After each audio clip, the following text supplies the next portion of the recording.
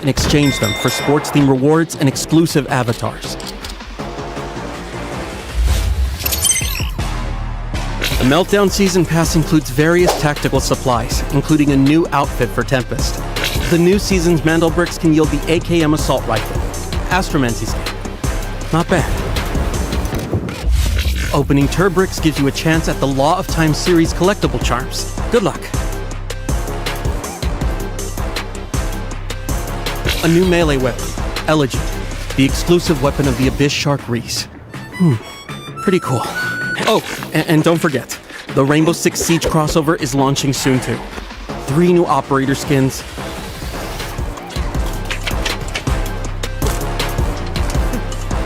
Black Ice weapon skins, and special collectibles.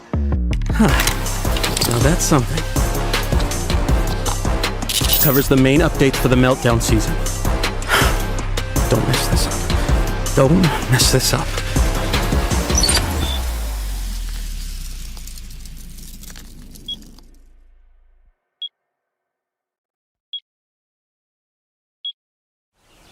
Hello, Commander. Rumors state that in your youth you studied at prestigious universities overseas and traveled in pursuit of civilization. However, others have called you brutal, greedy, and said you... All bullshit.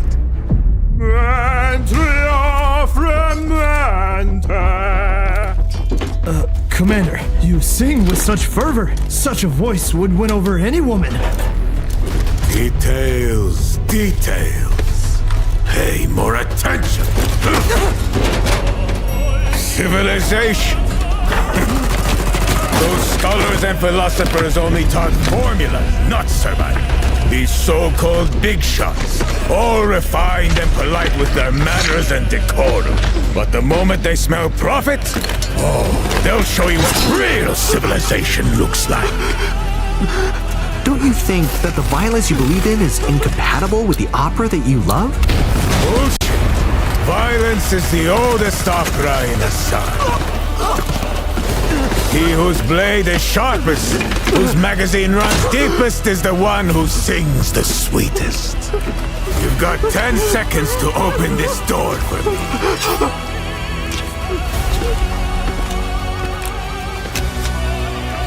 You shouldn't have trusted me. I don't trust anyone.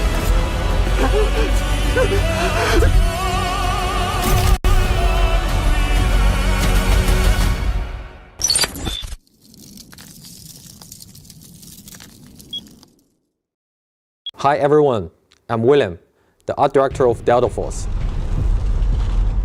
As many of you may already seen, Delta Force is launching a collaboration with Rainbow Six Siege in our next season.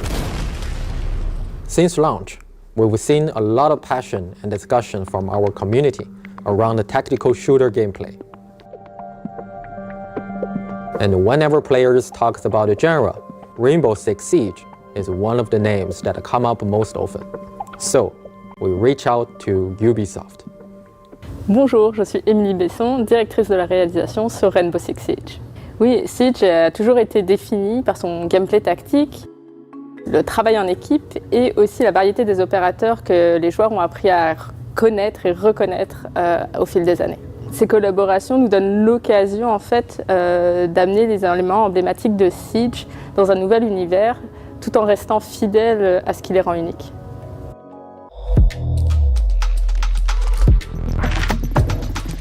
In this collaboration, we focus on 2 things: operators and Rainbow Six Siege's iconic visual legacy. We selected 3 operators pairings who share the same combat philosophy. I'll be there you need me. 말보다는 행동이지. Call if you need a hand.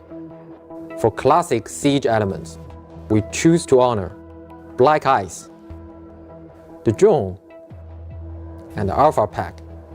Ce qui était essentiel pour nous de préserver dans la collaboration, c'était l'identité, l'authenticité de nos personnages. C'est ce qui les rend uniques. On a travaillé main dans la main avec l'équipe de Delta Force pour s'assurer que l'authenticité de Siege, l'identité de Siege s'intègre naturellement dans leur jeu. Both games share a realistic art direction, and finding distinct recognition within that shared aesthetic was actually the harder challenge. We started by preserving the core silhouette and a color framework of Siege operators. Doc and Motin's iconic deep navy uniforms, Vigil's signature custom fitted gear, these stay true.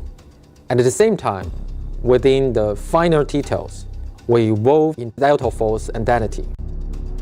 They wear patches from both teams. Motin carries Cineva's badge. Doc has medical kits at his side. To faithfully recreate Black Ice, we focused our material work on internal ice fracture patterns to capture the distinctive texture and a cold, austere feel of original. Oui, en effet, Black Ice résonne énormément avec notre communauté.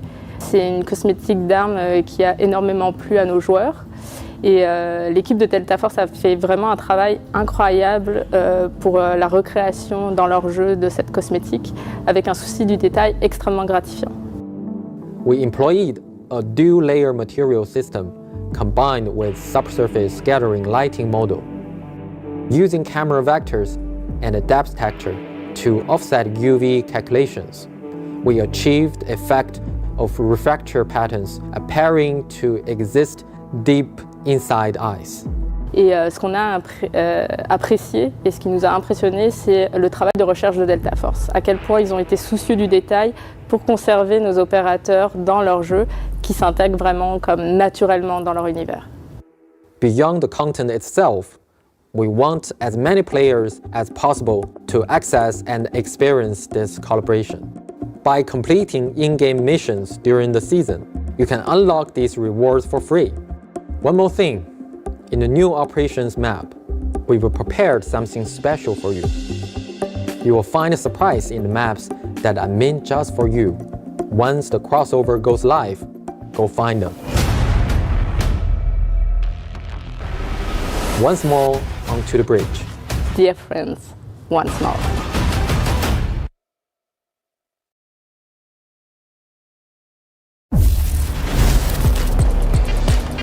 For critical state.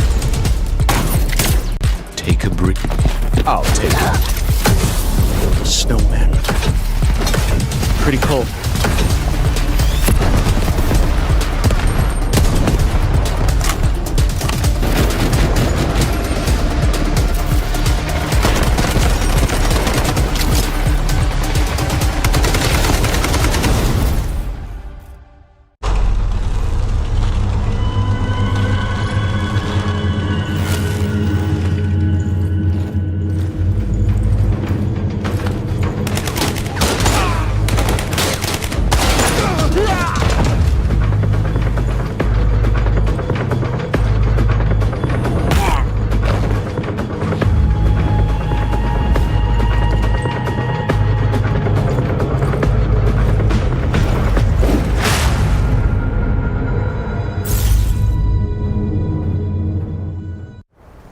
Telemetry data confirms the Havoc rocket formation has deviated from its flight path and is currently plummeting toward Claudia.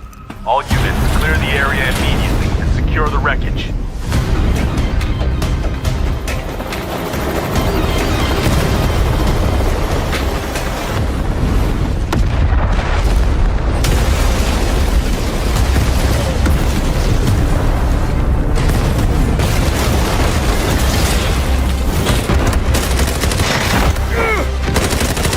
Still a chance if I can freeze them!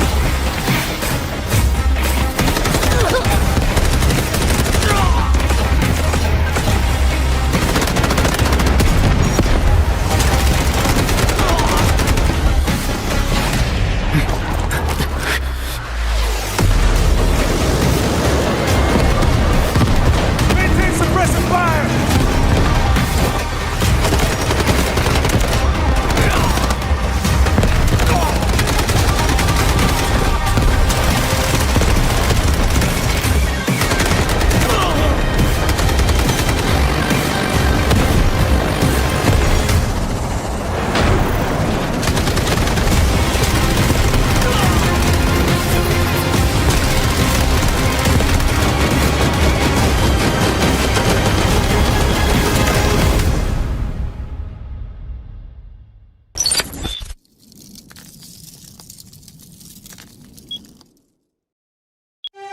time waits for no one. I was once lost in the fires of war, surrounded by ruin and fracture. Only in hindsight did I realize everything reaches its destined end. Every moment that has passed is a relic worth keeping.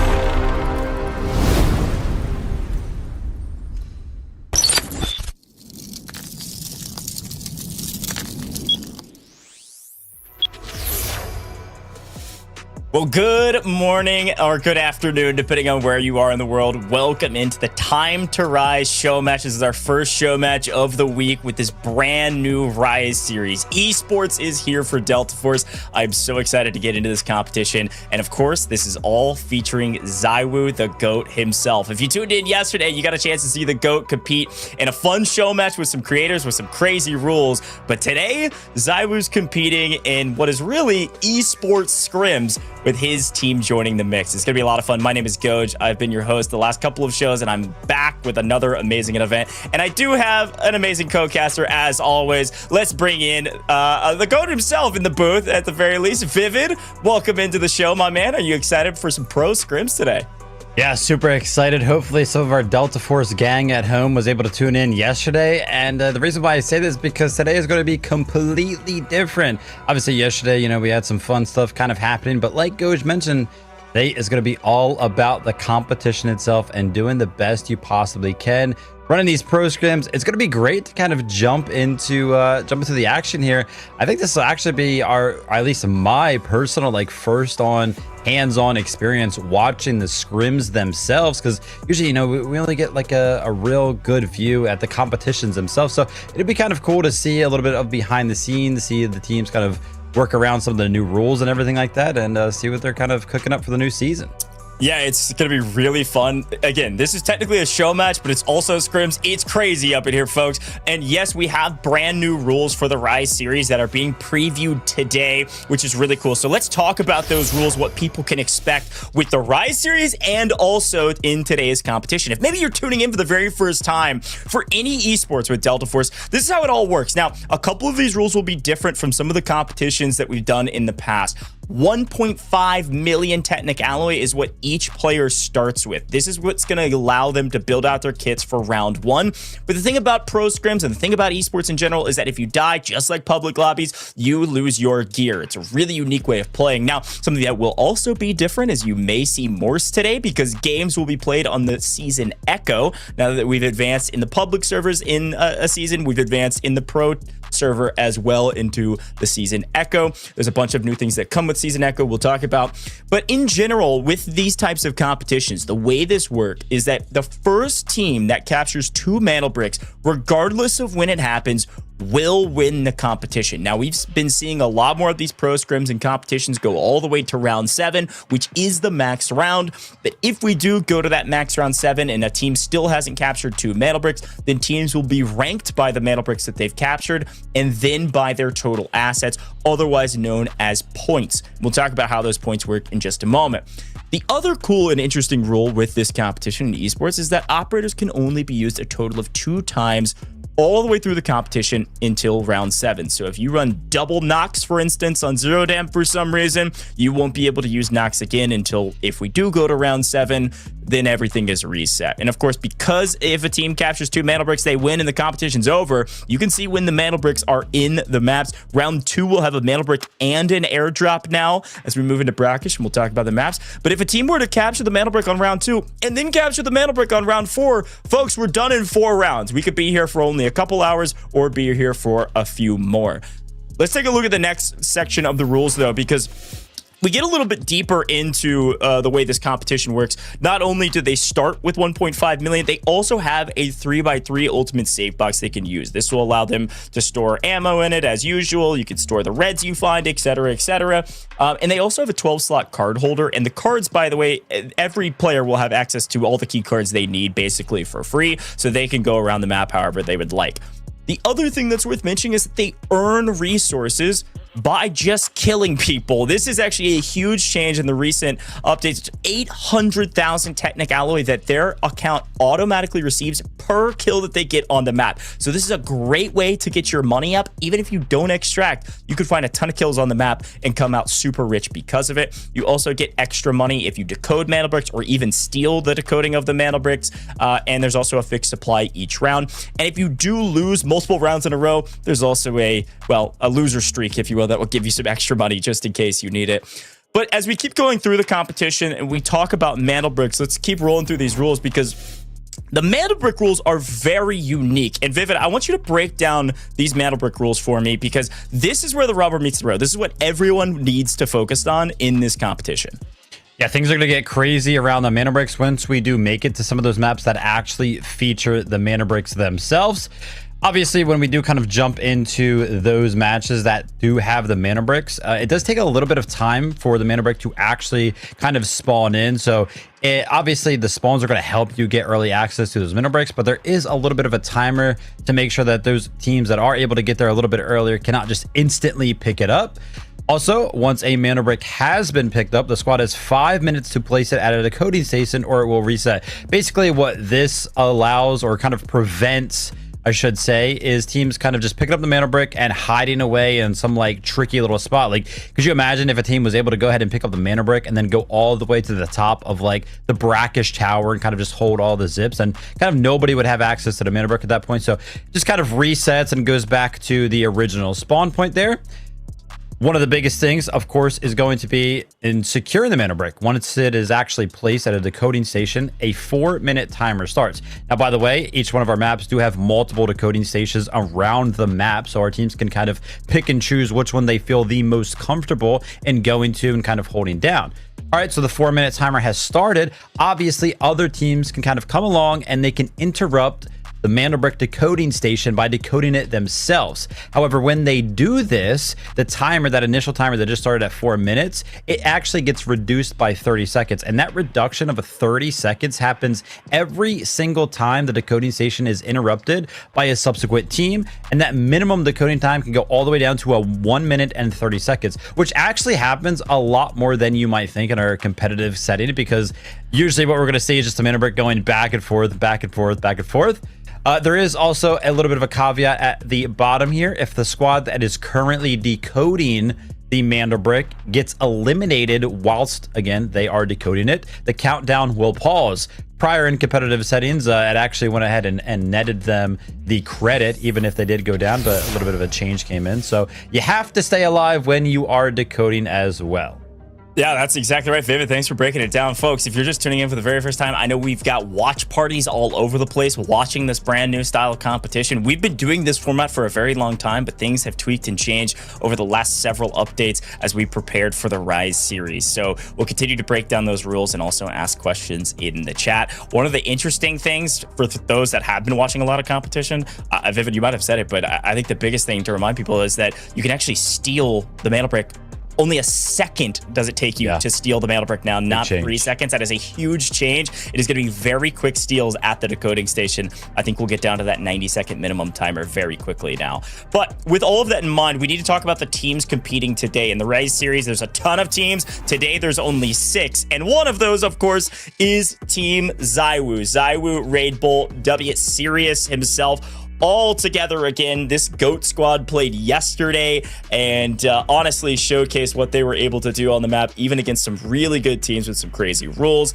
But for these rosters, we got to talk about some of the pro teams that are showcasing themselves on main stage for the first time. We got Team Gotaga. By the way, Gotaga, shout out to you, watch partying this competition. Your team's about to show out. I know a lot of these guys, some of these French names that have been competing in the Delta Force scene for a long time. Space Station, FLC's here, Faze Clan's here, Alliance is here. Vivid, anybody kind of stand out amongst the rest? I just got to go ahead and say it's awesome that we do get a early peek here, like you mentioned, with the Rise League series kind of coming up and all of these orgs being introduced. So this will be great to kind of get a quick peek at some of these names. But I mean, for me, it's probably going to be Spacestation Gaming, right? We got kills all over there, Too Easy and Skies. I feel like those guys are probably going to be standing out. It'd be very, very hard as well. I mean, obviously, like we mentioned, we have the orgs being introduced here. I mean, Ghosh, the walking highlight reel that we kind of got a little bit of a glimpse at yesterday. ZywOo himself, obviously he's going to be in the mix here with a bunch of pro teams that are going to be signed up. So, you know, obviously he doesn't have all the time in the world to play Delta Force, so it'll be interesting to see kind of like how he matches up against some of these guys. I think he did well yesterday, hoping to kind of see him continue along that. And I think the cool thing here is that, you know, it's going to be ZywOo, Raidable, and Sirius once more. So hopefully those guys, over the 3 matches that they played yesterday, will start to build some of that chemistry. I do believe that Goj did go ahead and mention that Team ZywOo was being coached yesterday. So hopefully that kind of continues throughout the day as well today, because I feel like the coach will be just a little bit more important today, obviously in a pro scrim setting. But all in all, man, just super excited to kind of see these players showcased for the first time representing their orgs. Yeah, and again, we've known some of these teams for a very long time, and they're finally getting recognition from a lot of these big orgs for this Rise series. So this is incredibly exciting, and this is just the beginning of what is going to be a long season ahead of us with the Rise series. I want to talk about the maps, though, in general, and what these teams are going to be competing on, where they're going to be competing, and how they'll do it. So as a reminder, you can see when mana bricks are actually available. So in rounds 1 and round 3, for instance, you'll see that there's just an airdrop available. What that means is there's going to be airdrops coming down that will give you things like an AWM, an and its ammo, as well as some airdrops that just have fantastic loot. So you're going to look out for those in round 1 and round 3. We traditionally call those our eco rounds, trying to get your economy up so you can be kitted out for the rest of the rounds. But when there's a mana brick round, expect chaos. Round 2, round 4, 5, and 6 all have mana bricks, and of course round 7 as well. And if you're used to seeing this esports scene, the competitive scene, you do know that things have changed here a little bit. In round 3, we now are 100% of the time going to Tide Prison. There is no selection there. And in round 7, we only have 2 options. You're either going to Brackish or Space City, but last place does choose which map we're going to. And if you choose Brackish, there is not only an airdrop, there's also the mana brick. That is the same on round 2. That is a little different from the last couple competitions we've run. Mana brick and airdrop in Brackish, no matter anytime we play it, which could be round 7 and will definitely be round 2. So those are a couple of the changes. Otherwise, it's going to feel a lot of the same. And we'll continue to update you on all of the changes that are happening throughout the course of these Rise series, because this is our new rulebook, which is a lot of fun. But Vivid, I think as we're about to get into the competition, how are you feeling, man? It feels like so exciting to see all of these pro teams showcase their skills for the first time on main stage. They've been practicing and scrimming this format like crazy. They've been working with their orgs to be the best team that they could possibly be. Some of these teams had to qualify for the Rise series, and then they got picked up. Like, so many cool storylines we could talk about. Yeah, absolutely. Super kind of excited to jump into the games. Like you mentioned, our first match of the day will be on Zero Dam, kind of that quote unquote eco round. We're not going to have a mana brick available to us there, but the supply drop will be worth fighting over. And yeah, kind of give our teams an opportunity to go ahead and warm up. I do want to kind of go back to that point that you were kind of talking about with the maps. Obviously, a bulk of this competition when it comes down to the mana bricks specifically will happen on Space City. Obviously, me and Goj, we've talked about a lot of the changes. I think one of the most important ones that I do want to go ahead and reiterate is that the mana brick kind of takes 1 second to go ahead and steal that decode from, as opposed to 3 seconds. So the steals are going to be a little bit easier, but making the point that, hey, listen, Space City is going to be a bulk of kind of like the competition and how it works. One of the biggest changes is that the test range decoding station has actually been removed. That's kind of the one where we have seen so much play around with a bulletproof kind of room that made it very, very hard for a lot of our teams to go ahead and actually steal that station away. So very, very excited to kind of, you know, 1, see how our teams are going to be adapting to all of these changes, but then 2, just kind of see how the map plays out just differently in general. Yeah, I totally agree, Vivid. I think it's going to be a lot of fun to see how Space City feels totally different with that one off the map and a new one onto the map. There's a lot of fun rule changes and things that we're shifting around. Couple quick reminders, though. Yes, this is a pro scrim. Yes, we are using the Rise series rule set, but at the same time, we've also got ZywOo competing against a bunch of pros. So you could see a couple little small differences based on the way the actual pro series will run and the way today runs. One of those main differences is we're going to try to give ZywOo as many advantages as we can to see if the GOAT can pull out some wins wins against pro teams. I mean, ZywOo's been playing a lot of Delta Force, but he's got a tall task ahead of him, so could see an early AWM from him, could see some higher level gear. We'll see how it all works out here on main stage. But the last reminder I will give everybody that's watching, specifically probably watching for ZywOo, is that we do have a ton of giveaways that we're going to be doing throughout the course of today's competition. You'll be hearing it from me. You're going to have your audio up. You're going to listen into me. I called in a favor, all right? Delta Force has been extremely kind to all of our viewers, and they're going to be extremely kind today.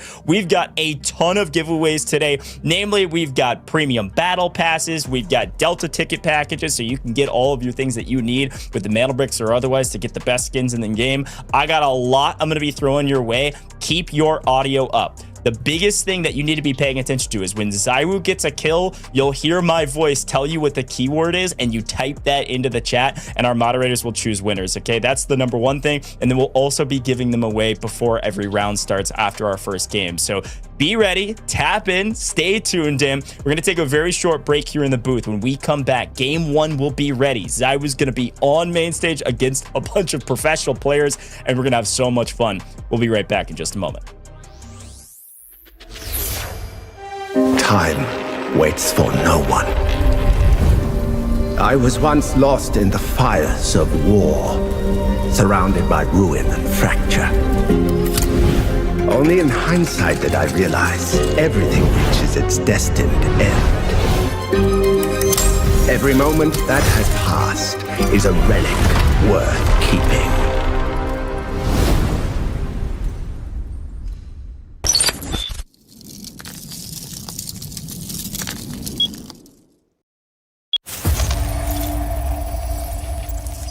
Received an emergency transmission from Hadawi, a Havoc nuclear engineer.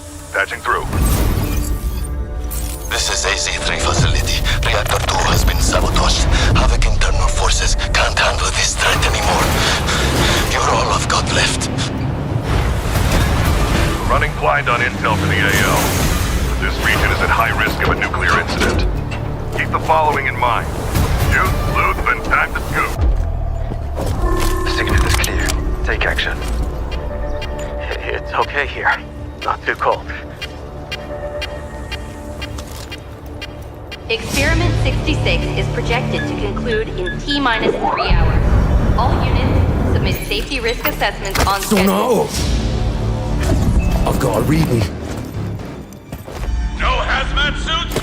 Raise him! Let's make it quick. Enjoy the bomb!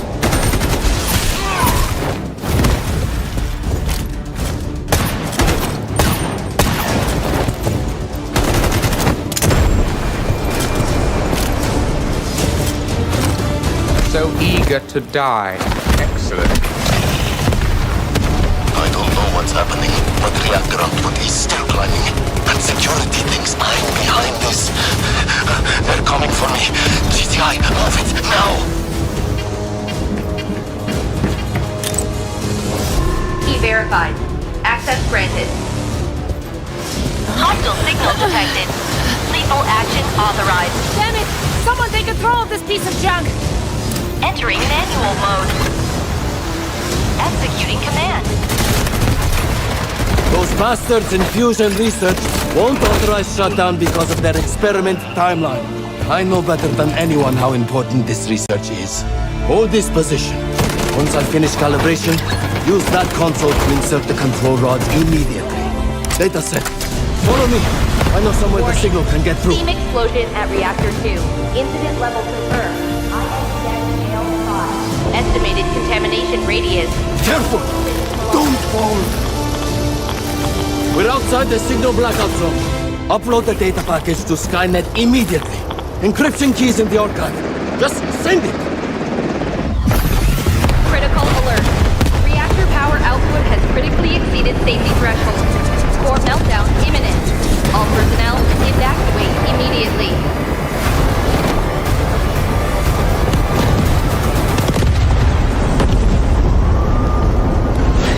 Priority alert. Hydrogen explosion at reactor 2. Incident level confirmed. INTS scale 7. Major accident. All personnel evacuate beyond contamination zone immediately. Estimated spread radius 3.7 kilometers. Correction, 9.2 kilometers. Correction, 24.9 kilometers. Correction, 45.3 kilometers. Correction, 79.8 kilometers.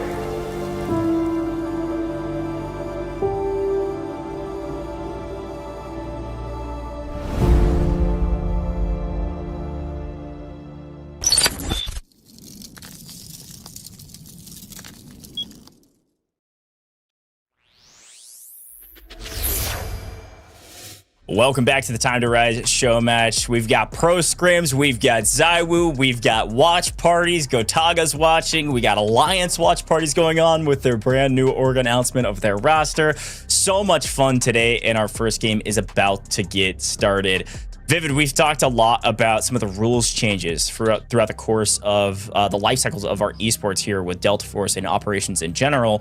I think we need to talk a little bit more about a couple of the other changes it's worth bringing up. I think one of the main ones that we want to remind people, if they're maybe just tuning in, they've seen a lot of other competitions, but just tuning in for this one, is yes, we've talked a little bit about stealing the mana brick takes a little bit less time, but also our points are calculated slightly differently, right? We talk about kills being extremely important. They're 1 point each. They also give you 800k Technic Alloy, but also our supply points are now calculated 1 point per 2 million assets that you're able to extract with or take out of your safe box. So loot is a little less valuable. Kills feel even more valuable now. What do you think about that change? Super, yeah, I'm a super fan of this change. Like I said, basically this is gonna allow it so that way kills are just worth that much more, which I think should be definitely rewarded as such. I mean, you're in a lobby with a bunch of other pro players who are very, very good at the game, so you should be adequately, kind of rewarded for that.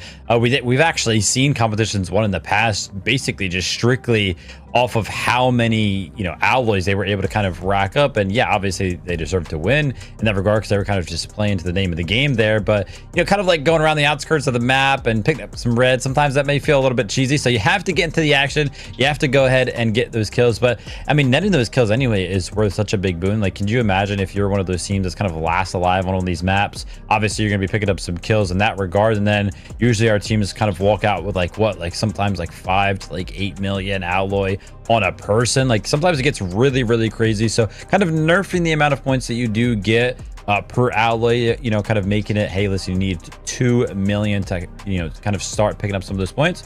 I'm a super big fan of that change.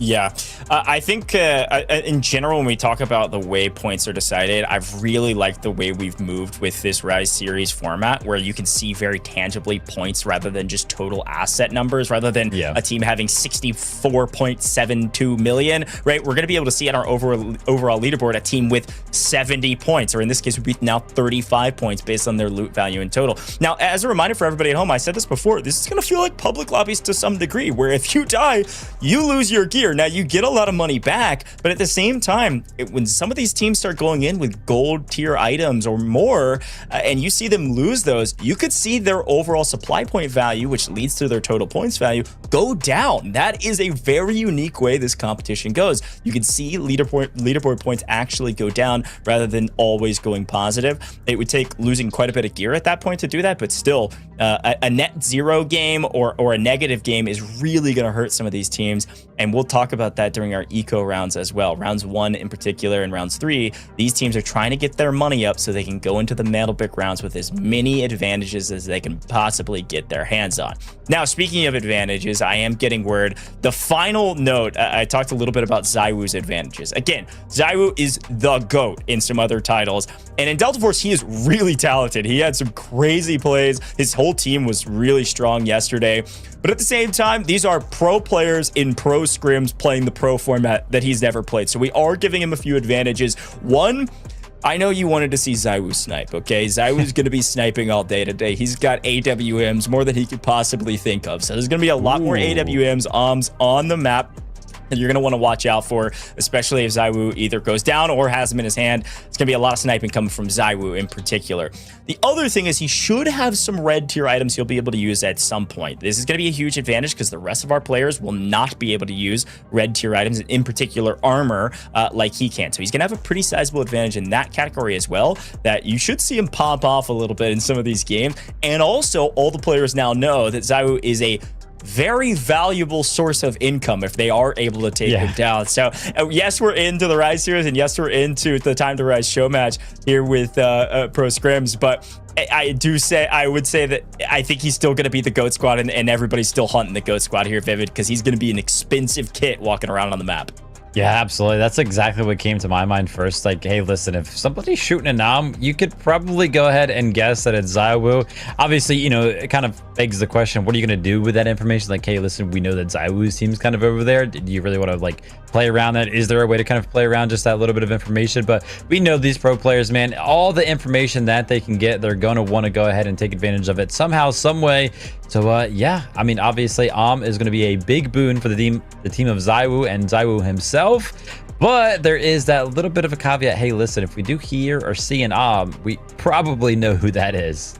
Yeah, I totally agree. You hear the shot go off, it's going to be ZywOo. We'll be paying attention to his perspective all day today. And of course, if you did tune in yesterday and you're tuning in today, and these are your first couple shows you've seen here with Delta Force, today's going to look a little bit different as well. Our game's about to get started. We appreciate your patience, but we are in the esports format, and therefore we're in the esports server, which means our perspective is going to be a full esports, overlay, right? Where you're going to see all of the observers, you're going to have free cams, you're going to have X-ray. So just because you can see every player on the map doesn't mean they can see every player on the map. It's going to be really fun to get into the competition and see all of these cool nuances that we can see from the esports perspective. Delta Force has done an amazing job with their esports observing system, and I'm really excited to continue to showcase all the new features that it has. Now, Vivid, as we get into the competition, we talked a lot about rule changes, we talked about maps.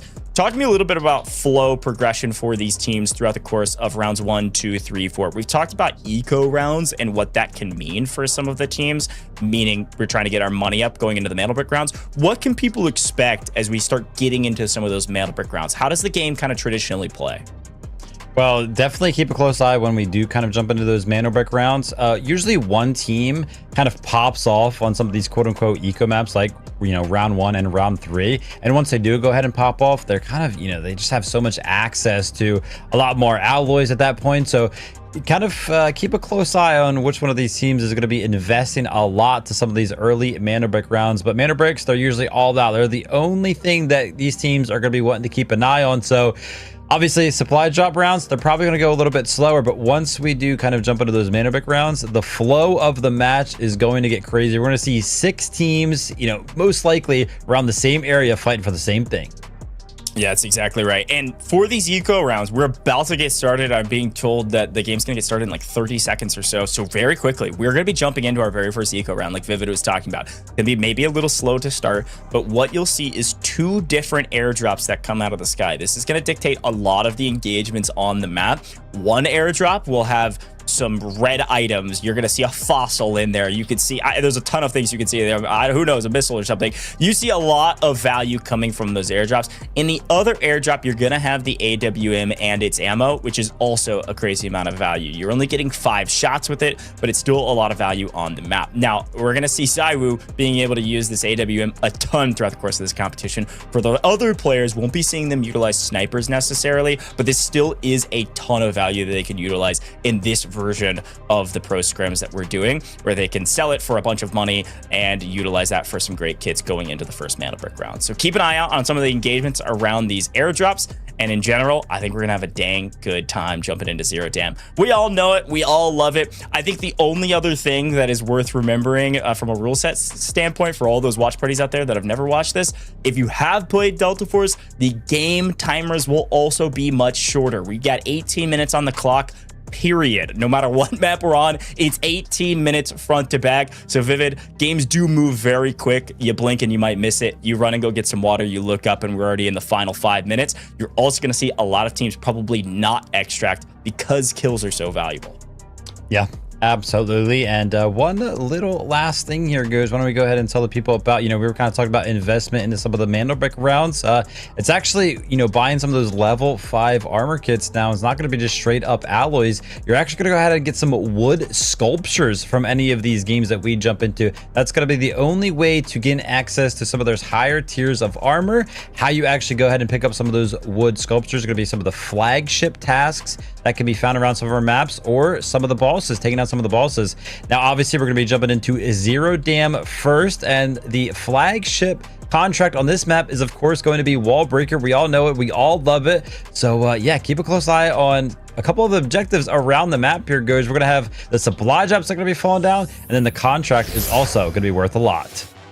A great shout from Vivid. Folks, I know we've just been word vomiting every piece of information we can get to you all at home, but it's because there's so much going on in this competition and so much going on with the Rise series, and we want to keep you informed. One way to do that, though, is to go follow the esports socials. We talk all the time about following Delta Force socials. We also have esports specific socials at DF Games Esports. You can see it down below on all major socials. We even have esports specific channels for streaming. We are live on the official channels as well for these competitions, but it's worth dropping them a follow so you can stay up to date, in particular on all of the esports. So gonna be a lot of fun today, and I'm excited to get into the Zero Dam matchup and see what the players are able to do with all of this crazy action and some of the changes to the rule set.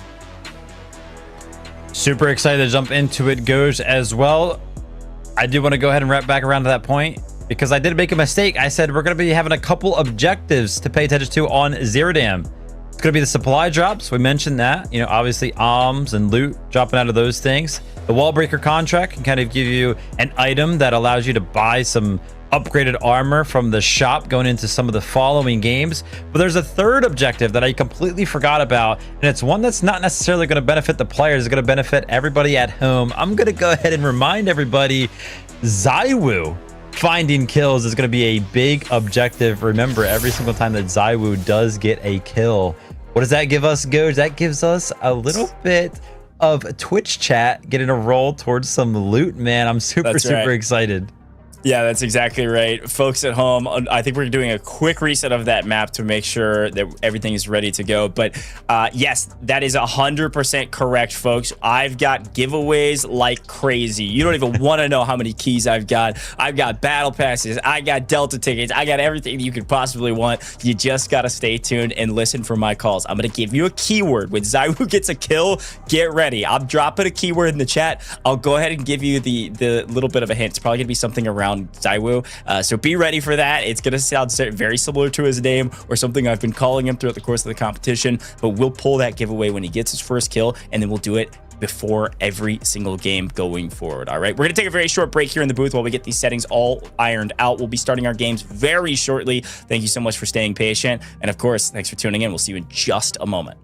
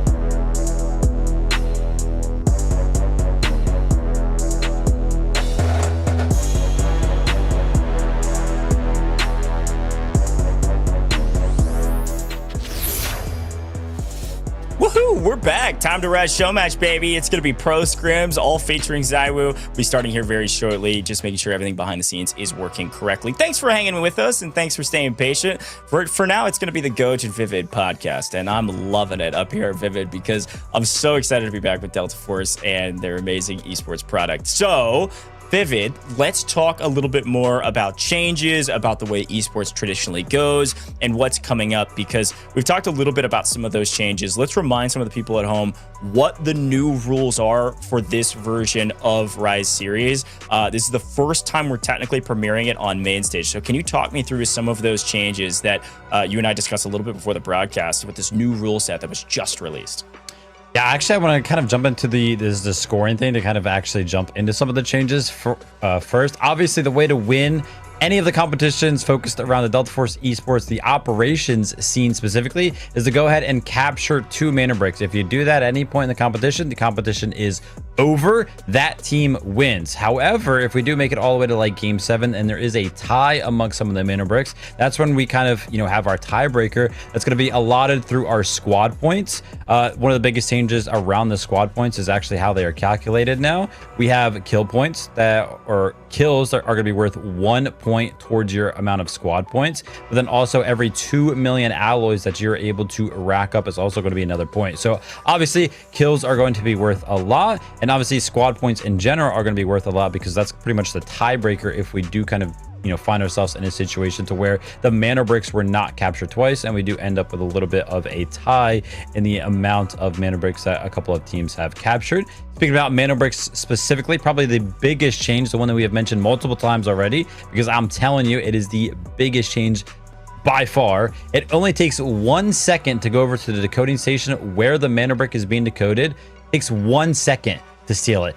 It used to take 3 seconds, and we have seen multiple failed attempts of kind of trying to go ahead and steal it because, whether it be a Tempest or whoever from one of our teams is kind of laying down in a smoke on the mana brick decoding station for so long, it just feels like forever, and then they end up getting taken out, they end up getting killed or whatever. But 1 second, man, that time is going to absolutely fly by. So a couple of the biggest changes there. Obviously, we also talked about some of the changes when it comes down to the maps. Zero Dam is still going to have access to those supply drops, but now Brackish, even when there is a mana brick on the Brackish map, there is actually going to feature an airdrop as well. So a little bit of an objective kind of switch on the Brackish map. If you don't necessarily want to go for the mana brick, maybe you want to play a little bit more economy focused, then you can go for those supply drops as well on a map like Brackish. Yeah, I love that breakdown, Vivid. A lot going on. Also, worth mentioning, big shout out to our chat here. Been paying attention to all the chat that's hanging out. We've got some other pro players as well that recently joined rosters. Big congrats to Equal Plays, by the way. Saw you in the chat just a moment ago. But in general, one of the other things worth mentioning, I know we love talking about the AWM, the there's also the M82 that can drop in those airdrops as well. So it's not just the AWM anymore. So again, there's a bunch of small little changes across the board that you'll see differences and nuances with the way the esports program has continued to develop over the years. Now, our game is about to get started again. I know I've said that a couple of times, but we have finally gotten everything ready. We've gotten ZywOo ready to rock and roll. His team's ready to compete. And so again, thanks you for our patience. But once we get started, things are going to go very quick. Everything is very regimented once the first map starts, between map to map. And we'll, of course, give you those giveaways as we get into the gameplay as well. Watch out for those ZywOo snipes early. Otherwise, it's just going to be a ton of fun here in our first eco round. Again, going to Zero Dam, Vivid, you brought up the special wood statues that you can get from some of these missions. This is a new way as well, as we jump straight into the gameplay. This is a new way as well for these teams to potentially get gold level gear earlier in the competition by using them in order to get that gold gear. You actually trade them in. There's like a specialty tourney trade exchange that you can do with these wood statues. So you need a couple of them. You can get them from Wallbreaker and Zero Dam or from some of the bosses. Definitely something we'll keep our eyes on as we get into the match. Yep, absolutely. And as you guys can see, just a little bit of a quick reminder towards the map rotation. Zero Dam will be the first match. I kind of mentioned before how you win these competitions. It's all about the mana bricks. It is not featured in every single one of the matches, and Zero Dam is going to be, our first match is going to be one of the ones that does not feature it. So our teams want to go ahead. They want to build up some of their squad points. They want to build up their economy. And now that, you know, me and Goj, we kind of talked about the importance of those wood sculptures, I would imagine that the wall breaker contract should be probably the most valuable thing on the Zero Dam map for sure. And I feel like kills as well, man, with this little bit of a nerf to the format when it comes down to, you know, resources and alloys. You know, you only get 1 point for every 2 million that you have. It's really not a lot. It's not really worth it to kind of make some of these loot runs happen. So aggression should be the name of the game for all of our teams here as we kind of jump into things early on. And take a look at this. It's going to be Team ZywOo with an early admin spawn, but on the other side of things, we can see him over there. It's going to be Alliance as well. Yeah, there is a lot to talk about, but the first thing, of course, is that, yes, we've got 18 minutes on the clock. You can also see when these airdrops are dropping in. And again, this is such a fun competition because it's pro scrims, but it's also a show match. ZywOo is kitted to the nines compared to some of our players early in this competition, but they will slowly but surely creep their way to gaining the ground in terms of difference in equipment moving into the next couple rounds. So this first round, expect ZywOo's team, if they'd like to get really aggressive. And they have already moved into bottom half of admin with Alliance up above, like you mentioned. We're already seeing Faze and others pull some nice reds off screen. Also, keep in mind that we do play a system where you can only use a specific operator 2 times over the course of the first 6 matches.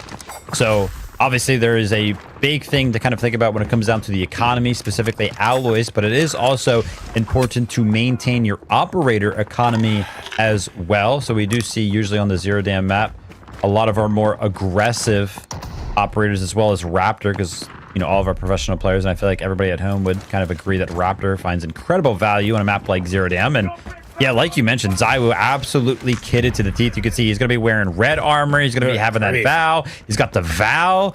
He's got the he's got the gold ammo. And yeah, we were kind of looking at some of the other teams, by the way.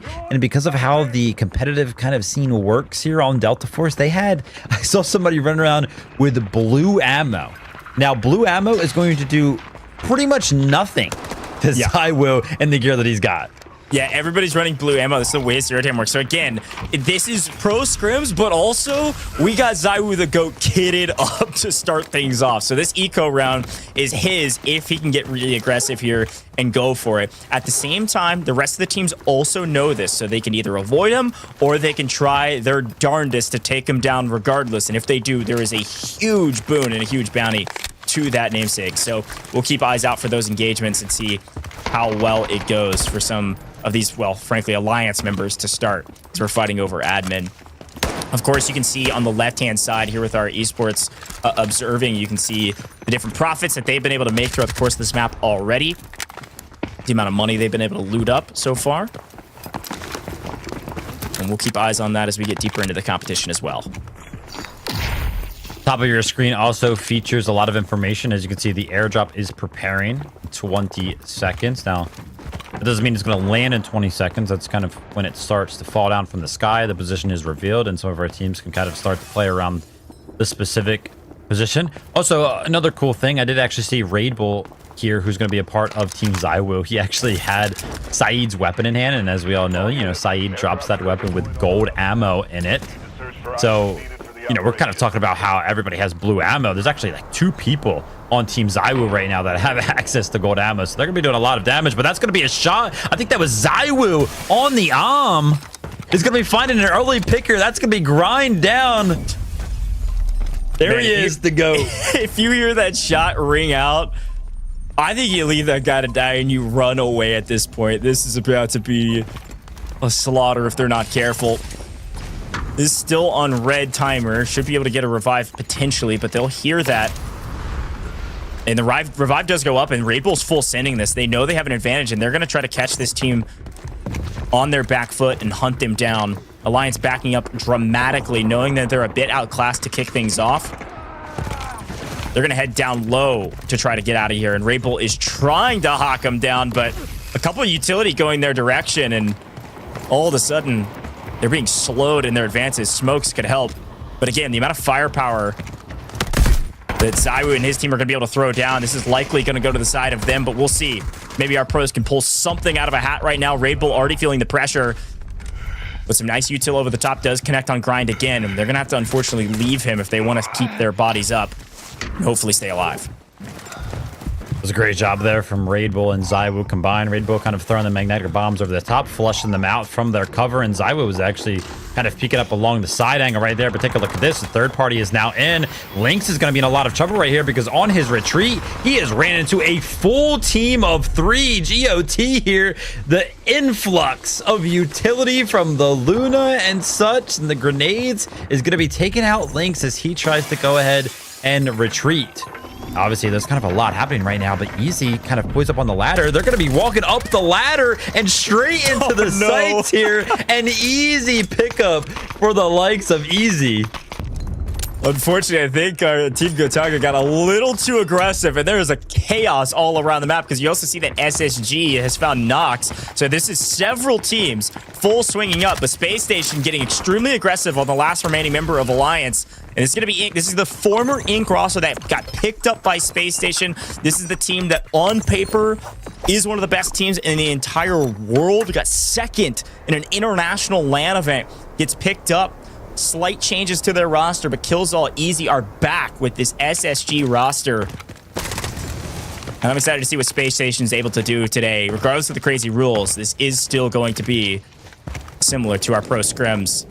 And they are making their way through admin. Love to see the aggression from multiple of our teams. And like we mentioned, man, the kills are just going to be worth more in the grand scheme of things. But look at this. A lot of pressure. Moxa is going to be flushed out. It's going to be Team ZywOo once again getting active. That's only going to be their second kill. But it feels like they have been fighting for quite some time. That you might imagine that they would have had just more than 2. But still a lot of opportunity left. And that's going to be Raid Bull actually taking down Skies off to the side here. I would imagine it's actually going to be hard for them to go ahead and finish because as you can see, Skies is actually running all the way to the left right there. But Raid Bull trying to get the heal off, somehow survives. There's multiple angles that he's exposed to. He's just dipping, dodging, and praying that his team can kind of help him out here, whether it be smokes or shots to land. And he does successfully make it out. That's insane. You can already see it looks like some ammo exchanging hands because off screen we do have airdrops that have landed. Somebody else has picked up. It's going to be FLC has picked up with Salawa, the AWM, and its ammo. So it's going to be some nice value for them. But in general, ZywOo, Raid Bull, Sirius, they've been in the blender. Because, well, maybe they're causing... They are the blender. They're the one churning all these teams up. In the meantime, by the way, we saw them engage with Team Gotaga, who had unfortunately caught the wrong end of a few bullets as they climbed up the ladder prematurely. They're full wiped on this map. And Alliance is still down to that solo.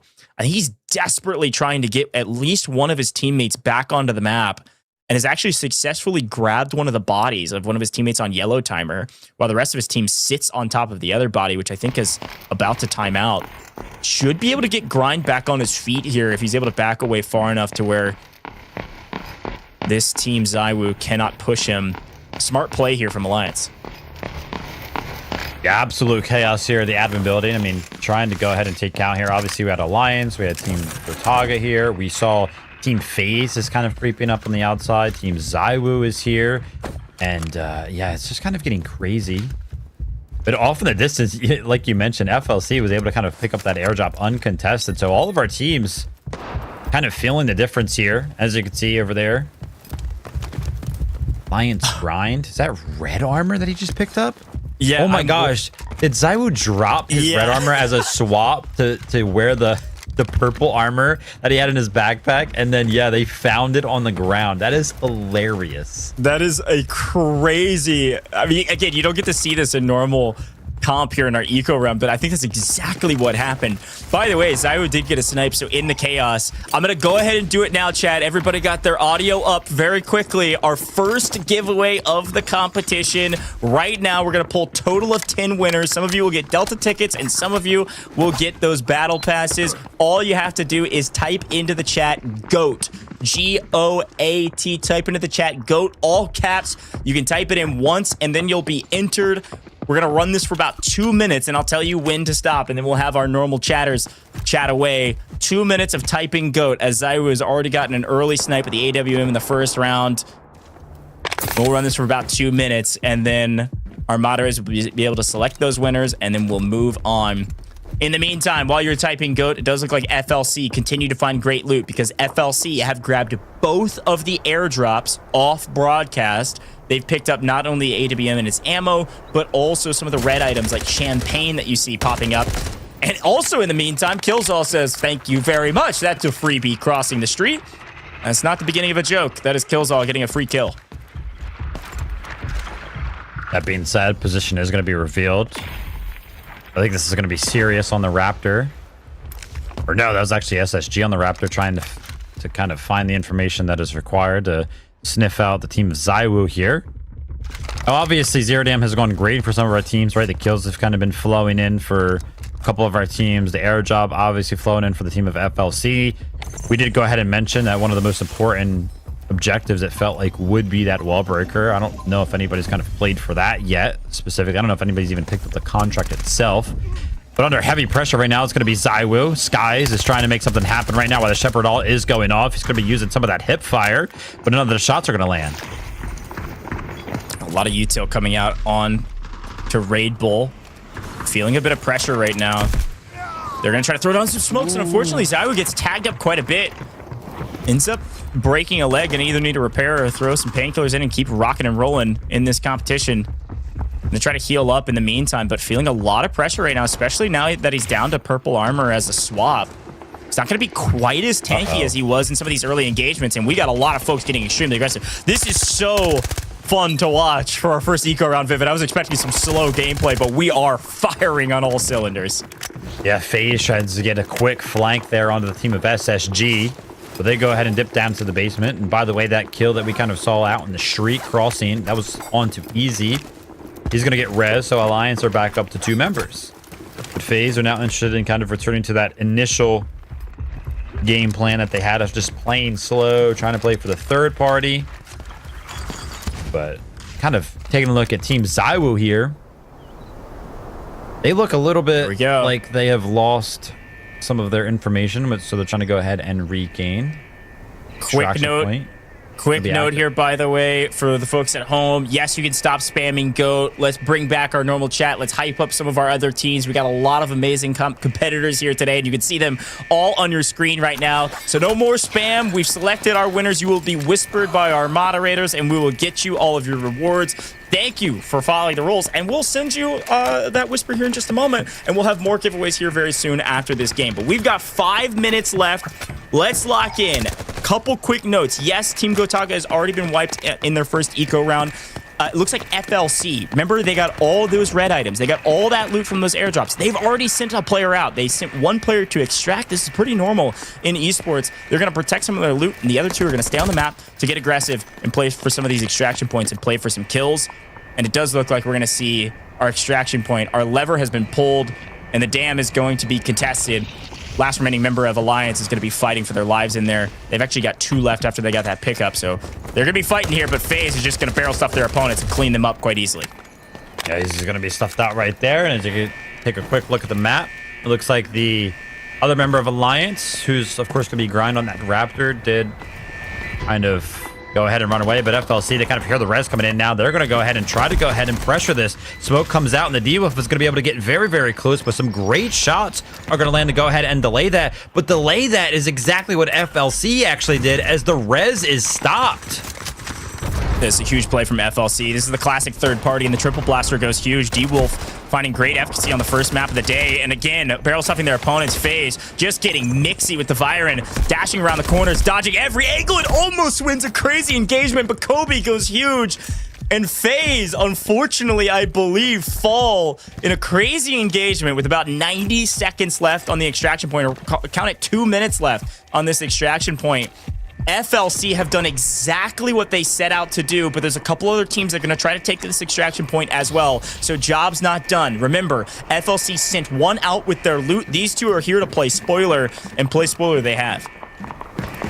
Remember how much loot you can kind of pick up if you are able to go ahead and take out ZywOo, SSG. They know exactly where all 3 members are. They're all the way back up into this corner. If some of the util starts to fly in, they're going to go down very, very quickly. ZywOo's trying to make something happen. It's going to be the Val in hand, but the Vironol is going to go ahead and push him back. SSG, I feel like they have all the information they need. Yep, the nade's going to come in. That's going to pick up 2. It's just going to be ZywOo left, and that's going to be SSG with the full clear onto Team ZywOo on the back foot of just finding out that all 3 members were backed up into the corner.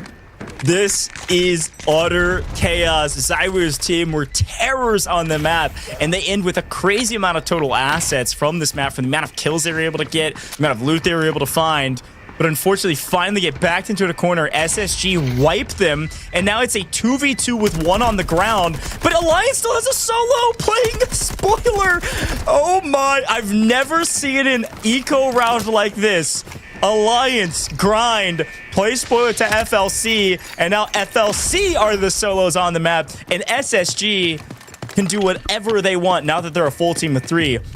There's only 25 seconds left to get out of this map, though, which could be a massive boon for SSG, especially as they get another kill on the last remaining member of Alliance. It was a great job from SSG right there. I feel like it was also a great job from Grind to go ahead and just kind of stick behind. Remember, he kind of sent some of the loot out already on his teammate because he had a naked Bison to kind of work with right there. But 5 seconds to the extract does kind of go off. Solo is going to be on the extract. Can he get the knock for the final kill? Huge. He does get it. That's going to be 1 squad point for them. And then obviously some extra resources as well. So a great pickup as the extract does go off. We're going to be seeing, as you can see on the left side of your screen, by the way, just kind of give us the full story of kind of how this one has played out. 2 members of FLC have been able to extract, and now SSG is left with just 2 members remaining. And the objective now is going to be trying to successfully pull off the parkour so that way they can make their way quickly up to the weight-limited extract. What a wild string of events. I am so excited to watch this one back on replay because there was so many engagements and extremely unique circumstances that caused these players to just play totally different on an eco round. They know there was so much loot available on this map. If they were able to hunt down the GOAT squad, for instance, and just in general with both airdrops onto the map. In general, you can see ZywOo's team still has a ton of value from the kills they're able to find, but if SSG is able to even get 1 player extracted, which I think it looks like Killzall should be able to make it in time, completing our parkour course and zipping up to the ridge extraction, they're going to be pretty far up the leaderboard as well. And look, credit to FLC, what they were able to accomplish on this map. Get 2 players extracted, get a final kill in the final moment, play spoiler to a couple different teams trying to extract Faze, get full wiped by that FLC. I mean, really fun stuff. And you do see Killzall get out. Gonna be able to save some of that red tier loot that he's able to pick up from ZywOo. What a sequence. Yeah, you can see when you do tune into the members that are unfortunately not going to make it out. Skies and 2 easy. Still worth for them to go ahead and stuff those 3x3 safe boxes with as much as they possibly can, as well as those dog tags, which are worth quite a bit now, especially as the competition kind of goes on. But yeah, you mentioned it, SSG, just an incredible feat right there in the early stages. Yeah, Spacestation Gaming going to be nearly on top, if not all the way on top of our leaderboard. Again, everything needs to be calculated. The way this leaderboard works is it's going to be metal bricks first. Now, of course, nobody has a metal brick yet. And then it's going to be based on your supply points, which is all calculated by 2 million equals 1 point. That's your metric for success. And then every kill you got is 1 point. Those 2 point totals will be added together, and those will be your total points. You'll see it all on our leaderboards, though. It's pretty easy to follow, and we'll keep you updated on that here in just a little bit. But a quick look back. Vivid, what'd you think about that first map? That was chaos as we look at these replays and highlights. Yeah, it was super, super crazy. For anybody kind of at home that's tuned in for the first time, usually Zero Dam, the fights kind of happen around the supply drops, but a giant focus on the admin area early on, kind of already seen in full effect kind of what those changes to the format has done. Just trying to go ahead and pick up as many kills as they possibly can. Obviously, the admin building is super, super great, but it was, you know, all in the back foot of Team ZywOo kind of going at Team Alliance early on. And obviously, Team Alliance went down early as a result. But after that, Team Faze kind of joined in. SSG was in the mix as well. And then FLC also eventually ran over here to, you know, eventually get into the mix on the extract. Yeah, this was a ton of fun to watch, and I think FLC did the perfect game plan. They said, let's get our one player out with all the red items we got from the second airdrop, and let's send the other two to go play spoiler, and that's exactly what they did. And of course, this was a really interesting and engaging fight for a couple of reasons, one of which we saw ZywOo's team unfortunately get backed into the corner of one of these shipping containers, and SSG was able to wipe them. But then Alliance, the solo left on the map, the solo that get revived by his teammates, almost went berserk with a bison. I was so surprised to see that much action, but to see the action in the way we did as well, that was awesome. Yeah, it was super, super cool to kind of see how everything panned out. And it'd be also super, super cool to see how the leaderboard kind of looks after all of that. Obviously, we do know SSG should be in first place, but my big question there is going to be by how much? Because obviously, you know, the more research that they have, the more they can kind of invest in some of the gear that they're able to buy going into the first Manobek round. So I can't wait to see how it all panned out. Yeah, I'm pumped to see as well. SSG should be near the top. ZywOo's team's going to be up there as well. They do start with a nice boon in terms of stash value with the things they were given, so keep that in mind. Should see ZywOo near the top, but once we get into the mantle bricks, that's all that matters, folks. We're going to head to a very short break. When we come back, we'll have your scores from Game 1, and we'll be going straight into Game 2, our first mantle brick round.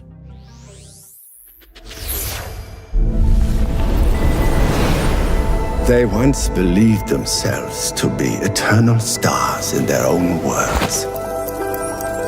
Burning without restraint, expanding without order. And that chaos, they called it freedom. But all of it was nothing more than flaws in the fabric of the universe.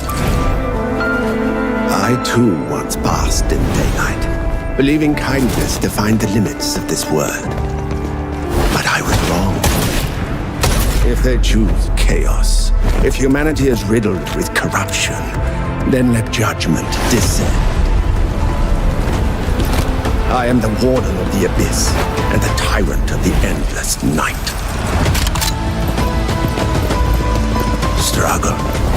Scream. Within this prison, even the noblest stars must yield to the gravity of order.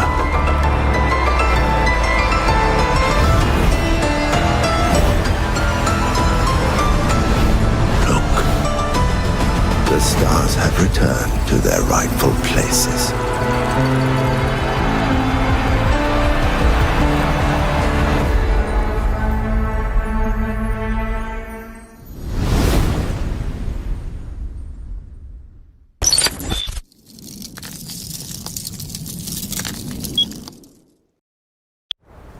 Telemetry data confirms the Havoc rocket formation has deviated from its flight path and is currently plummeting toward Claudia. All units, clear the area immediately and secure the wreckage.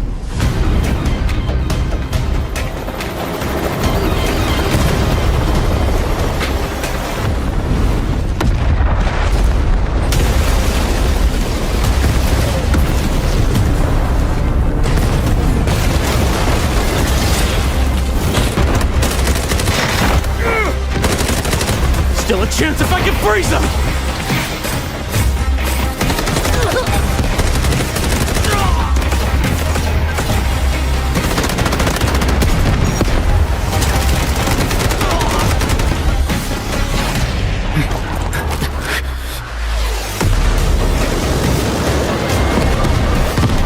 Maintain suppressive fire!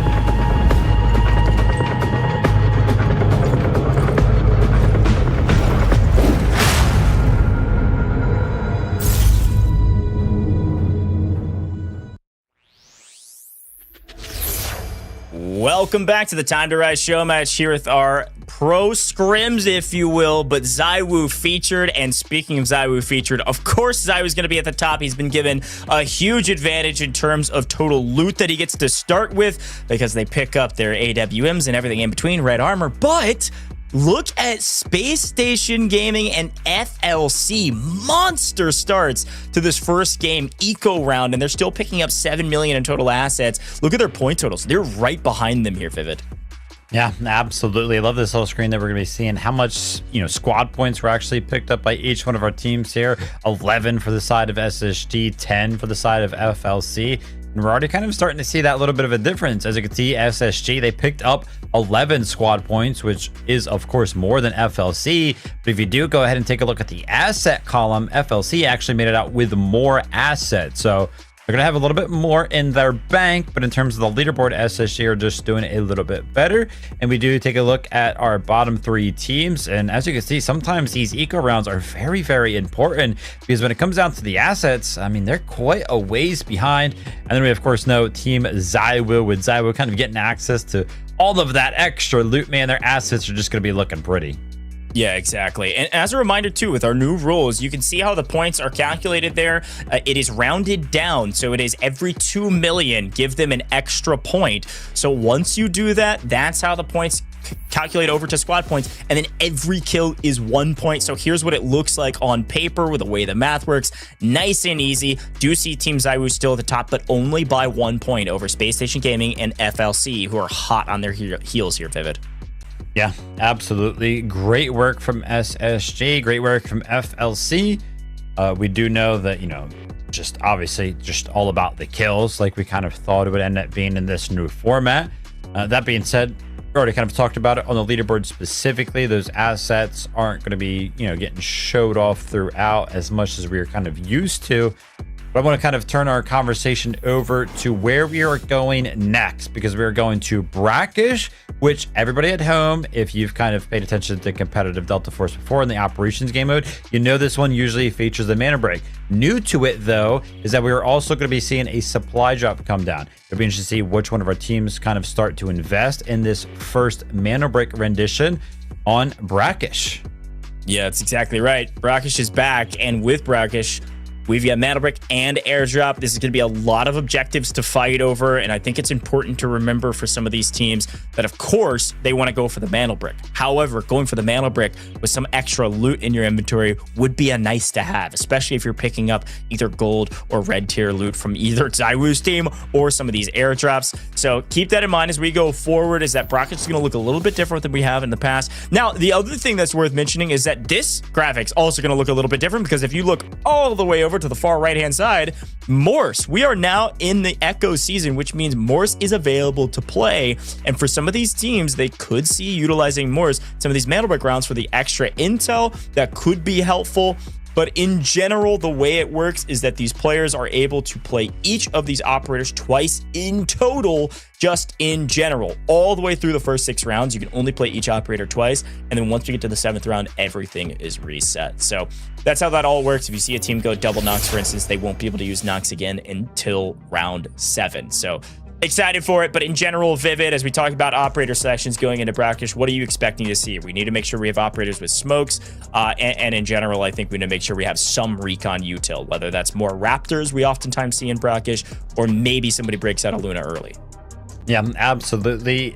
We keep talking about the big change when it comes down to the coding station. So it'd be cool to see if those operators that we are used to kind of seeing on a map like Brackish start to kind of switch up. But yeah, any operators that can kind of get them close to those Mana Break decoding stations, you already mentioned it. Obviously, the smokes are going to help out a lot, but you do also want the utility to go ahead and just throw some of that util into the smokes. Try to go ahead and deny anybody that's kind of interested in just jumping onto the coding stations. I'm taking a look at like Uluru, obviously, with like the Molotov kind of coming into the mix. Luna's obviously great, like you already mentioned. We do see a lot of Lunas kind of come out in the later stages, specifically on Space City. We also see the Tempests come out on Space City specifically. So Brackish almost sometimes feels like this little bit of a flex. Wouldn't be surprised if we see Toxic, because Toxic, that kind of nets you some of those smokes that you're looking for, and then the ultimate just finds so much value around the museum area. But yeah, man, it'd be cool to see where this one kind of leads us off, because that initial team that actually spawns close to where the mana brick initially spawns pretty much dictates the way this entire map goes. Wherever they initially take the mana brick to that first decoding station, that's where we're going to be for the rest of the game. Yeah, that's exactly right. And I think you called out something, the one thing of all the thousands of rules that we do want to talk about and update everybody on is the way spawning works is really important. And you shouted it out. There are priority spawns. There are tier 1 spawns, and teams cannot get tier 1 spawns in back-to-back rounds. For instance, the tier 1 spawns in Zero Dam was where ZywOo spawned. It's right next to admin, right? And because of that, you will not see ZywOo get priority spawns going into this round. You will not see him be spawning closest to the mana brick. It doesn't mean they couldn't go for the mana brick first. It doesn't mean they couldn't even get there first. But tier 1 spawns are quote unquote the best spawns if you're playing for Mandel. On Brackish, it is worth reminding people too that if you don't get a tier 1 spawn, could get to spawn over here in the Tower of Babel and just play loot. I think that's a worthwhile way to play the game, and a lot of teams traditionally do that. If they get the Tower of Babel spawn, they'll just sit in the Tower of Babel and pump up all their loot. But let's take a look at what these teams are deciding to do. You can see where Faze and Alliance have spawned. They're down by Tower of Babel. Both teams aggressively moving forward. At least Alliance is electing to leave the Tower of Babel and go get up into the mix near Museum, where this mana brick will spawn. And in the meantime, you see Spacestation Gaming, you see Gotaga's team. They're inside of Museum already, going to be playing for this mana brick spawn here in about 20 seconds.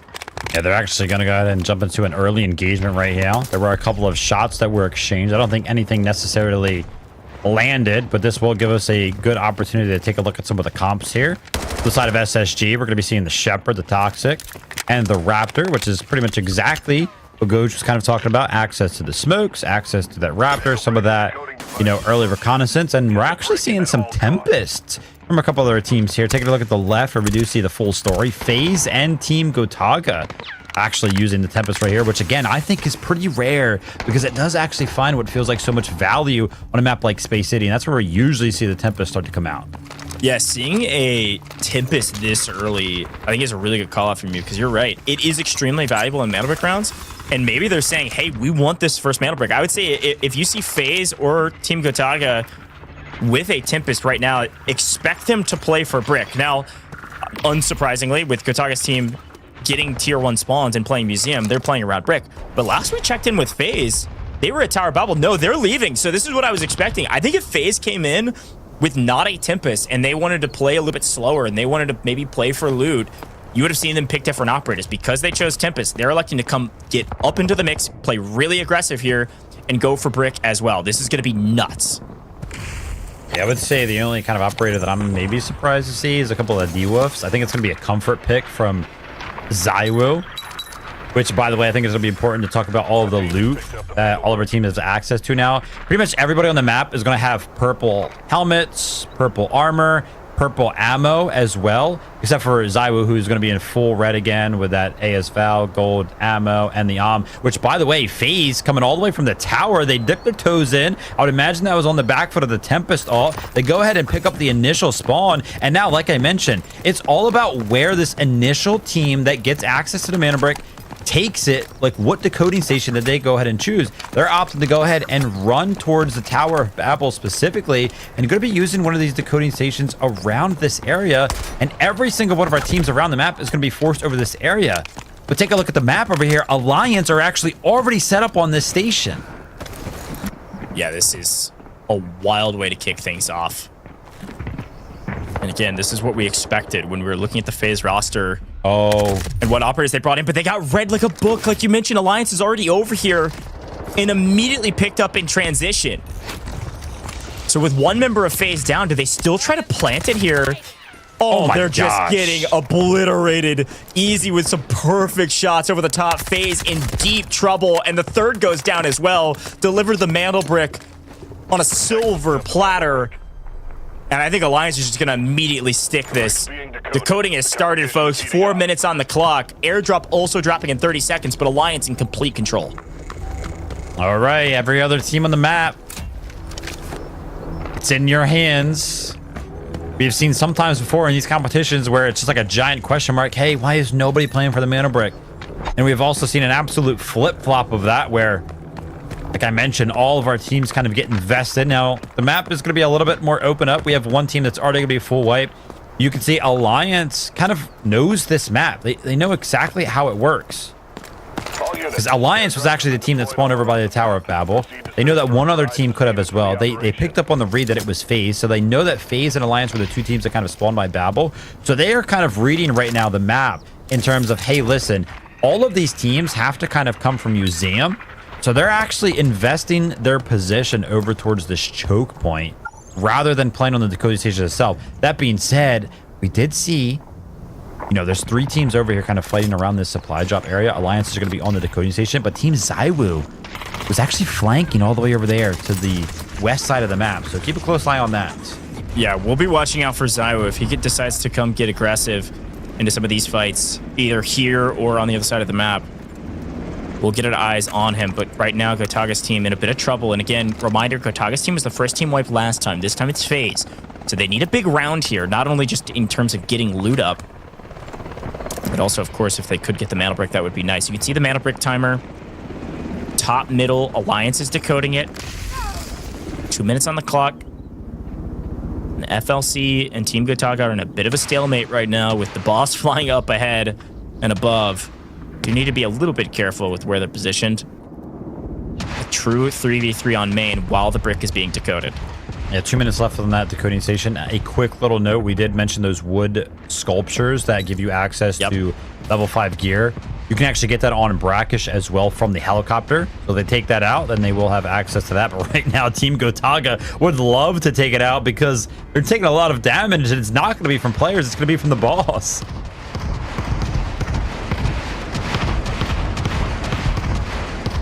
Yeah, this is...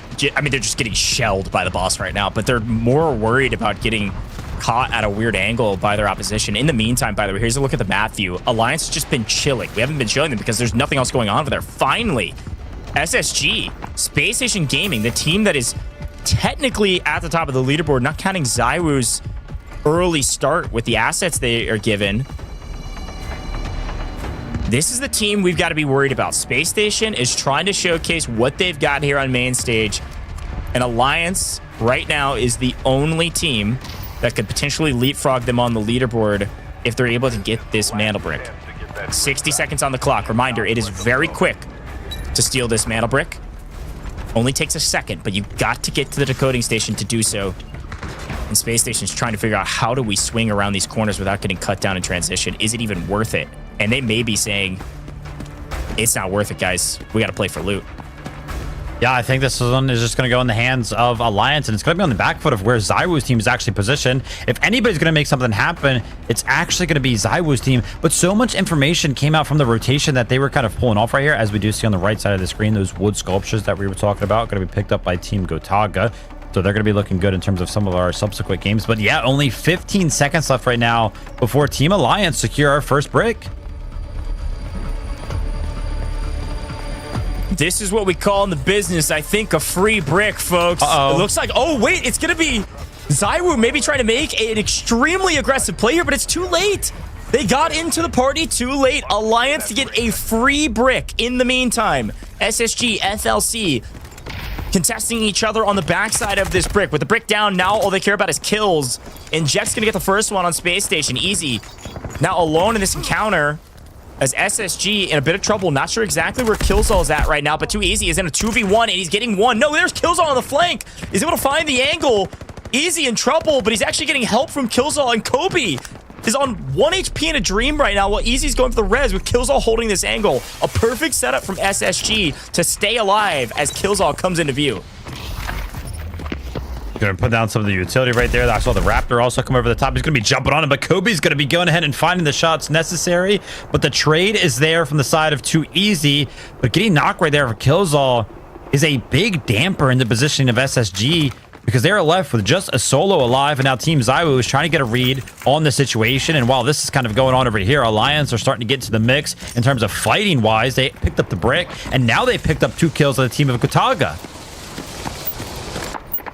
Third, fourth, fifth parties. We've got fights happening all over the place, but Alliance, they've got the mantle brick. They're feeling extremely confident. They've got Team Gotaga in their sights. Down goes Team Gotaga. One of now a couple teams fully eliminated. SSG down to a solo. And in the meantime, in that other engagement, FLC have been fully eliminated. So we see SSG come out the better of their opponents, but it's mostly on the back of a third party from ZywOo and his team. Now ZywOo's team, a full team of 3, SSG on the ropes, and there's no way they're getting these reses anytime soon. Absolutely not. We do have a little bit of information here on the side. Last remember of SSG is actually hiding away in the tower itself. You can take a look at the map right there. It's going to be on the left side, potentially just exiting and kind of making a run for the hills, potentially towards one of the extracts. So SSG left with a solo. Team ZywOo versus Team Alliance will be our last remaining 3v3 if this one does happen. ZywOo with the arm in hand. Can he make something happen with an opening pick? Big moment here for ZywOo and co. Potentially wipe this lobby. Potentially, it's a possibility at the very least that they could go huge here and wipe Alliance. Now, Alliance is going to be at the top of the leaderboard no matter what, folks, because they got the Mantle Brick. But with Alliance off the map, and potentially even SSG wiped here, ZywOo's team could pick up a crazy amount of loot. You can see airdrop has landed too, so that airdrop is on the map. 2 of them. Yeah, there's a couple airdrops on the map that you could go loot if you win these engagements. Can't believe none of our teams have actually opted to go ahead and loot that yet, so brackets just played out a little weird here. Yeah, still this remaining 3v3 and a shot from ZywOo right there from the player that's going to be retreating. He's just going to barely miss. And now that team has full information again. Remember when I kind of brought up the point? If you get ommed at, you probably know who's shooting at you. The Alliance are going to be feeling the pressure of Team ZywOo right there. And uh-oh, I think Sirius has finally sniffed out too easy. But I feel like the lack of noise that he's going to be making right now, while the sonar scan is going to be going off, is going to... Oh, no. Oh, the stun through the wall.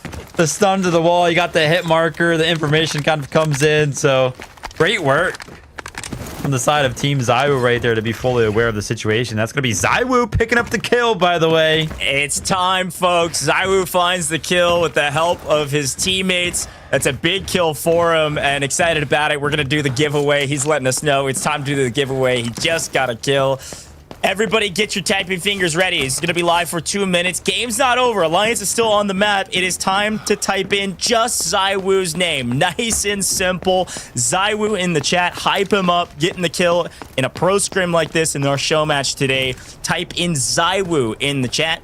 If you type it in correctly with the right O capitalized, maybe that'll help you in the giveaway. Just kidding, not really. Get as close as you can. ZywOo, type it into the chat right now. Gonna be live for about 2 minutes. Quick reminder, by the way, you need to make sure that you turn off the setting block whispers from strangers. Our moderators are trying to DM you so that you can be a winner and we can give you your rewards, Delta tickets, battle passes, all of those things. Make sure you turn off that setting. If you might have one, if you have that setting active and we can't DM you. So big move to make sure you turn that off. Our moderators will help you figure out how to do that if you type into the chat and help it out. But just type in ZywOo and we'll get you your rewards and I'll tell you when to stop. Thanks.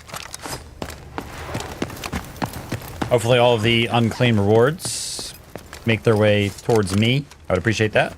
But yeah, guys, turn off that setting. Make sure you kind of receive those whispers and take a look at the brackish tower here. 3v3 yet to kind of go down here. Alliance versus Team ZywOo. The scary thing for Team ZywOo is that obviously Alliance can kind of just hold all of the exits pretty confidently. You can see Lynx and Grind are kind of holding 2 separate exits, but Easy, I think, is going to be finally running towards some of those airdrops, kind of checking out what he is able to go ahead and loot over there. And yeah, I mean, Alliance, obviously we know they've already decoded the mana brick, but they're also going to potentially pick up both of these airdrops now for sure.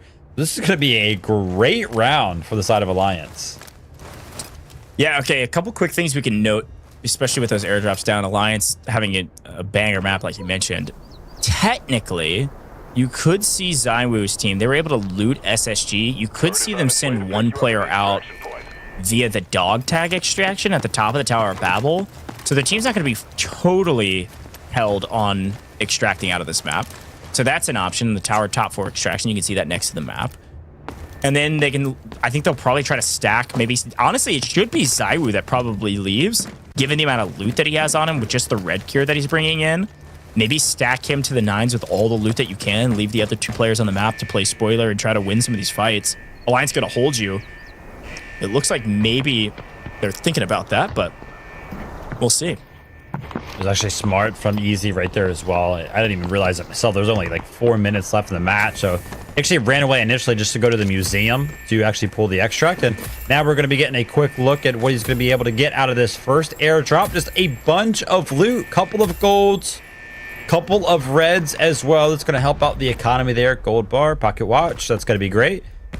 And it's just going to be the same story here for the other 2 remaining members of Alliance. They're trying to go ahead and find Team ZywOo. They're trying to pick up these kills because, again, we do remember how valuable these kills can be. Not to mention how valuable ZywOo himself is, carrying around all of this red armor and the And I actually expected Easy to go for the second airdrop, but he's actually looking like he's going to be running towards the tower.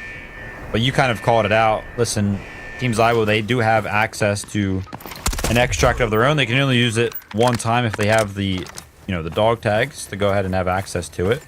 And yeah, I would imagine that it's going to be ZywOo taking that one just to kind of play for that denial of the loot. But I think he's actually down. Maybe he's going to be looking for a fight. Maybe he's the most kitted, so they think he could take some wins. I don't know. I don't know what the game plan is. I don't know what the strat is, but I love to see these guys thinking. I mean, again, we know more info than they do. Now, they know they've been in a lot of fights. They know that they've seen firsthand Alliance, who's still alive.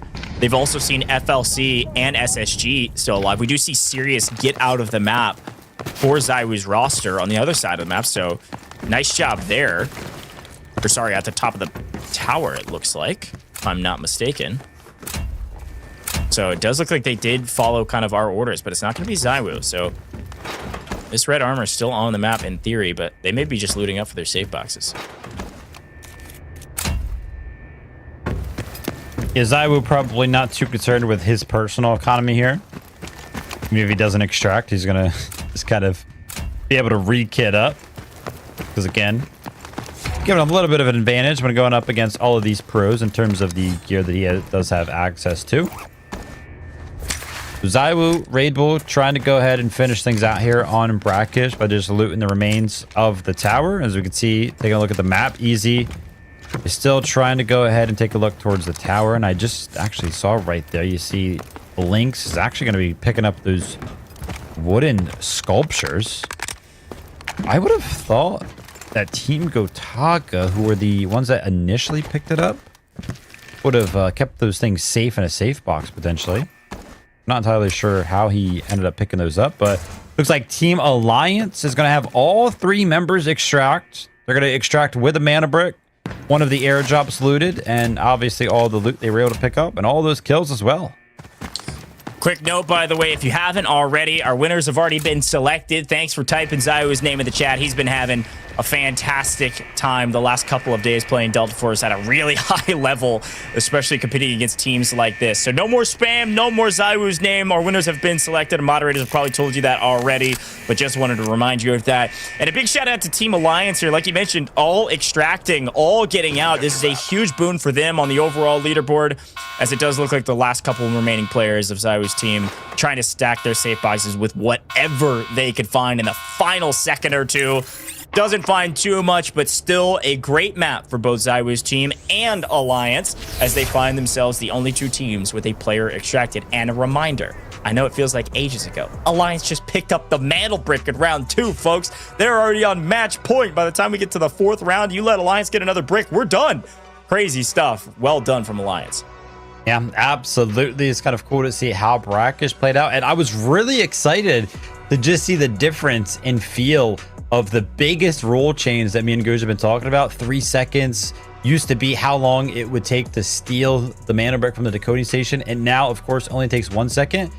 We get to see it at all, man. It didn't get stolen a single time. Just complete and utter domination from the side of Alliance. They had so much control over the map after, remember, Faze kind of hand-delivered that mana break right into the trap that they were kind of setting up over there. So just a well-played Brackish from Team Alliance. Yeah, that's exactly right. Let's take a look back on the replays, highlights from that last map. There were plenty of them. Again, this format is driving a lot more action, and it's very quick.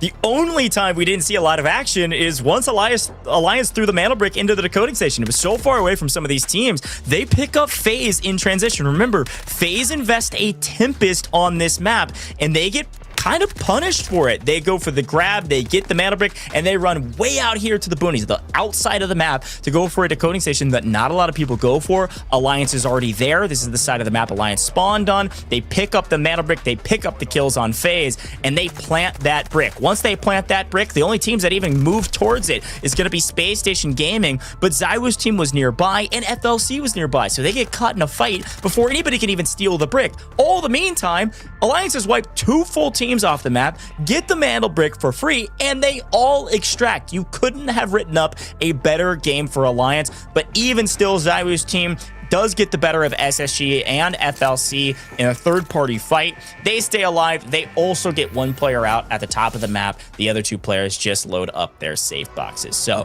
a fun map too. I'm liking the way this is playing right now. Yeah, absolutely. And man, the competitive scene for me, it always kind of hurts because like, oh yes, we got that first mana brick in, but then we do go ahead and slow things down once more when we do jump into the next match. Match number 3 will not feature a mana brick. Again, it'll be kind of play out like we saw on Zero Dam, with just access to a bunch of loot on the map and some of those airdrops. And we'll be going to Tide Prison then. That's right. Tide Prison's up next, folks. Another eco round, another chance for some of our teams to get a lot more resources going into what could even be the last map of the day. We'll talk a lot more about that. We'll take a look at our leaderboard and get into Tide Prison in just a moment. We're going to take a very short break here in the booth. When we come back, we got a lot of info for you and also some more giveaways. Don't go anywhere. Hi everyone, I'm William, the art director of Delta Force. As many of you may already seen, Delta Force is launching a collaboration with Rainbow Six Siege in our next season. Since launch, we've seen a lot of passion and discussion from our community around the tactical shooter gameplay. And whenever players talk about the genre, Rainbow Six Siege is one of the names that come up most often. So, we reach out to Ubisoft. Bonjour, je suis Émilie Besson, directrice de la réalisation sur Rainbow Six Siege. Oui, Siege a toujours été défini par son gameplay tactique, le travail en équipe et aussi la variété des opérateurs que les joueurs ont appris à connaître et reconnaître au fil des années. Ces collaborations nous donnent l'occasion en fait d'amener les éléments emblématiques de Siege dans un nouvel univers tout en restant fidèles à ce qui les rend uniques.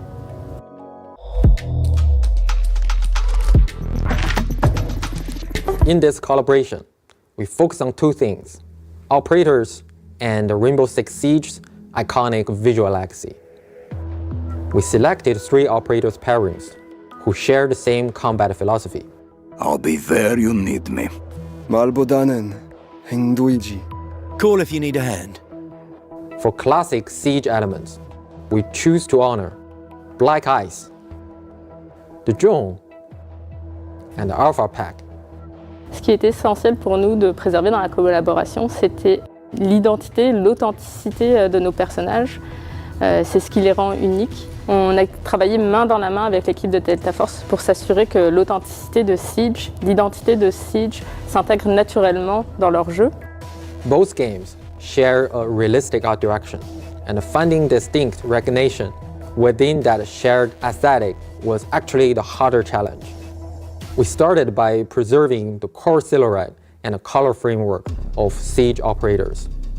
Doc and Motin's iconic deep navy uniforms, Vigil's signature custom-fitted gear, these stay true. At the same time, within the finer details, we evolve in Delta Force identity. They wear patches from both teams. Motin carries Cineva's badge. Doc has medical kits at his side.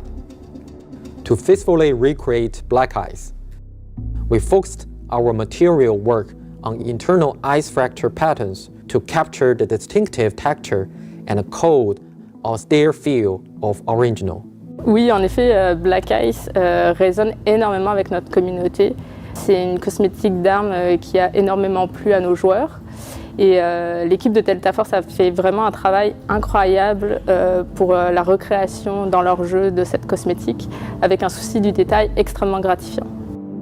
We employed a dual-layer material system combined with subsurface scattering lighting model.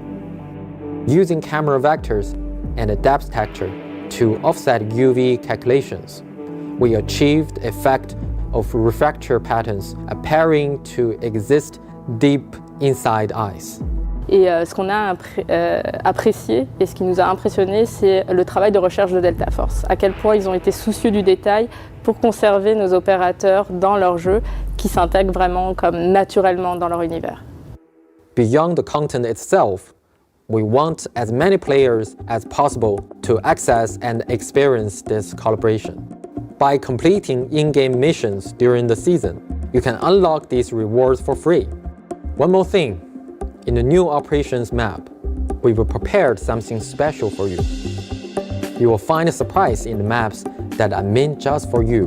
Once the crossover goes live, go find them. Once more, onto the bridge. Dear friends, once more.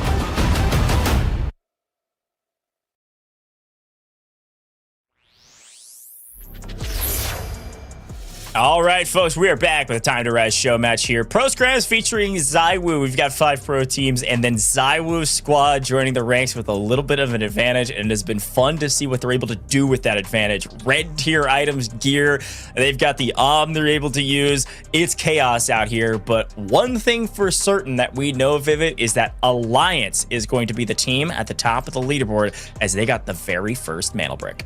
Yeah, absolutely. They're going to be feeling super, super good. And one of the things that me and Goose were kind of talking about throughout the entirety of that brackish map was obviously they were to pick up so many of the kills. They obviously have a giant lead in terms of the leaderboard because of the mana brick they were able to pick up. But it feels like the momentum is also gigantically in their favor. Obviously, the resources, the leaderboard, it looks very, very good. But we also saw them towards the end of brackish kind of pick up those wooden sculptures. And I think me and Goose were kind of talking, hey, listen, it's important for us to go ahead and talk about those things. So I'm going to go ahead and explain them very, very quickly before we do go ahead and take a look at the scores. So the wooden sculptures, they pretty much can pick them up from some of the flagship tacks that are around some of our maps, and they can also get them from some of the bosses that are on some of our maps. Obviously, on the map of brackish, it was all about taking out the helicopter. So they were able to go ahead and pick up 2 of the wooden sculptures. Now, here's something they need to understand about Delta Force Operations Competitive is that you can actually only exchange for golden armor, helmet, and armor one singular time. So you can't kind of continuously buy them. But in order to buy them now, it used to be a resources thing, like alloys thing. Now it's for an exchange with these wooden sculptures. Again, you can only do it one time. So one of the sculptures will net you a helmet, golden helmet, and 3 helmet exchange vouchers. Or you can go ahead and use both of those sculptures, 2 of them, to go ahead and buy the vest and 4 vest exchange vouchers. Each of those vouchers, by the way, are just pretty much worth 100k each. So it's a great, change in terms of the access to armor that you have, because they could potentially decide when they want to go ahead and bring in some of this golden armor. They already have a mana brick. Why not do it in match number 4, which will be in just a little bit? And they also just get a lot of alloy from it. So those wooden sculptures are just worth a ton. Wanted to go ahead and remind everybody at home. W. Thanks, Vivid, for the breakdown. Really important. When you see those wooden sculptures, we'll continue to remind you when you see them on the side, they pop up in the overlay. They're important. But we got to take a look at the scores from the last game, because things have gotten extremely mixy. But of course, we know that Alliance is at the top of the leaderboard. Not only are they at the top of the leaderboard in terms of the fact that they got the mantle brick, they're also at the top of the leaderboard in total squad points from that round. They pick up 6 kills. I told you, they full wiped 2 teams, man. That is so much value that they're able to get in total asset categories. And you got to remember that they also all extracted. So this is a monumental gain from them of 11.5 million from Alliance, picking up 6 kills. That is a ton of points. It's a total of 11 points added to their leaderboard. Alliance is in a fantastic spot. Yeah, absolutely. So kind of great to see how well they're doing. Obviously, we know Team ZywOo is absolutely going crazy in terms of the assets game after game, because of, we know, a little bit of a gear advantage that they do have. Shout out to SSG, by the way, for kind of keeping themselves in contention. Now, taking a look at the overall Squad points all the way to the right, they no longer matter because the Mantle Brick column has Alliance shooting themselves all the way up towards the top. Now, obviously, the squad points do kind of matter because it is the metric used for tiebreakers when it comes down to, you know, your equal in mana brick. So when you take a look at like Team ZywOo and Team SSG, they both have 0 mana brick. So we have to resort to the squad points as the tiebreaker between those teams, two teams individually, and so forth amongst all the other teams. So 22 points is going to put Team ZywOo in 2nd place. SSG going to be in 3rd place with their squad points. But again, having those mana bricks, you're kind of in a whole different category on the leaderboard. In Alliance, they're feeling good right now. Yeah, 100%. I mean, this is a fantastic leaderboard option. We knew that Team ZywOo is basically going to be winning tiebreakers throughout the course of the day because of the extra gear that they're given. But the fact that Alliance is not too far behind, Spacestation Gaming, even after getting wiped in that last map, not too far behind, is a good omen for them. Even FLC's at 11. Now, Team Gotaga, Team Faze Clan, still got a lot of work to do.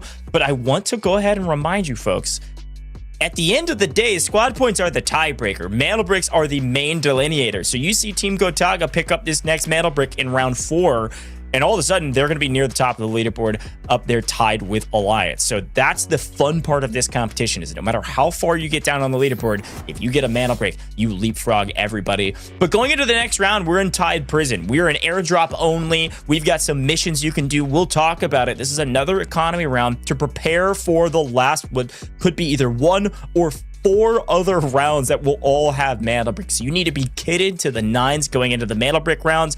And this is a very important one as we go into another eco round. Usually we expect these to go slower. For what we saw in Zero Dam, it's going to go a lot faster. Here's a look at all the operators that have been used and which ones are still available. If you see them grayed out, they've already been used twice. And if you see them with 1 dash down, that means they've been used once. So you can see, for instance, Team Gotaga has already used a Tempest, and so has Team Faze. And so both of those players, or teams rather, will only be able to use Tempest 1 more time unless we go the distance.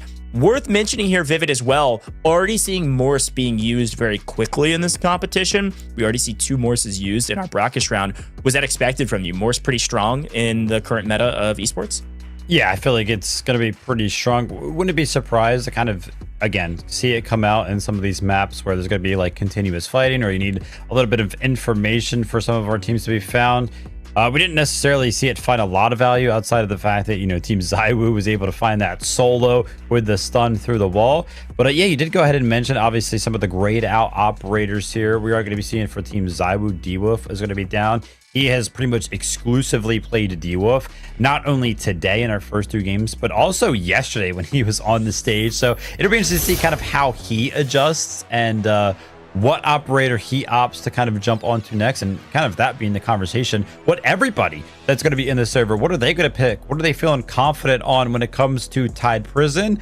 In the past, Goj, we have seen pretty much 2 operators almost exclusively, by the way, and that's going to be Hackclaw and Nox, because Tied Prison, it just brings out the sneaky aspect in people. They just have the desire to want to go ahead and crouch around the entirety of this map. And let's go ahead and take a look at some of the loadouts and some of the operators. Again, a ton of Noxes and a ton of Hackclaws. No surprise there.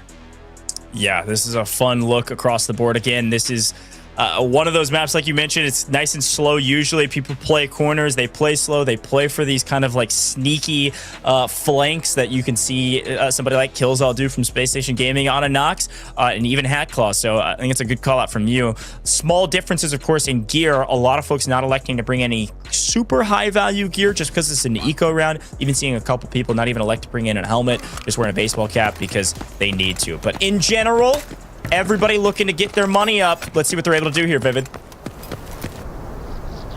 Feel like one of our early fights here probably going to involve Team ZywOo. And actually, as I say that, usually we do see an early fight towards the south of the map right here between these 2 teams. This time it would have been between Team ZywOo and Team FLC just because of how the spawns kind of worked out. But Team FLC, they actually went ahead and opted to kind of go a different route than we are potentially used to. And yeah, I mean, we already kind of saw the operator breakdown. None of these teams are probably going to be feeling too confident in taking 3v3 head-to-heads. They're going to be trying to play just a very slow game. And for everybody at home, you know, we were kind of talking about some of those wooden sculptures. Well, how do you go ahead and pick them up on a map like Tide Prison? The map boss, both Operation Starslayer and Operation Raven Hunter, will go ahead and drop those sculptures. And it looks like there's about 3 minutes and 30 seconds before those do go live. So we'll have to keep a close eye on that timer. But for the meantime, it's just going to be all about trying to loot up and see if you can pick up some of the reds. Definitely worth getting. Loot value, again, tiebreaker. And we need to get our money up for a lot of our teams. But for ZywOo and Co., slow and steady right now. Again, that's something else worth mentioning. You can see them using these key cards. You're like, hey, in pubs, I don't have that key card, or I don't have enough money to buy that key card. See Sirius pulling. Nice 383k red item there. In esports, we're giving all players the accessibility to go through any doorway with key cards. So they get those key cards before the competition so that they can go everywhere on the map and are not limited in any way. This is one way to find some nice value. I think one of the main things here for somebody like ZywOo, again, he's kind of mentioned, hey, listen, he loves Delta Force, but he can't play it as much as he... Oh my gosh, hold that thought. Team Gotaga. Whoa. 2 mil robot cleaner right there. That's a great find, man. Put that into 3x3 for sure. That's going to help them out in SSG, actually, as that's kind of happening somewhere else on the map. An early engagement right now against FLC.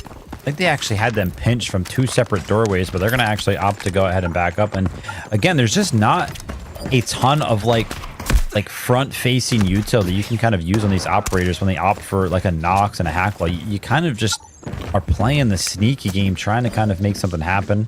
We do see a lot of Morses as well and a lot of Gizmos. Obviously, the teams that are kind of picking Gizmo are picking Gizmo because they want to play a little bit more defensive. They want to have the capability to kind of throw down some of the smokes and kind of get some of the information defensively with the spiders and such. But yeah, just not a lot of offensive power outside. Yeah. I mean, yeah, you pop the Nox Salt, sure, you know, they don't know where you're coming from, but I mean, come on, these are pro players. Obviously, they know pretty much every which way that you can kind of approach them through some of these doorways and some of these alleyways. So just makes it super, super hard for any of our teams to actually take a 3v3, you know, kind of straight up. They're just kind of playing for the third party. But if nobody ever 3v3s, who's there going to be their third party? Yeah, one thing, as you see, look, Nox is going crazy, by the way. Look at Gotaga's team go, man. They are. Boy. If you're a Gotaga fan, you are cheering right now. This is exactly the luck you needed. We've got to pay attention to some of these fights, but at the same time, Team Gotaga is looting to their heart's desires. They've picked up so much value. If you look to the left-hand side, if you're watching this, maybe you got the Gotaga watch party on right now. This is a really important moment for this roster in particular. You got to remember how far down they were on the leaderboard. Look on the left. Look at profits from this map. They are far and above everybody else because of the reds that they're pulling. They're at 3 million overall just on this map alone. It's a nice value add so they can prepare for the next maps accordingly and make sure they've got enough loot to actually be playing for mana bricks. But of course, the fight that is going to go on for quite a long time. This is the way Tide Prison plays. It's much slower. There's so many corners. There's bulletproof glass. There's windows you can find each other in. Really slow engagements. The only thing that could make this thing kind of kick off with a bang like a firework is if a third party comes up into the mix. That'll be the signal flare for everybody to get moving quickly.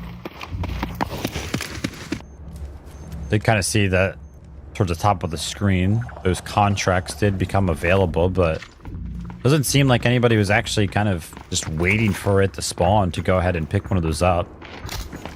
I mean, even in some of like the pub games that we play on Tide Prison, it's usually like instantly picked up. So pros are opting to kind of play a little bit differently. I would have actually thought the team ZywOo, the access that they kind of had early on, were going to be the ones to kind of get early access to that contract, but not going to be necessarily happening. And you guys can kind of see as well, 2 minutes until the airdrop prepares. That's the timer for it to start falling from the sky, not for when it does land. So a couple of minutes before maybe the airdrop kind of incentivizes some movement around the map.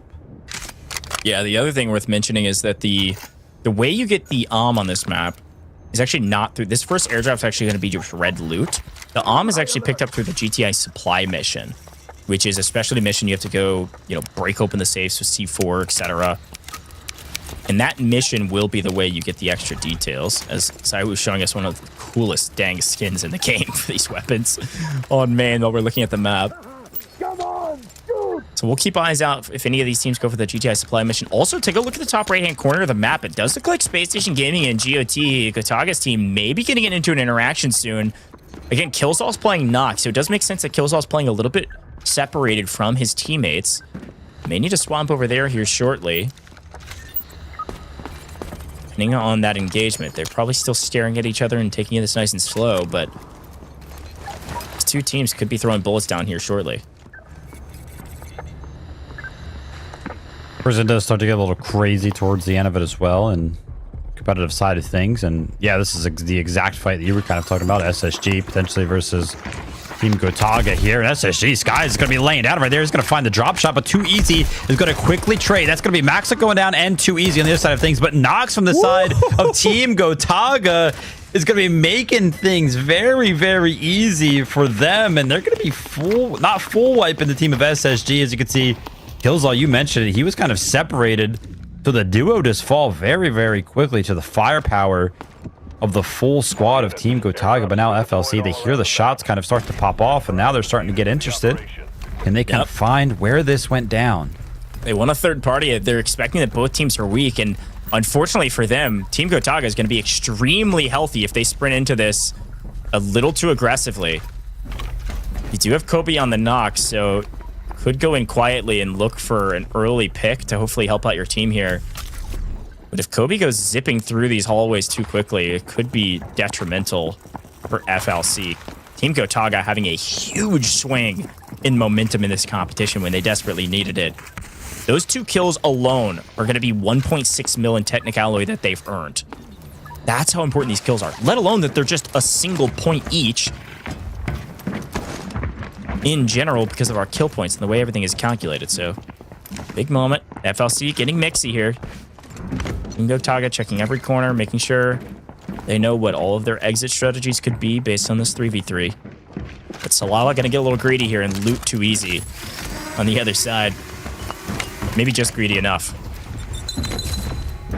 I think we did kind of get a quick glimpse at what some of those bodies were looking like for the side of SSG. I did see a baseball cap, so not fully geared. Not going to be a lot of kind of value to be picked up there because SSG, again, one of those eco rounds. When it is the eco rounds, our teams do kind of usually opt to not necessarily bring in the most expensive stuff because they are trying to build up a little bit of a bank. But FLC right now, they're going to be seeing the Nox ult kind of come out, and that's going to be the Gizmo ult kind of dropped to try to go ahead and counter this. But I think Max is actually playing this very, very well. He's actually going on the long flank. He went all the way around to the other side of the staircase right now. And if he gets access to this 3rd floor and can look down this hallway, it's actually double Nox, by the way, for Team Gotaga. So this flank can come in from 2 members, but you can see Solo. I think he's actually holding this angle right now. From the X-ray, it's hard to tell. I think they're pointed this direction, but Alliance is down below as well. There's so much happening all at once of all these teams trying to get intel on each other. Gotaga's roster looking quite strong this map. And in the meantime, what is Faze doing? They're looting, baby. Yet again, Faze has gone for the airdrops, and they get them. Some nice reds to add to their totals. Going to bump up their value to 1.2 currently. You can see that ZywOo's team's not too far away, holding their exit strategy from the airdrop over towards the Wardens. But for Faze, it's a waiting game. And for our other teams, a lot of the same. SSG fully down to a solo at this point. We did see, though, everybody patient. The duo Nox for the team of Gotaga. It's kind of funny. Everybody in the Delta Force scene hopefully knows Poach. If you guys don't, go check him out. Great content creator. He kind of coins the biggest counter to Nox. He says it's doors. And for right now, for the team of Gotaga, they're both just sitting behind a door because they know, obviously, the element of surprise for Nox that's so great is that you can't hear his footsteps, but you have to open doors, and opening doors just makes noise. So as you can see right here, they're kind of just staring at a doorway. As soon as they open this, they know they're going to be here, but oh my gosh, Hello is kind of getting a little bit close right now, and I feel like Max had just kind of pinged that to be like, hey, listen, we might be opening this very, very soon, but opts to not to. But again, yeah, this is like the biggest counter right here. You just kind of close the doors all around you because, again, if the Noxes want to make their way to you, they have to open the doorways. They have to make some sort of noise. And I know you all have been used to the oh my goodness. And Kobe does not. Oh, he's gonna go for it. So the disc. Kobe doesn't know he's. Oh, the disc. no. No. It's a blender. The disc hits the rail and it hits Maxa back in the face. They've breached and cleared into the next room. But FLC knew they were here and they're on the other side. In the meantime, ZywOo getting flanked as well by Faze, who have come in for a wrap after getting the airdrop. ZywOo 100% knows that they're there, especially with the extra intel running Morse. But this is nuts. They're trying to do missions at the same time as fight their opponents. Oh no, ZywOo! DioGod just finds the angle and rips ZywOo down with some headshots over the top. Now it's going to be a 3v2, but there's the Warden's in the way. There's Smokes in the way. It's chaos, baby. And we're killing the Warden just to make sure that we don't get gunned down ourselves. This is ridiculous. In the meantime, off-screen, FLC is fighting Alliance out of nowhere. Now on main, Team Gotaga in trouble. Everybody fighting at the same time. This is unbelievable, but FLC's found the angle onto Nox. Team Gotaga in deep trouble now, down to a solo. One on red timer, the other on yellow. FLC on a tear. Yeah, this is a third-party attempt from the team of Alliance, and they were actually called out, so great awareness over there. But Sirius is actually going to find the return onto DioGod right there, and they're actually going to be finding that full kill as well. Elsnow's trying to go ahead and back up, but the drop shot does come in. That's going to be Raid Bull finding that drop as well. But on the other side of things, Sadoko finds Sirius, and now it's going to be a 2v1. ZywOo and Raid Bull are going to be up right now. ZywOo is trying to go ahead and find where the last remaining member of the Faze squad went.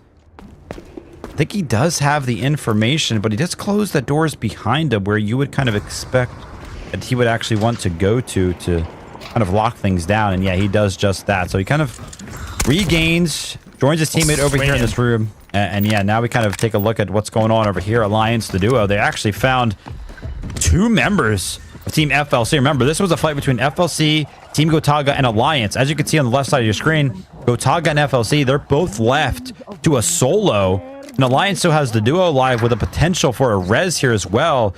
So they have undoubtedly kind of won out on the trades here. This is nuts. So many fights happening at the exact same time, but a great summary there from you, Vivid. FLC, I felt like they had a huge advantage in these engagements, but I think that it was just a third and fourth party all at the same time that a lot of folks lost their lives. So you can see it on the left-hand side, and now you can see it on the right with the map, where everybody's located. Faze and ZywOo's team. ZywOo's team, by the way, got a full res. So everybody's back on their feet for ZywOo, down at the bottom of the map. And Faze are working on getting their solo, I guess, out of here. He's not going to be engaging with ZywOo's full team of 3, and I think this is the smart play. But on the right, it's still an utter cluster on the top right-hand corner of the map, as all these teams are layer-caked on top of each other. And there's only 3.5 minutes left on the map, by the way. FLC get full wiped. Alliance do find the angle of the last remaining member of FLC, this Kobe down. And with that, Alliance now have a nice advantage. All three up. And Gotaga's team also down to a solo. So what do? We look towards ZywOo's team, who's coming over here. They hear the shots fired, and they want to get into the mix as well. Check your map.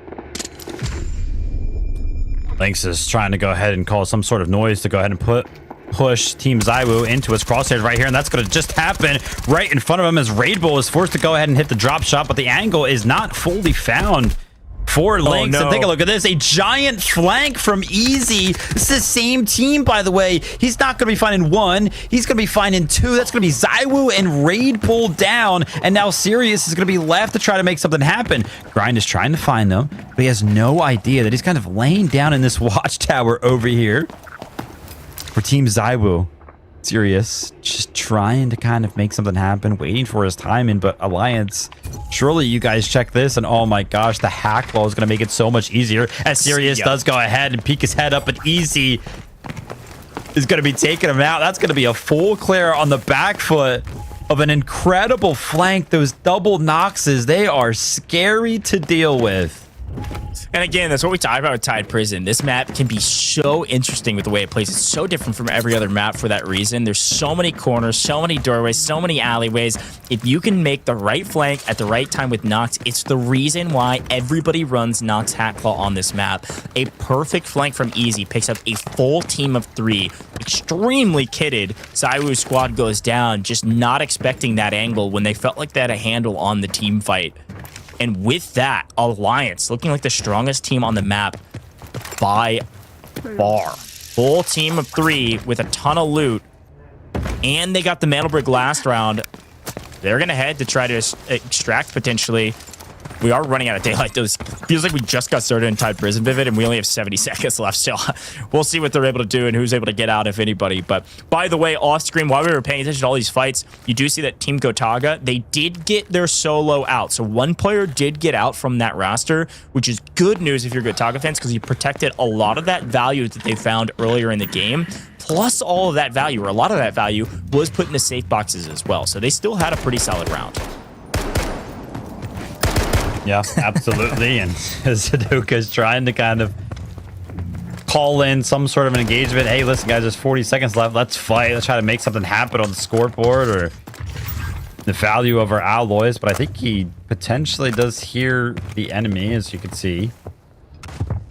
And yeah, he's potentially regretting that very, very soon. 20 seconds left. You got to make something happen now. Does potentially try to push towards Lynx right now, but you can only imagine Easy's going to try to get active from the other door as well.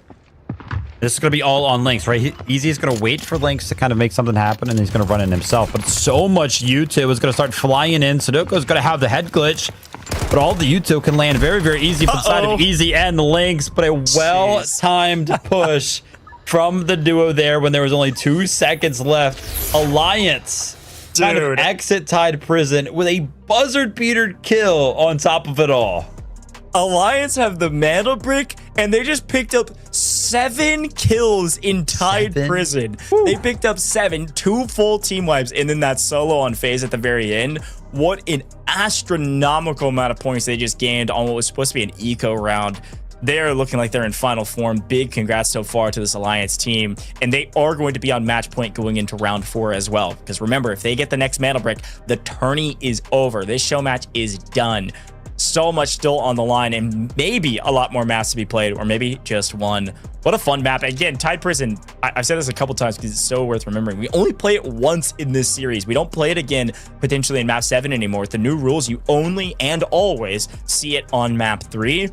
And it plays so differently that all the teams are still adjusting to the way this map plays and how to play it effectively. Great flanks by Nox players, crazy big 4th and 5th party team fights. But overall, Alliance are the big winners yet again. Yeah, absolutely. I love the fact that you kind of bring up the maps as a quick point there. I do want to remind everybody at home, if you were kind of tuning in yesterday where we did check out the new map, AZ3. Delta Force Competitive does play a patch, or maybe sometimes in the past has been a couple behind. We are currently playing on the Echo season, so the new map is not going to be in the mix. But, you know, in the future, it will be interesting to kind of see how things do shape up when we do get to see that new map kind of featured here today. But for now, yeah, Tide Prison is going to be the newest map kind of added, and unfortunately, we do only get to see it once. And honestly, maybe some of our pro players are like, fortunately, we only get to see it once, because sometimes, you know, with those Noxes and those Hatclaws, it could be very annoying. Yeah, I think it's just a totally different playstyle. You have to play slower. You have to play more strategic. You have to check every single corner.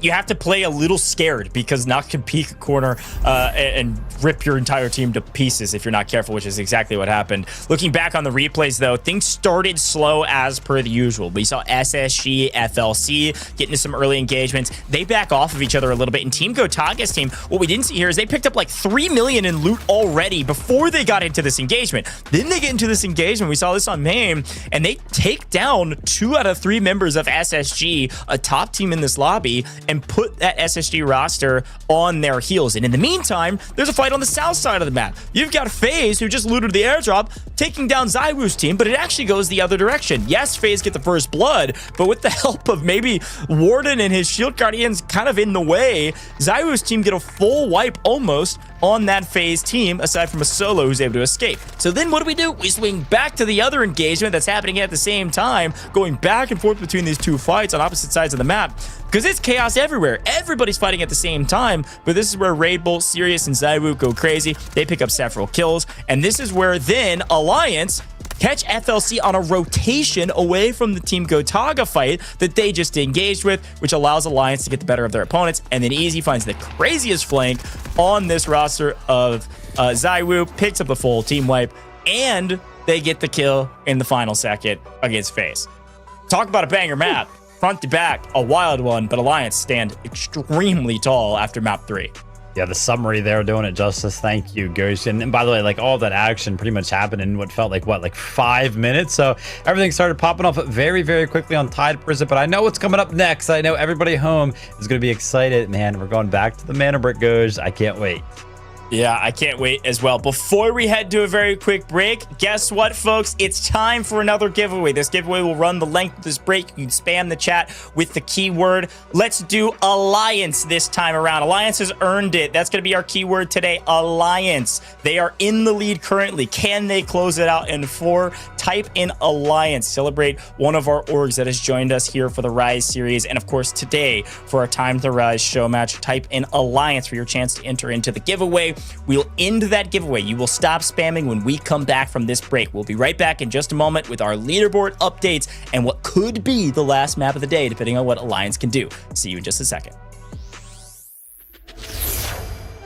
Time waits for no one. I was once lost in the fires of war, surrounded by ruin and fracture. Only in hindsight did I realize everything reaches its destined end. Every moment that has passed is a relic worth keeping.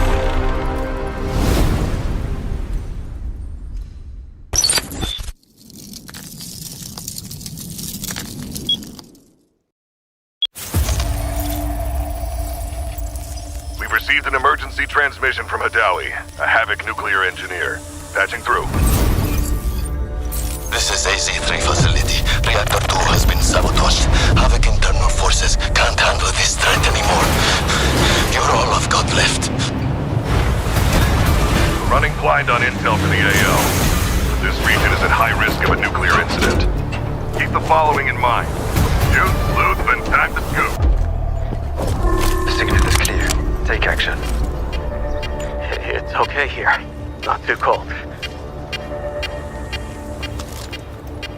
Experiment 66 is projected to conclude in T-minus 3 hours. All units submit safety risk assessments on schedule.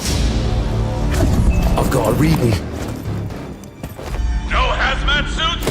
Raise him! Let's make it quick. Enjoy the bomb!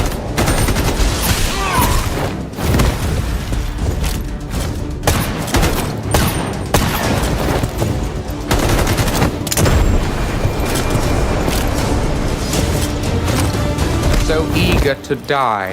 Excellent. I don't know what's happening, but reactor output is still climbing. And security thinks I'm behind this. They're coming for me. GTI, move it, now! Key verified.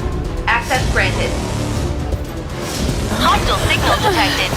Lethal action authorized. Damn it! Someone take control of this piece of junk! Entering manual mode. Executing command. Those bastards in fusion research won't authorize shutdown because of their experiment timeline. I know better than anyone how important this research is. Hold this position. Once I finish calibration, use that console to insert the control rods immediately. Data set. Follow me. I know somewhere the signal can get through. Steam explosion at reactor 2. Incident level confirmed. Estimated contamination radius. Careful! Don't fall! We're outside the signal blackout zone. Upload the data package to Skynet immediately. Encryption keys in the archive. Just send it! Critical alert. Reactor power output has critically exceeded safety thresholds. Core meltdown imminent. All personnel evacuate immediately.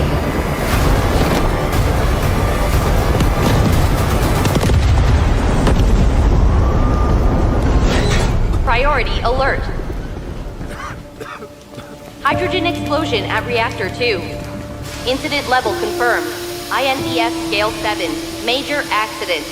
All personnel evacuate beyond contamination zone immediately. Estimated spread radius, 3.7 kilometers. Correction, 9.2 kilometers. Correction, 24.9 kilometers. Correction, 45.3 kilometers. Correction, 79.8 kilometers.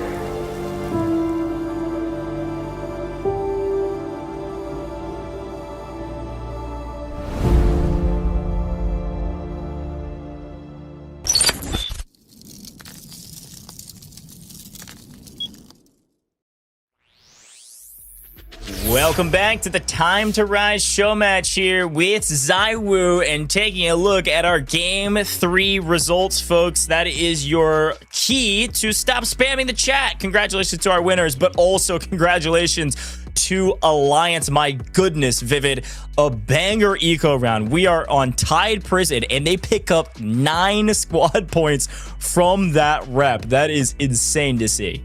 Yeah, an incredible effort there from Alliance. Obviously, went ahead and won the map in terms of, the leaderboard. They're doing great.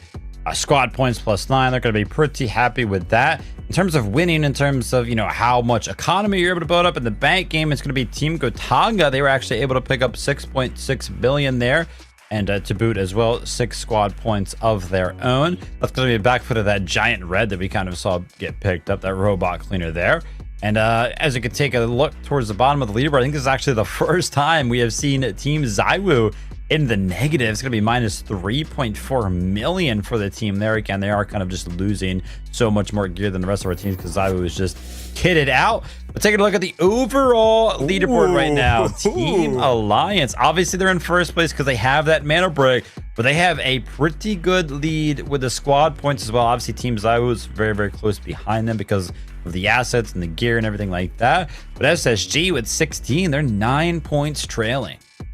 Yeah, this is kind of a wild leaderboard to take a look at going into the 4th round because Alliance, you don't oftentimes see the team that has the mana brick also has the most squad points based on the amount of assets and the amount of kills that they've gotten. But look at the kills category in general. I mean, my goodness, Alliance has 15 kills through 3 maps. That is a ridiculous 5 kill average per map over the last 3, which is far beyond anybody else. Spacestation Gaming also have 10 double digits there, and they're still well within striking distance. But even for somebody like FaZe Clan, man, it only takes 1 mana brick to jump you all the way to the top of the leaderboard potentially and be able to at least play for a win. And we've got a lot on the line for you all at home with all of our giveaways. These are technically scrims, but everybody's having a dang good time, and ZywOo's team is balling out as well. But we are turning our eyes towards the rest of this competition, which will be mostly, if not entirely, played on Space City only.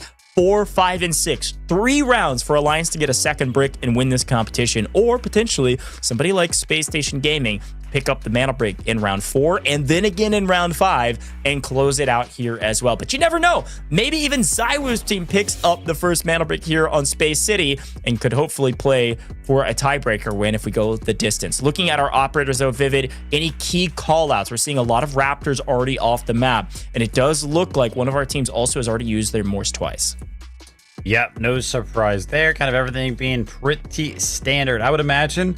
As we jump over to Space City, I feel like we're going to be seeing a lot of Tempest, a lot of potentially like Stinger or Vlinder as the smoke operators there, potentially Luna or Alluru. But outside of that, man, that's usually kind of like the bulk of what we do see on Space City, especially in some of these early rounds of Space City. Again, we're going to be seeing, if we do not have somebody pick up 2 mana breaks, Space City does go for the length of match 4, 5, and 6. And we usually see the Tempest come out pretty early because they want to obviously invest that operator that they feel like is so strong early on to give them the best chance to win the competition, of course.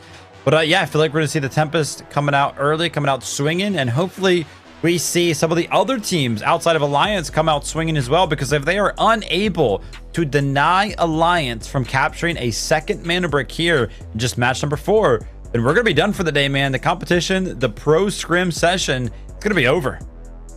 That's exactly right. And folks, as you see down at the bottom of your screen as we're hopping into Space City, make sure you drop a follow on all of the official esports accounts for Delta Force. Again, we've got a lot of official accounts. We got a lot of official esports accounts. You can see that tag down below. Go drop a follow on socials and their live streams as well, because we are live streaming on like 10 different channels to showcase what these pro scrims have to offer, and of course what ZywOo is able to do on the map. We got more giveaways coming your way if ZywOo's team pick up more kills or after this round as well. So keep your ears peeled and your eyes looking at that chat for our moderator to let you know that those giveaways are live. We're having a lot of fun today. This is just the beginning. This is the first time we're showcasing the newest rule set here for the Rise series before it even kicks off, and we've got more coming this week and next as well. But let's stay with this competition. Let's move into Space City. Let's see who gets tier 1 spawns. Alliance gets a tier 1 spawn. They sprint through Westgate, and they're going to be joined by Spacestation Gaming on the other side. Look at where Alliance and Spacestation Gaming are. Look at where the Mantle Brick spawns. Dead center of the map. Alliance are going to get there first. Spacestation Gaming should meet them. Could be a bang out with a couple teams all sprinting for this first fight. And it does look like, yet again, Team Gotaga getting real lucky with their Red Bulls. This is going to be a crazy head-to-head to kick things off here, but I did also see Team Faze from Central Command. They actually got across the bridge early on, so they're also going to be kind of a third team in the mix. You can see them just off in the distance, very, very close here to Team Alliance. That being said, Team Alliance actually do not have a Tempest, and neither do Faze. So kind of picking up that initial Mando Brick might be quite difficult. Now, you did kind of mention that third team off in the distance on the east side of the map. It was going to be Team SSG. They do have that Tempest, so they could potentially be the team that does go ahead and pick up the Mando Brick first. But in order to do that, we are going to have to, of course, wait for the ultimates to charge up here for the first time in match number 4. That's a super interesting note to see that Alliance did not bring in their Tempest in this rep. I wonder if that's because they want to make sure that they have it for later rounds, thinking that everybody will jump for this first Mantle Brick. But even still, solid operator choices, more engineers playing more zone control. I'm able to zone off a lot of positions on this map. Quick reminder too, we said this earlier in the broadcast. One of our decoding stations, our test range that is inside, it is like in that hallway, it's super CQB, has been removed. So you will not see that decoding station on your map. Here is the Mantle Brick spawn though, out in the open. See where Kill Cell's located, up above, ahead of Easy. See who goes for it first. It's a lot easier to grab it on the Tempest ult cooldown rather than just sprint in and grab it and try to run away. Using those ropes to pull you back is the classic modality for grabbing this brick early. We'll see. I am seeing it right for Killzall. As we can see, the Tempest ult is available, but again, that initial investment is pretty scary. You don't want to overstep in any which way. While we do have the time, as our teams have kindly found themselves in a stalemate. Actually, as I say that, Faze find a great opening there on Team Gotaga. That's going to be an early pick from what feels like distance. They're going to try to go ahead and maintain the momentum right there, but off in the distance, that's going to be Team SSG picking up the Mana Brick as well. You got to imagine that was on the back foot of the Tempest ult. No surprise there. Now Killzall and Co, they're going to be running to go ahead and start to decode this. They're opting for the Black Chamber location, which is one that we have seen a ton in the past. You must stop them from decoding. Here we go. SSG amidst the chaos, grab the brick and immediately start the decode. Again, it is 2 Mantle Bricks to win the competition.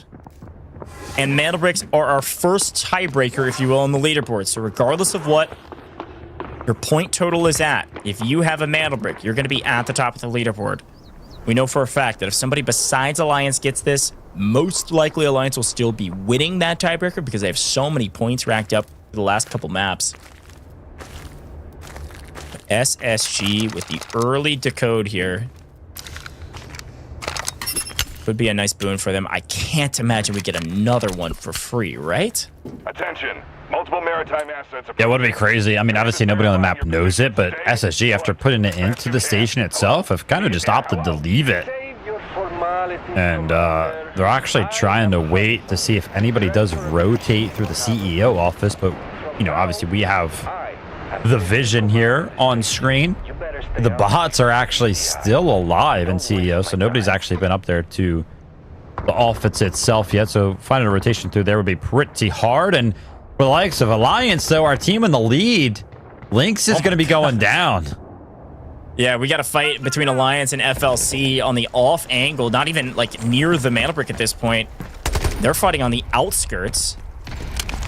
SSG's got the decode going, and they're finding red items in to boot, so this is a nice little value add for them. But here goes FLC trying to push the equation after finding one member of Alliance, trying to figure out where did this team go. And it looks like just off in the distance, they do get the revive. So everybody back on the Vic team. Gotaga still down one player. And Alliance is wrapping way over here onto the backside of the map. Yeah, pretty fortunate for the likes of Alliance right there to actually have Lynx go down and not their Toxic. Yeah. I would imagine that the difference maker right there was that, you know, Toxic was able to go ahead and pick up the res with the faster res on a medic class. So they were able to actually reset pretty quickly. I was actually worried because it looked like FLC was able to close the gap pretty quickly, but the difference in seconds right there probably doing just that. Now FLC are kind of taking this zip line across, and a little bit of information for you guys at home. It's actually going to be Team ZywOo on the bridge as well that FLC are going to run into right now. Towards the top of your screen, by the way, 1 minute and 20 seconds left on this decode, and nobody has seemingly made any positional progress towards stopping this. This is insane. Potentially another free brick. An opportunity for SSG to join the ranks of Alliance at the top of the leaderboard with a mana brick. In the meantime, FLC has found an angle on what looks like ZywOo's team. They're able to copy the decoding station. They'll give them a little bit of extra value, SSG, if they do. But overall, SSG, I think, are going to get this one for free. Potentially Faze contest this late. This is wild. Made 40 seconds left. And no, I don't think it's going to be Faze, because Faze are actually up in the CEO office. And again, they can't necessarily just push through for the side of SSG. And it's what? Skies is going to be opting to go ahead and just copy the brick. I don't think it does anything in the competitive grand scheme of things. Yeah, it gets you a little extra cash if everybody's able to copy it. So might as well. Nobody's contesting it. Here they come. It's too late, gentlemen. 10 seconds? They're hoping for somebody else to steal it so they can make a play. Everybody's too late to the party. You got occupied by FLC hunting people down on the outskirts. Here comes everybody. Look at them on the mini-map. It's 4 teams and they're all too late. SSG get the second brick for free, and we're about to see a bunch of fights break out because SSG basically have nothing to lose and everything to gain with this map right now. They're hunting down their opponents. They find the angles. Killzall almost gets punished for it, but he did have that Tempest ult. He's able to stay alive. Gonna back off. Even still, though, SSG getting a brick for free there is bad news for the rest of the competition. SSG, one of the top teams on the map, arguably on paper the best, just because of their resume in this scene. They've played thousands of scrims at this point, and we're letting them get a brick for free to move into the next round. It does mean that we are playing at least a 5th map. But wow, what a surprising turn of events on map number 4.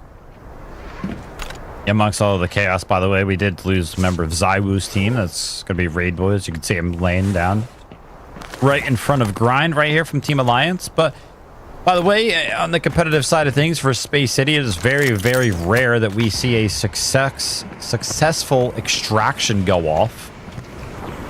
So pretty much, I would not be surprised if we see every single member still left alive kind of fail to extract, maybe outside of the backpack extract. But for Grind right here from the side of Alliance, he's trying to go ahead and find the angle on the Jex, who just barely actually manages to get to safety. As SSG and Team Gotaga, they're going at it again. Yeah, a fight brewing. Well, a fight is occurring on the other side. SSG does get wiped by Team Gotaga. Missed it on main here. We wanted to make sure that Alliance was able to get out alive on this. These two teams playing slow while off screen. Gotaga's team go huge. Take down the mana brick carriers. Those that decoded the mana brick and are able to get some nice score from that. Here's the thing to remember. SSG They know they're at the top of the leaderboard now, or at least close to Alliance, because they got the Mantle Brick. They played probably really aggressive in that fight, trying to get paid. But here comes the fight on main. FLC versus Alliance. And Alliance, unfortunately, get caught in transition, trying to back up, get shot in the back grind. Just a hair bad timing, but they are able to answer back. It's now a 2v2 as Easy's going crazy right now. Link's just holding this long angle. Easy was able to get that full-on check, so it's going to be a true 2v2. Trying to make something happen here is going to be easy on the Shepherd. And yeah, finding this res right now, while he does have the trap down, should be pretty easy to kind of make this one come in. Especially with Links on the other side of the tunnel right now. What's going to be the response from the side of FLC? They're trying to go ahead and trade the reses here. It does sound like, and with the grenade kind of flowing out from the Luna, it's going to be enough to go ahead and hold off the push from the side of Alliance as well. But Links is trying to get a little bit of active here. But again, the utility is just going to be too strong for the side of FLC, and both teams are going to be back to full standing. But whilst all of this has kind of been happening, right above them, it's going to be Team Faze. But before all that kind of gets an opportunity to happen, Easy is going to be able to pick up three kills on the Shepherd. Oh, just held the angle and shoots beams, man. Easy is a hero for this Alliance roster right now. Picks up a 3-piece. Down goes FLC. SSG got wiped by Team Gotaga, and now Faze, who were too late to the party to play for the Mantle Brick, are now a little too late for this fight as well. They're just a hair too late. The plays that they're making are the right ones. They're just moving a bit too slow to gain an advantage in any of these scenarios. They're flagged right now. They're getting camera pings. They know where Alliance is at, but problem is that they don't really have an advantage in this fight anymore. It's just going to be a true 3v3 after Easy did all the hard work. Yeah, I mean, tough break there for FLC. After the Rise kind of came in, they were trying to make a little bit of a rotate. And a Lure Rocket and a Shepherd Grenade landed at the exact same time. And it was the opening opportunity there. So FaZe are starting to feel the pressure. They do go ahead and kind of switch up their position. But take a look at this. ZywOo and Sirius have made a rotate around towards this backpack extract as well, all the way on the backside of the map. We do hear some M7s kind of going off in the distance. That's because Team Gotaga is starting to join the mix here. That's going to be Maxa find it easy on the flank. Yeah, this is... Alliance is on a tear right now. And here's a look at... By the way, ZywOo is a bit under pressure as well. ZywOo's trying to figure out, how do I egress over to actually play for this Faze roster on the back half? He's kidded, but the problem is they lost Raid Bull earlier. So now that they're getting flagged by what looks like, I believe, a Raptor drone, he's trying to figure out, what do we want to do? How do we actually play for Faze? Especially with all this util coming over the top. I don't think Faze is going to push this super aggressively, because you can't really push this bridge. So maybe a stalemate on the left while we swing over to the other team fight that's happening, which is Alliance versus GOT. Gotaga's team, reminder, is a duo. So Alliance have another advantage here against their next potential victims. We'll have to see if they can kind of successfully hold off the push here, but they have kind of ended up in a position where they are in a pinch. Like, Alliance is essentially in the middle of 3 teams. That being said, to kind of actually push Team Alliance, you would have to invest a lot of your own positioning. So Team Alliance are probably feeling pretty safe down in the tunnels. And yeah, it's going to be all up to ZywOo, I feel like, for the side of Team ZywOo here. Being a duo, you really do need to kind of find that opening pick. And what better gun to kind of have than the And throughout the day today, by the way, he's had access to that in every single game. I think we've only actually seen him land 1 shot on 0 dam. So hopefully he's able to kind of find some more opportunities here. Well, I will say Space City is the map for the or the AWM. It is so many long sight lines. That's why smokes are so valuable for these teams. But it's also why you see folks like Nox running, not to be confused with the operator Nox, running Raptor. You can get so much intel out in the open with these Raptor drones. So it's going to keep droning over the top to try to get some intel on where these players are at. But Alliance, a full team of 3. Faze, a full team of 3, still kind of staring at ZywOo's roster. And Team Gotaga, a duo right now. solid loot value. They're at 3 right now in profit. After they got the wipe off of SSG. Got to be feeling pretty good, even though they lost 1 player. But here we go. Alliance getting really aggressive. Looking for point totals. Oh no! ZywOo gets a snipe on Faze to open up the encounter on the other side as well. It's a battle of the ages on both fights. He finds the angle to get the knock. I'm not sure if he was able to get the full or not. It does look like Faze is still crawling around, so just kind of scared him with that shot. We'll check back in if they do decide to take a full engagement, as Easy is pushed up even more aggressively towards where this team Gotaga is located. Faze does go ahead and find the rest right there. Easy is just steps away from getting into an engagement right here with Knock. I got a question, man. Where is the duo here for the team of Gotaga? And there's going to be some Yuto kind of flying in to try to go ahead and prevent this push from Easy.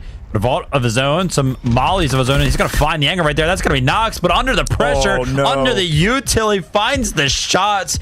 Great job from Nock right there to go ahead and take out Easy, and now it's going to be a 2v2 between Team Gotaga and Team Alliance, and Maxa is trying to kind of hold off some of these pushes from all the way around from Team Alliance, and the shots are going to actually be returned from Grind, who is pretty much all the way across the map, and now the Toxic is going to find its way onto Knock. Wait for it to go ahead and tick a couple of times, and Grind finds 2. Oh my goodness. What a play from all these players, but Alliance just getting so aggressive, and Grind able to get the wipe there. Team Gotaga down, but there's blood in the water, and Faze won it. Unfortunately, they get caught in transition. Snows is cut down by Alliance. Finally, Grind falls. Too many for him to handle. But the fights aren't over, folks. ZywOo is here. Yes, a duo, but Faze cut down to a duo as well. In an angle! He finds it! Deogod goes down. ZywOo, the goat lands it. And now it's a 2v1, and they know they have this win in the bag right now. Yes, SSG got the mantle brick, but ZywOo's team are about to win the map. What a shot to give them an advantage. They started as a duo. Raid Bull's been dead for so long. And as long as this util doesn't do too much damage, ZywOo should be able to clean up both of these, and we'll be able to do another giveaway. All right, here comes the double swing from Sirius and ZywOo to go ahead and pick up the kill here, and he's going to find it. That's going to be 2 kills for ZywOo, and you mentioned it. Space City is going to be all theirs for the last remaining 40 seconds. The brick is gone, but hopefully they're able to go ahead and stuff their safe boxes with whatever they can find, but a great deal of momentum potentially going into the next map here for Team ZywOo. A great shot, by the way. I feel like that arm shot, man, you don't have to hit headshots, but when you're ZywOo, why not? What a finish. So many engagements. They just all happened after the mantle brick had been taken. SSG were one of the first teams, if not the first team, to exit this map, but they're the only team that exit this map with a mantle brick.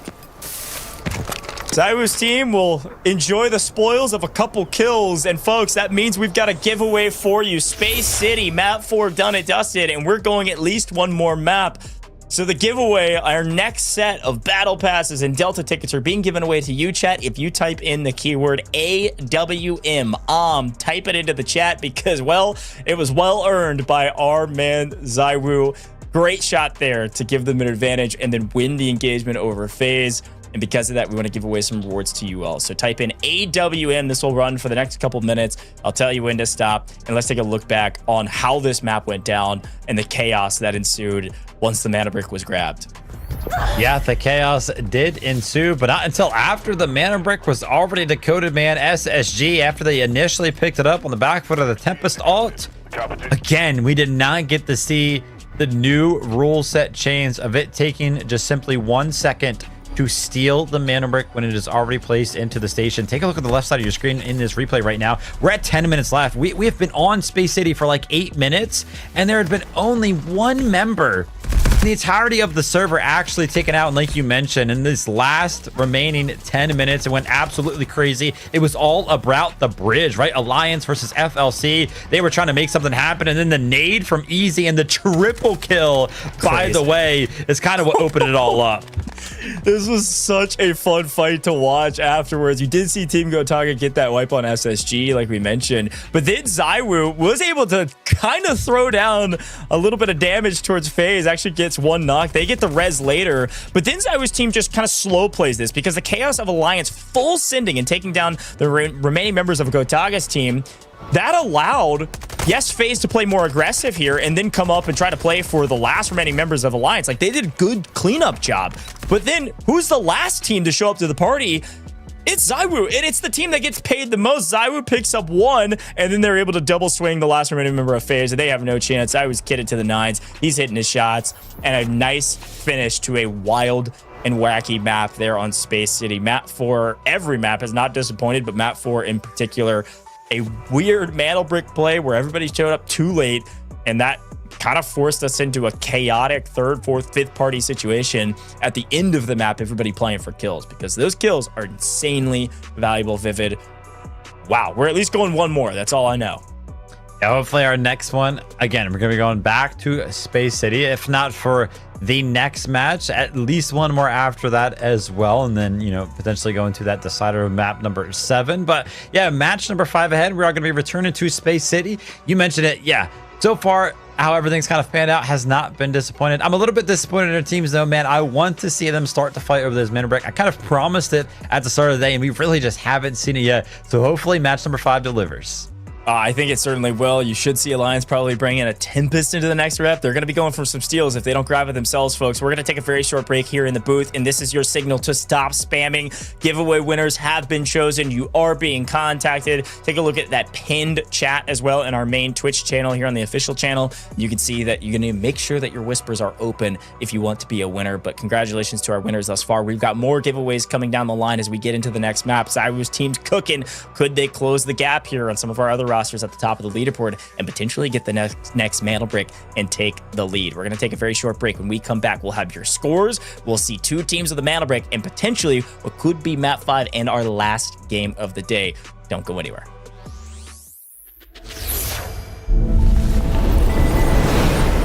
They once believed themselves to be eternal stars in their own worlds. Burning without restraint, expanding without order. And that chaos, they called it freedom. But all of it was nothing more than flaws in the fabric of the universe. I too once basked in daylight, believing kindness defined the limits of this world. But I was wrong. If they choose chaos, if humanity is riddled with corruption, then let judgment descend. I am the warden of the abyss and the tyrant of the endless night. Struggle. Scream. Within this prison, even the noblest stars must yield to the gravity of order.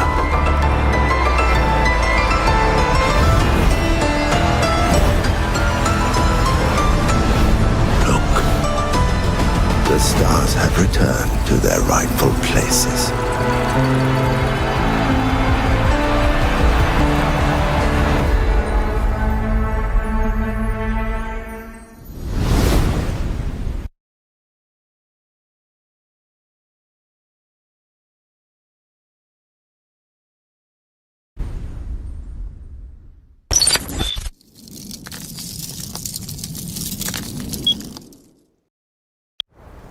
Telemetry data confirms the Havoc rocket formation has deviated from its flight path and is currently plummeting toward Claudia. All units, clear the area immediately and secure the wreckage.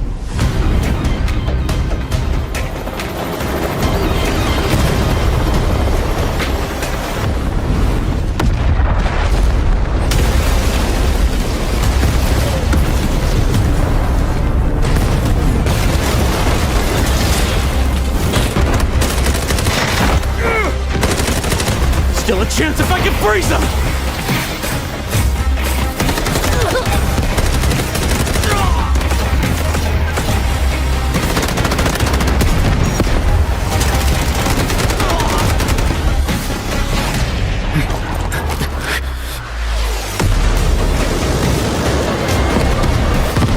Maintain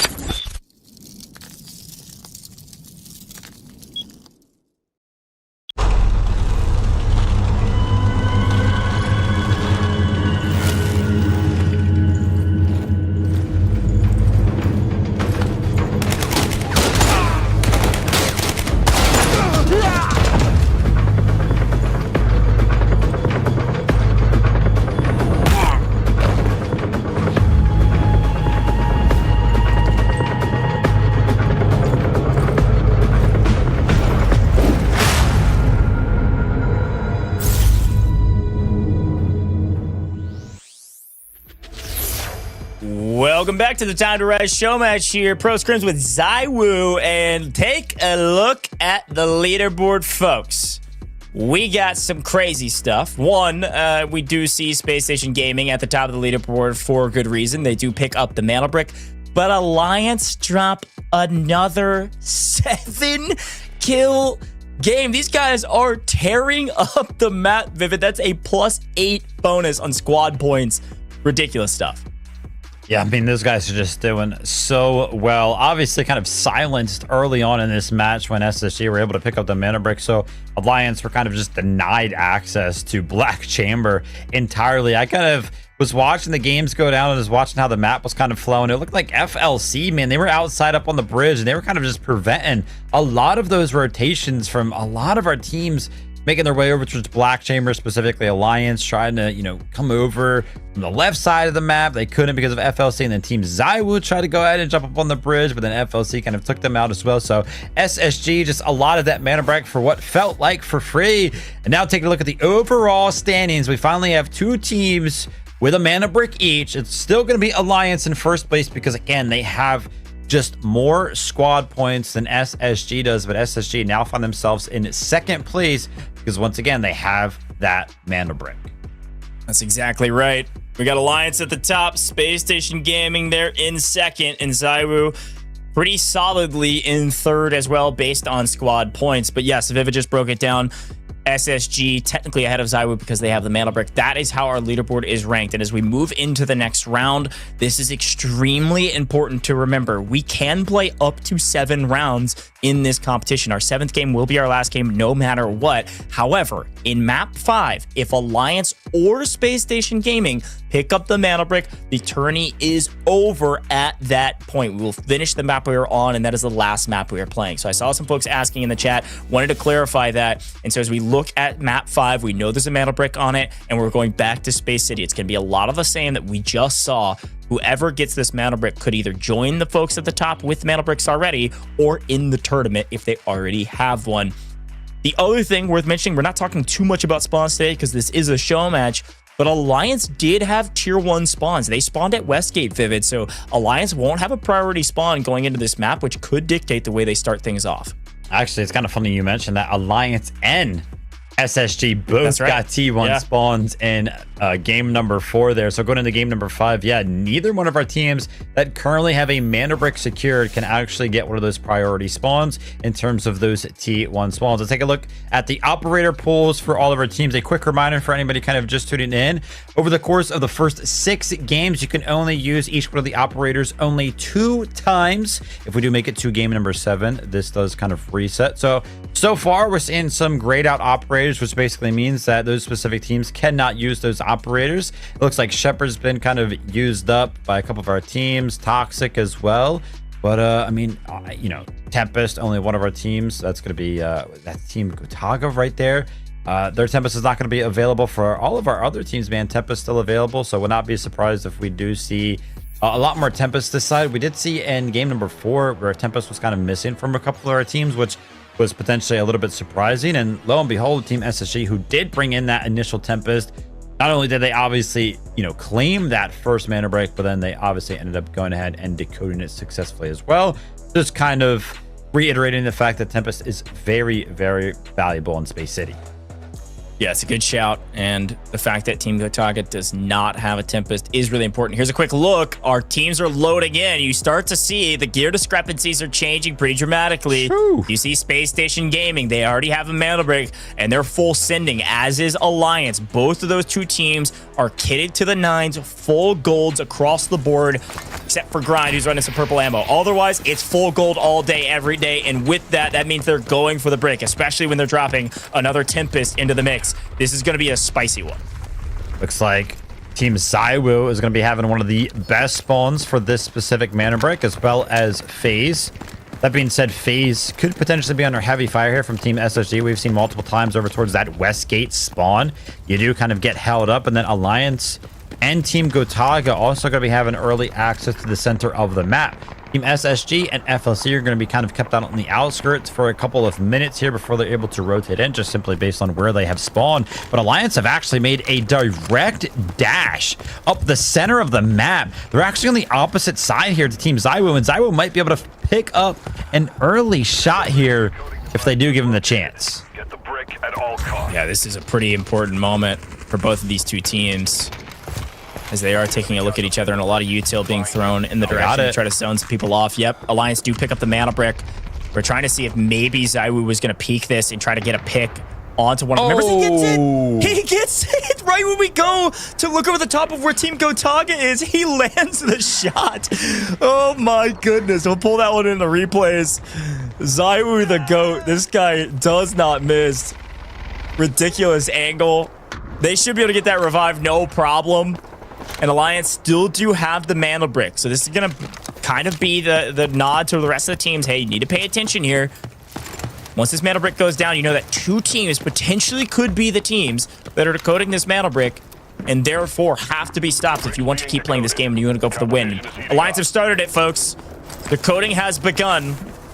And if you've watched any Delta Force esports ever in the past, you have seen this decoding station used at least 1,000 times here on Space City. It is the one we see most. It is in this alleyway, in the middle of the map, and it's going to make for a very fun engagement. A couple win cons for this position is holding ramp. I think you can see Alliance has elected to at least put grind out in the open to hold ramp. The other option is, of course, playing indoors, playing these sliding doors. But Vivid, now that our decoding steal timer, if you will, only takes a second to steal, playing from inside might not be quite as valuable. Actually stop the steal, and instead you may want to get a little bit more aggressive with the angles you're holding, especially when you have this much space. A little bit worried here, though.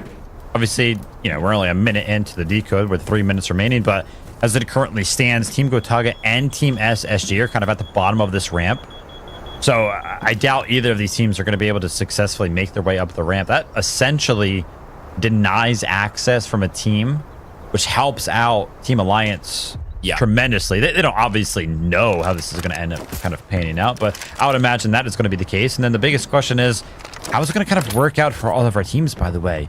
And I'm actually taking a look at the map over here on my side. It looks like Team FLC, we can see them right in front of SSG. They're actually trying to, you know, find themselves in a similar position towards the bottom of this ramp, and an early shot right there almost finds the knock, but too easy. It's going to be forced to go ahead and retreat. So now we essentially have 3 teams kind of joining the mix, and take a look at this. Team Gotaga actually found the flank on the kills all. That's going to be Team SSG, a member of the team that Too Easy is a part of, but right now he cannot help because FLC is knocking on the front door. He's getting shot from multiple angles. SSG in deep trouble right now. Gotaga's team on the backside, FLC on the front, while Alliance is getting a mantle brick. Skies, Killzall, they're all dead. Space Station Gaming are out of this lobby. One of the 2 biggest threats to in this competition in Map 5 are out. So now all eyes need to turn towards Alliance. And in the meantime, FLC is getting third-partied as well, as Faze have decided to roll up. They find Salawa on the backside. So we now see FLC down to a duo, having to back off with Salawa on yellow timer. Alliance still have 90 seconds left on this brick. If this brick is not contested by Faze or Gotaga or somebody, Alliance are winning this competition, winning our show match today, essentially for free because of the position that SSG found themselves in. Yeah, Faze is trying to kind of make something happen, changing up the approach that they are going with right now. They're going to be running directly up the middle of the map. Take a look at Team Gotaga. They're trying to make something happen towards the bottom of this ramp. Now that teams have kind of flushed out of that spawn, or to the left of them where they initially were kind of holding, they have the opportunity to kind of run up the ramp. But Team ZywOo is fully trusting in the capabilities of all the other teams on the map to go ahead and stop this decode. So they're just going to go ahead and kind of let it all happen. Faze and Team Gotaga are both going to be on approach from different angles. Can they make something happen, or can Team Alliance defend? 40 seconds. This is going to be extremely tough to defend if both of these 2 teams peak at the same time. They can't coordinate, but they need to full send. The coordination is going to have to come at the behest of not only these smokes to hold some of these lines, but also the fact that the timer is going to dictate how fast they need to move. Team Gotaga, I think they're jumping the brick right now. It only takes a second. You got to jump in. You got to get onto it, but the guns come through. Alliance are able to stop the steal. Alliance still have control. 18 seconds Alliance could win it right here. They are getting kill after kill after kill, and Nox can't make the play. Finally, it's Faze. They get the steal, and we can breathe for a moment, but in the chaos, look at what Faze have been able to do. They've taken out 2 out of the 3 members of Alliance. What a momentum shift, and the timer's back to 3 minutes. Back to 3 minutes, and only one team remains fully healthy, and that's going to be Team ZywOo again. They kind of fully trusted in the capabilities of all the other teams to go ahead and stop this raid bull on the Tempest. Is going to be popping the ult right there. He takes out Sudoka, who was actually on the ground waiting for the res right there, but he's actually going to be picked up by Mr. Diogod. But hopefully Raid Bull was able to pick up a lot of information right on that Tempest ult. He can kind of see what's kind of going on in the area. He picked up the knock. They also could potentially have saw the other body that was on the ground. So the information might be coming in that Faze is only 1 member right now. But what's going to be the difference maker right now? It's going to be Sirius finding the angle. That's going to be Lynx out. And that's going to be Alliance fully out as well. So somebody is going to be winning match number 5 here outside of Alliance and outside of SSG. So we are guaranteed to go 1 more map after this. We are playing at least 1 more map. Say what you want, but FaZe have saved the day. It doesn't matter where you are on the leaderboard. They've done a fantastic job of saving the day, and they also wiped most of this Alliance squad. So with now Alliance fully wiped, FaZe is in trouble. And frankly, ZywOo's team's in the best position by far. FLC will be joining the party extremely late here in a moment after they've gotten their revives. But what a turn of events. Very timid and a very methodical approach here from the team of ZywOo. As the decoding does get interrupted right there because the entirety of Faze, who had control of it initially, got wiped out. So Faze is gone. We're left with Team ZywOo, who have control of the mana break decoding station as it currently stands. We have Team Gotaga, who their 3rd member, by the way, is on top of the decoding station. So they're going to be a duo, I would imagine, for the rest of this game. And then Team FLC, like you mentioned, a very, very slow approach from these guys as they were kind of forced to reset over towards the dormitory area of the map, have finally rejoined. But they're a full trio. So many storylines that we'll look back on in the highlights. Uh-oh. But it's down to 3 teams. Oh my gosh! God. A shot from ZywOo! A jump peek from Team Gotaga gets punished immediately by an AWM bullet to the face. Those Lapua ammo rounds hit like a truck, especially when they hit you in the head. And my goodness, ZywOo is holding the line, getting the cleanup as well. Team Gotaga down to a solo. And it's going to be relying on now FLC as a full team of 3 to make the move and make a play for this mana brick. Whoever gets this mana brick is going to leapfrog the competition and join the ranks of Alliance and SSG at the top of the leaderboard with that mana brick. It is our first way of delineating who's at the top of the leaderboard and who is not. Very important moment. This is a great sightline for ZywOo on the all the way down the ramp. It'd be very, very hard for FLC to work their way all the way up without him noticing. I really want him to just kind of hold it, though. You can see he's kind of peeking in and out. He's kind of worried about his back, but that way your team's got your back, man. And a quick scope from ZywOo is going to be taking out Jex and also finds the Fool as well, which is going to be huge for the grand scheme of things because now FLC is going to be left as a duo. And like I mentioned, the sightline that ZywOo now has access to, looking down this ramp with an in hand, the GOAT himself, and only 1 minute before they're able to go ahead and secure their mana break. But could Maxa play spoiler? Unfortunately for him, on the Allure, he is going to have to open up this door, but he will have the opportunity to take out Sirius and potentially make things very, very weird for the side of Team ZywOo. 40 seconds left. He does go ahead and open the door. He does a lot of damage, but the covering shots were kind of there for the team of Team ZywOo. The Molotov comes out, and so does the Allure Rocket. Is going to be able to find the knock. No, he does not. He actually goes ahead and opts to invest it over towards one of the strong point positions, and now ZywOo is starting to feel the pressure. On the other side of things, Team FLC, the duo, is running up the ramp, but shots from ZywOo through the smoke with the Luna scan coming in. Absolutely clean, but he knows the flush is coming in. That's going to be Jex finding one. That's going to be Soloa finding the other. Team FLC actually made this happen. They found the res, and because they found the res, they had the player advantage. FLC have done it. They took down ZywOo's team and were able to steal the brick back. The only thing standing in their way of getting this mana brick is now a solo from Team Gotaga. Moxa is gonna have to be a hero. I don't know if FLC win that engagement if they don't pick up that res, but because this solo from Team Gotaga, Moxa, was causing so much of a disturbance on the backside of ZywOo's team, they couldn't have all of their eyes on this FLC roster, and the early knock that they got, unfortunately, didn't yield them any results. What a wild map. Moments from glory there for Team ZywOo. I think the timer was down to 7 seconds.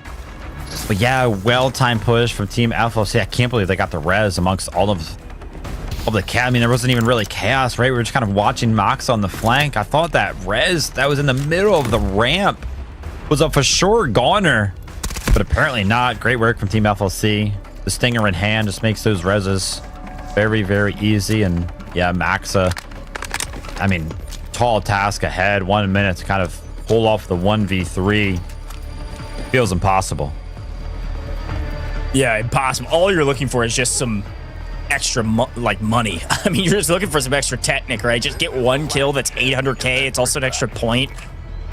Anything you can get in this map is worth it. And as a solo, it's just a matter of time. The chances of Maxa doing anything here is next to 0, but never count out any of these pro players. Sometimes they can get a little crazy. Without a doubt. All right, 35 seconds remaining on the decode here. Still 5 minutes left in the match itself. As that nade does land, and I mean, just the time that it's going to take to heal through this, it's going to be another like 10 seconds before he's able to go ahead and re-engage. So 20 seconds left until that mana break is secured. And I think, yeah, he's going to go ahead and actually Molotov the door, or, you know, excuse me, he's going to put some cover on the door, which is pretty much going to secure the mana brick for the side of FLC, as actually go ahead and opt to be aggressive with their Tempest ult right there, which sometimes can be pretty scary, especially going through doorways.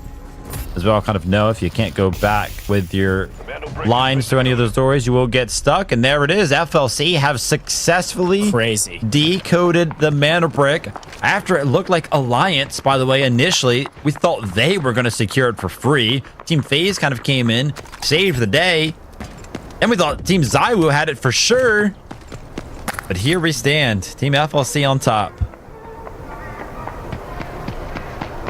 Wow. What a map. What a turn of events. What a sequence from these teams. Hey, at least the brick was contested this time, Vivid. That was fun to watch. Thank you. That's all I wanted. I know. And looks like Max is just going to elect at this point to relent trying to play for these kills. Just wants to try to get out of the map, and we'll be able to save some of their loot value by doing that. So this is something we oftentimes talk about. This is still an extraction game. This is still kind of how it's played in pubs, where if you don't make it out of the map, die or otherwise, the game timer just ends, you lose all your gear. So the fact that Max is able to get out of the map using this extraction, there's only one seed in it anyway, so this is nice. He's able to take it away from FLC as well. So good little protection of loot there, but let's take a look back at some of the replays of what ZywOo was able to do on this map with the sniper. Good grief. Look, we know ZywOo and what he's able to accomplish in plenty of different titles, but even here in Delta Force, the sniper rifle that he's got in his hand is a deadly weapon. And Alliance almost sealed the deal. They started the decode. But it was this fight right here that actually changed the game, man. Like, at the beginning of the map, seeing SSG pinned like that it's crazy. Yeah, trying to make something happen for Team Gotaga there. Couldn't eventually end up find it, and yeah, you can see Team Alliance trying to just full send to try to prevent Faze from picking it up, but ultimately they did come out on top in terms of being able to just decode it for a quick moment before they were able to actually fall. And oh my gosh, that shot was 10 times nastier than I thought it could have ever been. A quick scope on a jumping player, and then this one as well. How are all of these quick scopes from ZywOo? The guy's not holding angles. He's literally just quick scoping. Oh my goodness, dude. What a fun. I mean, it truly was like a highlight-filled map because there were so many engagements here. But FLC coming in, again, we talk about this all the time, like coming in late to the party oftentimes can yield you some of the best results because there's so much chaos. You found Alliance who won the engagement for the most part. They held off the onslaught of teams.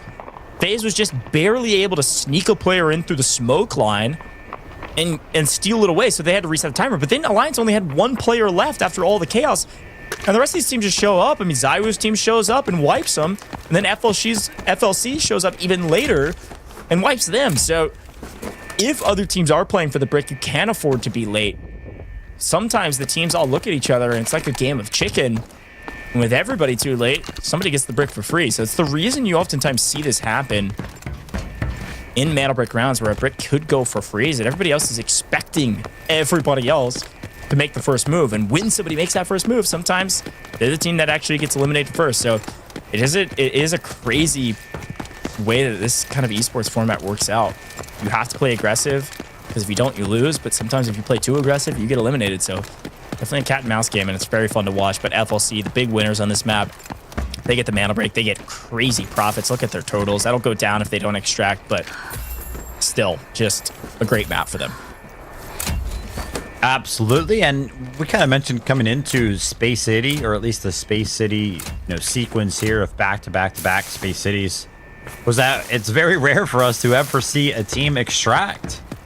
And usually the extract kind of comes in after the competition is all done, right? Because that like final team is just kind of like celebrated and they extract and everything like that. But this Space City actually happened quick enough to where all the other teams are kind of eliminated, and FLC are going to be able to extract as a full team. So this is going to be great in terms of their economy kind of going into some of the following games, which, by the way, this was match number 5. We can only go 2 more games. Next one is, of course, going to be game number 6, which is guaranteed to be Space City.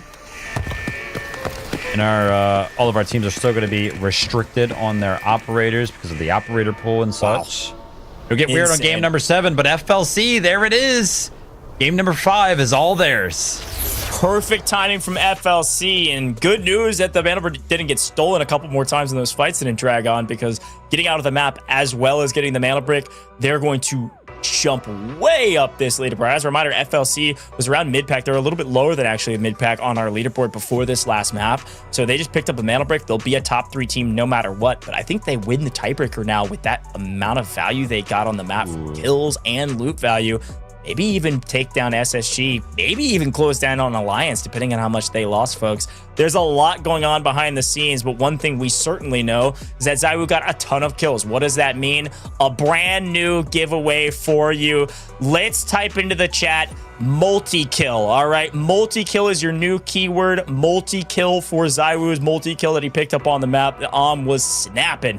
Multi-kill is what you're going to be typing in to enter into this next giveaway.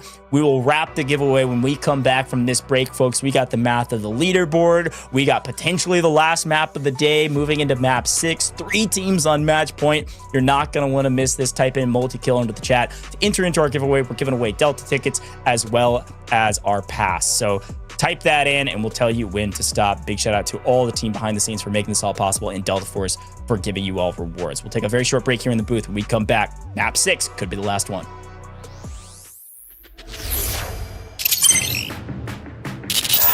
My hands are sweating. All right. Hi, operator. I'm Gabriel Mercier, codename N2.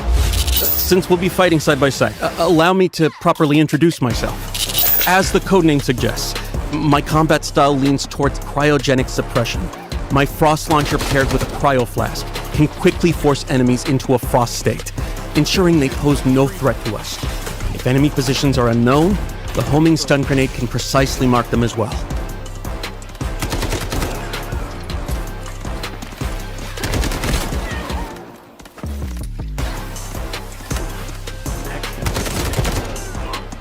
Right now, I'm in the middle of a critical operation. One where failure is not an option. I hope this mission can make up for some of my past mistakes, even if just a little. Mission target zone, AZ-3, Asara's only source of nuclear power. The plant's power output is spiking abnormally. This time, I won't let it happen again. An emergency shutdown is our only chance, but the risk is extreme. We not only have to breach Havoc's heavy defenses, we have to face lethal radiation head-on. Some containers within AZ3 have already been contaminated by radiation. You can follow distinctive sounds to locate them, but keep a close eye on your own radiation levels. Radiation is divided into 4 levels, each causing different effects. Accumulated radiation can be cleared by leaving the contaminated zone and using decon chambers or mobile decon units.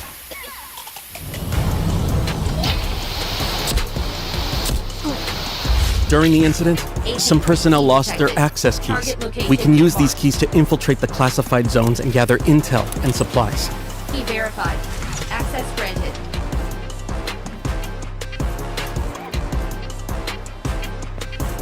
AZ3 key detected. That's not all. Severe leaks have occurred across multiple sections of the plant.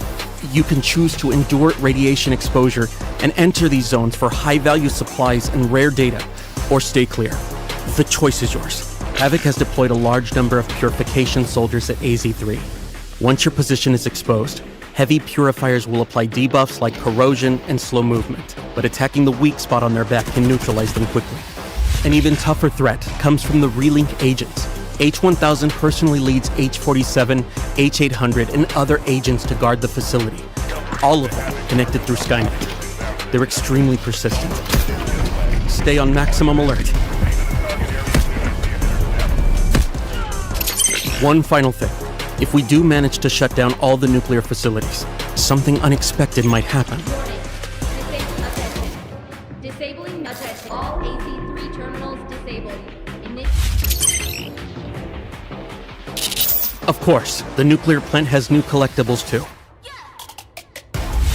Over in Warfare, things are heating up. The flames of war have reached the weathered stone walls of the Colosseum. This 1,000-year-old city is sliding toward ruination.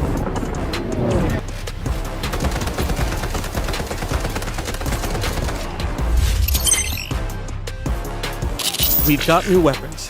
The RM277 assault rifle excels at sustained suppressive fire, most effective from medium to long range. The SVCH marksman rifle is capable of taking down enemies in one shot at long range.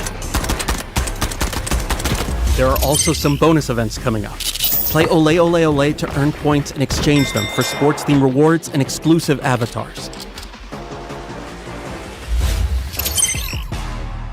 The Meltdown Season Pass includes various tactical supplies, including a new outfit for Tempest. The new season's Mandelbricks can yield the AKM Assault Rifle. Astromancy's game. Not bad.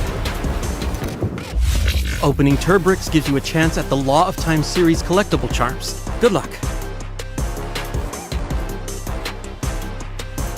A new melee weapon, Elegant, the exclusive weapon of the Abyss Shark Rise. Pretty cool.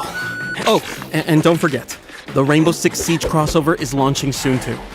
3 new operator skins.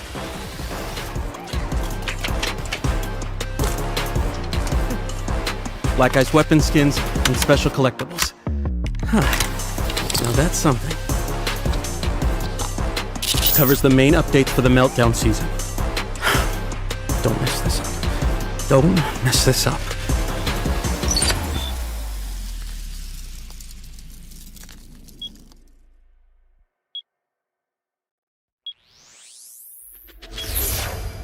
Welcome back. Time to Rise Showmatch, folks. You can stop spamming the chat. We've already selected the winners. And speaking of winners, game's not over. Game 5, though, FLC dominated. That is a plus 16 in their squad points, plus the Mandelbrick that they decoded. What a wild map for FLC Clan here, Vivid. That is a banger one. Jeez, yeah, this is crazy. Obviously, game 5 results, we knew exactly how this one was going to look. Team ZywOo picking up 4 kills as well, so kind of great to see them join the mix, as well as Faze Clan. For both of our teams going into that one specifically with a Mandelbrick already captured, Team Alliance and Team Spacestation Gaming, of course. They're going to be, resulting with a little bit of a negative in terms of the total assets. But we also know that both of the teams have been doing great in the rest of the competition, so they're going to be healthy enough to continue on throughout, as we do only have potentially 2 more games remaining. Obviously, like I already said, game 5, we kind of knew how this one was going to look, but I'm interested to kind of see what it looks like in terms of the overall leaderboard, right? Like, how have FLC kind of mixed things up with 16 squad points and a mana break from game number 5? Let's go ahead and check it out. Alliance still in first place with 35 squad points, but hot on their heels is FLC, just 5 points behind. Yeah, this is insane. Really, namely, I will really want everybody to look at the kill category of this leaderboard. This is one of the most disgusting performances in a great way that I've seen from a team like Team Alliance. Alliance has picked up 24 kills, a ridiculous total through our first 5, and impressive stuff. It's the reason they're at the top of the leaderboard. If the tournament were to end right now, we would look at the top 3 players, or top 3 teams rather, that have the mana bricks. We compare their squad points, and Alliance would win. Second now, FLC, leapfrogging well over SSG Spacestation Gaming, now at 30 points, only 5 behind of Alliance because of how big their last map was. With that all in mind, though, as we move into game 6, you could see a team like Team ZywOo, for instance, get this next mana brick and join that tiebreaker. You could see Team Gotaga and FaZe Clan potentially get this mana brick, join that tiebreaker, but it would come down to squad points. If Alliance, FLC Clan, or Spacestation Gaming get this next mana brick in game 6, we will not play game 7. They will be the winner of this incredible show match. So that's how it's all working out. And of course, we're going right back to Space City. This is how we end these tournaments. Space City, next map, no matter what. And if we do make it to game 7, the team in last place will either choose, hey, let's go back to Brackish, let's change it up, or let's stick Space City to wrap up this competition. So yes, this is Pro Scrims. It's also a show match, and ZywOo has been showing off for us today. So we've had a lot of giveaways for you all because of how well that team's been playing. They've got a ton of points right now, Vivid. If Team ZywOo was able to pick up a Mantle Brick, they potentially could be in the running to even win this competition on a tiebreaker, because they're only 3 points, I think, in total behind second place right now, barring the fact that they don't have a Mantle Brick. Yeah, still possible for any of our teams to win. Let's take a look at that operator pool for a couple of our teams here. Tempest column is looking a little bit dry, as just FaZe and Alliance there have that Tempest available to them each. Also, Stinger column being pretty used up, and this is where things are going to get a little bit weird for a lot of these teams, because yeah, we're seeing obviously the most common team, Tempest, Stinger, and Luna being pretty much grayed out for those top 4 teams over there. So they're going to have to kind of switch up the approach, which, you know, could make it a little bit less comfortable for these teams to kind of make something happen. I still want to see Team Alliance down there all the way out the bottom, bring out their Tempest, bring out their Stinger, and bring out their Luna, because it has obviously been proven time and time again that it feels like that is the best comp on this map, and they still have access to it. Remember, they're one of our teams with a mana brick already. So in my opinion, having the Tempest, very, very good for them. I think it's also going to be important as we're taking a look at the operator pool. Team Alliance have access to that tier 1 spawn again, as do SSG. Remember, kind of going into game number 5 there, neither one of those teams with a mana break could have actually gotten one of those early spawns or one of those T1 spawns because they had gotten it in the previous game. But now that they didn't get one last game, they have access to those T1 spawns again. And actually, we have an interesting little idea here. Team Alliance, Team SSG, and Team FLC, all 3 of our teams with a current captured mana break can actually spawn on that T1 spawn. It'll be cool to see how that one pans out. Yeah, a great breakdown there, Vivid, and I think it's worth mentioning not only those spawns, and like you mentioned, also who has Tempest left. This is the last chance for that advantage. The teams that elected to save their Tempest for round 6 will have a big advantage in terms of trying to steal, as well as trying to get the brick off rip. We've seen a couple times how advantageous it can be, but even with that being the case, I mean, I feel like the main thing we've actually been seeing is that you have to have smoke operators. I mean, you brought it up when we were talking through the operators. I think those that do have Stinger left, that's a big one. Having support operators like that, it really changes the game on how you can play this map, because there's just wide open sight lines. So let's see what the comps look like going into this next map, and also what the gear looks like. We know that ZywOo is coming in with full red everything. AWM and him, and a lot more snipes coming their way. There he is, bottom left of your screen. Everybody else, though, SSG starting to hurt a little bit for resources. Goes back to purple in terms of armor, still in the gold ammo. Alliance electing to go full purple across the board this time around. Want to make sure they protect some of their loot value. That gold ammo extremely expensive. Keep that in mind as we get into this matchup. But Team Gotaga sprinting for the brick, as well as Alliance, who get a T1 spawn, and SSG already crossed the bridge. Faze hot on their heels. Could get chaotic very quickly. Yeah, absolutely. Taking a look at ZywOo down there. He's going to be on the firing. It was a big question mark for me. He had been playing DWF pretty exclusively, swapped over to the Stinger. But now he's going to be kind of forced onto a different operator here, and he's opting for the Viren. Taking a look at Alliance, they did kind of pull out that comp that I was talking about. They have the Tempest Luna and the Stinger, so kind of no surprise there. For Team FLC, are kind of running out of options in terms of the strong comps on a map like this. A Seneva is kind of what they're going to be opting for. I mean, hey, a defensive play. I mean, Seneva's not a bad option to be able to hold a mantle brick decoding station, especially if you elect to try to go interior. Like, we don't have test range, but I don't hate the idea. Let's see how it pays off again. Faze, Alliance have those Tempests, so big moment for either of these two teams. But it's actually Team Gotaga who just off spawn immediately just stick the brick grab, and they're sprinting for their lives. A couple bullets maybe going their way, but really, they kind of get it for free. They're just the first to the party.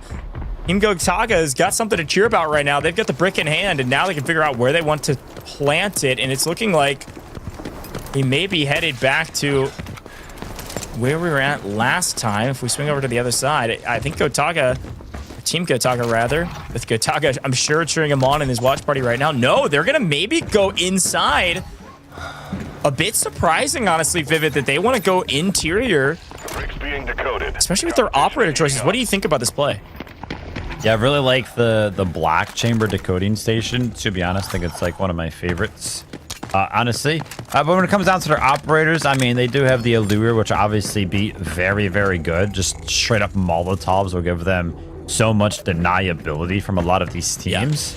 Yeah. That being said, you know, kind of the way this has been panning out a lot of these games prior is that a lot of our teams haven't really had to defend at all, at least on the initial approach. So operators might not even have to come into play here. And Team FLC are once again kind of in this position up here on the bridge where it's like, hey guys, man, we kind of got to get into the mix here. But instead, they're kind of playing these positions to just feel like, it feels like they're interested more in like denying rotations from a lot of our teams. And oh my gosh, taking a look at the kill feed, top right, Havoc Machine Gunner. I'm not sure what team he's on, but kills all, and it looked like Skies as well, down to 50% HP, man.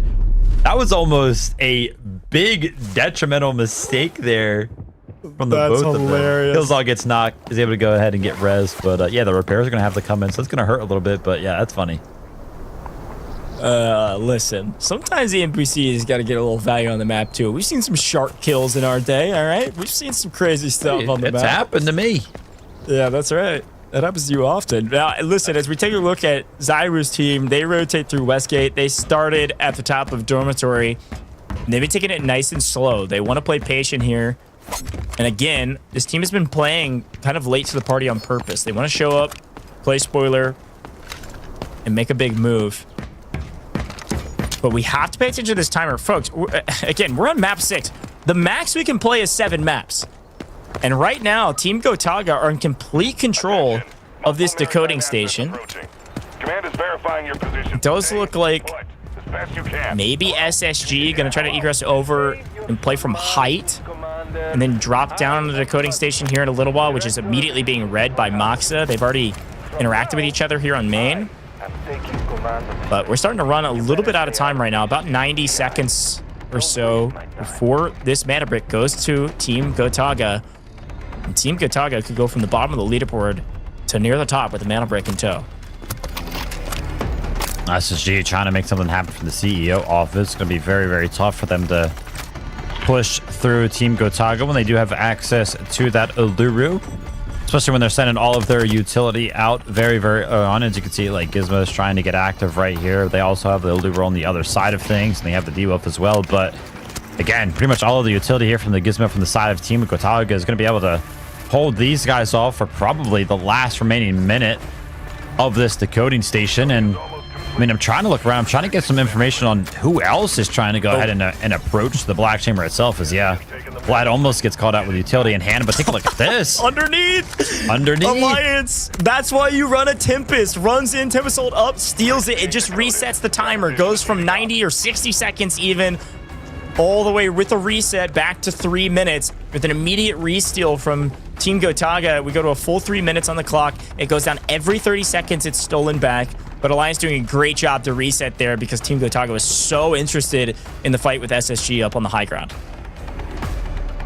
A little bit more of what we are used to seeing as it kind of concerns the back and forth with the decoding station. So kind of great to see that it feels like we might potentially get a little bit of a normal match here. A quick reminder as we do go through things on the left side of your screen, all the way to the left of the UI that kind of shows the operators, those little orange squares kind of let us know which one of our teams have a mana brick already captured. So those 3 teams, if they capture it at the end of this game, they're going to go ahead and they're going to end this scrim session. They're going to end the competition because they're going to win. First, the 2 mana bricks does win, but currently Team Gotaga has control of it. On the backside, though, Raid Bull is going to be picking up Alliance. That's going to be 2 knocks for the side of Team ZywOo. They're going to be in a 3v1 situation against one of the teams that are favorites to win.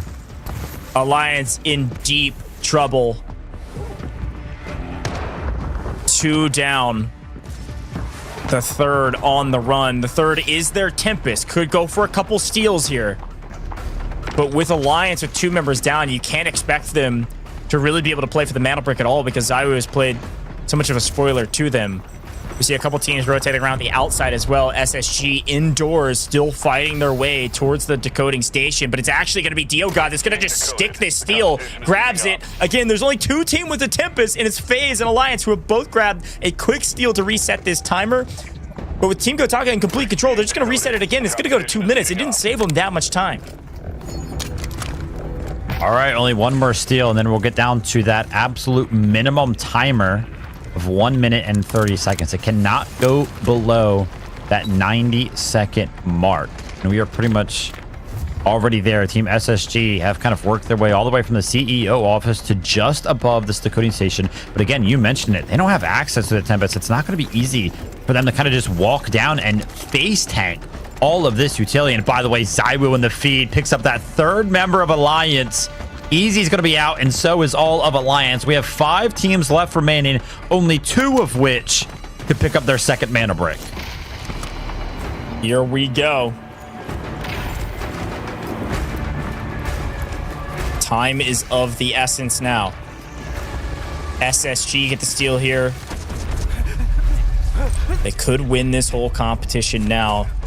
Like you mentioned, with Alliance gone, only a couple teams that can do that. FLC, SSG. Only Faze has a Tempest on the map.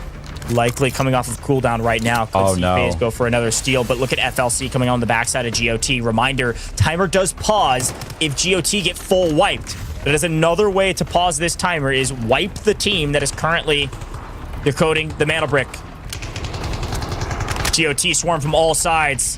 FLC trying to find an angle on the backside, but of course we got to pay attention to SSG, who's going to try to make a move here. 20 seconds on the clock. ZywOo's team getting into the mix as well. Killzall trying to find any viewpoint through the smoke. It's launching point-blank rockets, and it's working. Finds Nox. There's another one prone. Killzall goes down. He gets full wipe. SSG's gone. It's utter chaos on the map, but GOT can win it right here. They can get the brick and save the day. They're going to win the map. They will not win this competition, but they wipe most of the map. And GOT, Team Gotaga, not only get a crazy amount of kills, but they get the mana brick. Folks, we are going to Game 7. Competition is not over. But this map in utter shambles as Team Gotaga plant the brick and they get the brick. What a sequence. I don't even know what just happened. As the trades are still trying to find their way in here, Team Gotaga do go ahead and successfully wipe out Team FLC. And taking a look at the aftermath here, it's just going to be Team ZywOo and Team Gotaga left alive. It is going to be a 2v2 right now, but Team ZywOo, their third member, Sirius, is in a pretty bad spot in terms of having access, being able to be rezzed. I'm pretty sure they hear the audio, but hey, I mean, yeah. What a great hold from the side of Team Gotaga. They didn't even hold off a push. They held off like 4 teams simultaneously. What a insane sequence. Everybody swarmed at the exact same time. And Team Gotaga just found kill after kill after kill, proned out in credit corners, smokes up, just wiping everybody. And here's ZywOo on the backside, is able to get a trade, but is standing in an incendiary, so he's going to fall as well. Gotaga, last team remaining. The incendiary goes huge, and we might have been questioning Team Gotaga's operator choices, but now they're asking us to put the boot back in our mouth and say, shut up, casters. We know exactly what we're doing. Incendiary does beyond enough work to wipe the entirety of this lobby, and Team Gotaga win the engagements, they win the brick, they kill everybody on the map, and they have time to extract. Wow. Yeah, huge win there. For, you know, it's kind of funny. It's a huge win for Team Gotaga, but it's like a small victory for the side of Faze and Team ZywOo, as, you know, if any of the other teams kind of secured the mana brick, then the competition would have been over. So, still a chance. I feel like the squad points have kind of been picked up, make it almost impossible in the grand scheme of things of the leaderboard. But yeah, you were kind of questioning the comp. So were we? No Tempest available. Just go ahead and walk down to the initial spawn of the mana brick, pick it up, and take it to the coding station, and kind of just hold it from there. And they had the perfect operators for it, man, right? So defensive with the Alluro, with the Gizmo. Obviously, we did see Team ZywOo get very, very active as well. And a couple of our teams did try to, you know, hold this thing down, prevent the initial seize of the mana brick. But when everything kind of ensued, man, it was Team Gotaga left standing. What a clean play there from Maxa, too. The replay showed us. He went for a kill, got it, traded, went into the back of the closet, closed the door. They passed by him, and he's able to peek back out to get the win there. And then the incendiary just, I mean, does so much damage, not only on ZywOo, but also teammates as well. So GOT able to win the map on the back of well-placed utility and just, frankly, smart plays amidst the chaos. Everybody else had to pay attention to the decoding station. The one advantage that Team Gotaga had was that they were able to slow down a little bit and just play for the kills, because they knew they could always steal it right back should somebody grab a steal in the last couple seconds. Also, 5 minutes left remaining on game number 6 here on Space City. So, you mentioned it, they're obviously going to be able to go ahead and extract the chance to go ahead and pick up blue. I feel like probably all of our teams have amounted a sizable enough bank to not really have to call into question whether or not they're going to have to be kitted for any of the remaining games, as it currently stood like a couple of games ago. But we obviously only have one more game remaining. Game number 7. It's going to be either Team Faze or Team ZywOo that are going to be able to pick the map. I'm not necessarily sure who's in last place, but it's of course going to be a team without the mana brick. And they're going to have the opportunity to choose between Brackish and Space City. I feel like a lot of the times when the choice has kind of been allotted, we usually actually return to Space City, so I wouldn't be surprised if we do find ourselves on Space City for the last map. Yeah. I don't know. I think that is an interesting quandary now that we're going into map 7. And again, I want to keep answering some folks in the chat questions that you're asking now quite a while ago, but just to fully talk about how this works.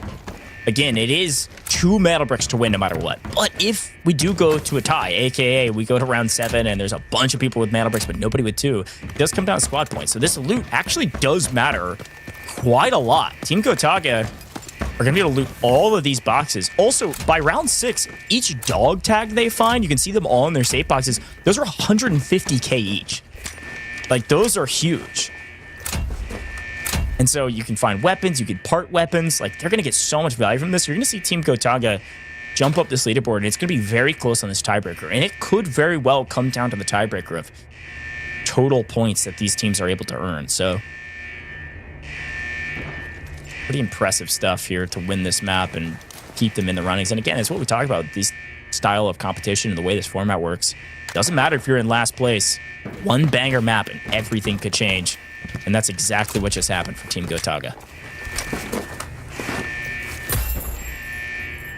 It'd be cool to see just exactly how many points they were able to kind of pick up from this game. Memory is not really serving me well. I wonder what the most amount of squad points we have seen in terms of a swing throughout the day has been. It was FLC last game, right? I can't remember exactly how many squad points they were able to pick up. I think it was like upwards of like 15 or something like that. Just kind of come down to how many total kills Team Gotaga were able to pick up amongst all the chaos. Pretty much impossible for us to count, by the way, because in that like 15 to 20 second span, I felt like there was a paragraph going off in the kill feed. Like it was just flying by. A lot of trades coming in. But yeah, as it currently stands, 1 minute remaining on the extract for Team Gotaga. Gets out with the spoils, get out with their mana brick. And we are going to be faced with that decision. Obviously, who's going to be in last place and who's going to be allotted the choice between Brackish and Space City. Oh, look at this. So you can actually see right here, Maxa has 6 kills, and then Vlad has 3 bottom left. Yeah, they had 9. So many points, man. I mean, they're picking up. If this number is perfectly right, which it changes a little bit, but with all of them getting out, it should be pretty correct. Let's just say it ends up being 16 million. That's 8 points there, 9 points in kills. That is a 17-point jump on the leaderboard for Team Gotaga, plus the fact that they have the mana brick. So they'll definitely be within reach of playing for some of these tiebreakers, especially because you're going to see some of the other teams go negative in points, right? Those points are based on total assets. So once you start bringing in really expensive gear and you start losing it, folks, that's it. Team Gotaga, fully extract. They get the mana brick. They get 9 kills. I know that Gotaga watch party is jumping up and down and screaming because, well earned, gentlemen. I know this is a scrim, but this is the beginning of something new. The Rise series is right around the corner. We're about to kick off the Pro League here with Delta Force Esports, and Team Gotaga is a part of that. And they had a little bit of a slow start, but they are cooking now after round 6. I have no idea where this leaderboard is going to land, but Vivid, I mean, walk me just generally back through that map in your mind and kind of the way it played. Was there any like key plays, key mistakes, or was it just utter chaos throughout the course of the map? Because it felt like chaos to me. Yeah, I was going to say, it's pretty much just chaos. I mean, Team Gotaga was pretty much in control from the get-go. We saw them kind of just run down into the bottom middle of Space City, pick up the mana brick, take it over to the decoding station. They never had to leave after that. And I mean, yeah, it got stolen a couple of times, but nothing too crazy because it was kind of just Tempest ults sending themselves in to go ahead and get the steal. And like we obviously saw, they were able to defend. So we're going to map 7. Going to map 7, folks. No matter what, this is the last map of the day. Will it come down to the tiebreaker of our total points, or will it come down to a team decoding the second mana brick and therefore putting them at the top of the leaderboard? No matter what. Crazy format. Has been so much fun today, but of course we got to reward you still for being here. Let's get some love to Gotaga, who's watch partying this, and his team's competing in this, and they just had a banger. Your new keyword for a giveaway is Gotaga. You can figure out how to spell it if you're watching the broadcast, and definitely go check him out as well. Fantastic creator, and one of the reasons that his team's doing so well, giving them a lot of support right now. So shout out Gotaga. Type that into the chat. That'll be your keyword. We'll be done with this giveaway at the end, or probably during this break. Just pay attention to the chat, and we'll get our next 5 winners of the Delta tickets and 5 winners of the pass. We'll get you your premium passes as well. Make sure your whispers are open, folks. We're going to take a short break here in the booth. When we come back, last map of the day, no matter what. Hello, Commander. Rumors state that in your youth you studied at prestigious universities overseas and traveled in pursuit of civilization. However, others have called you brutal, greedy, and said you... All bullshit.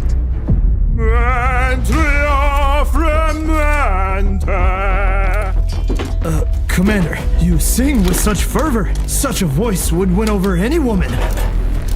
Details, details. Pay more attention. Civilization. Those scholars and philosophers only taught formulas, not survival. These so-called big shots, all refined and polite with their manners and decorum. But the moment they smell profit, oh, they'll show you what real civilization looks like.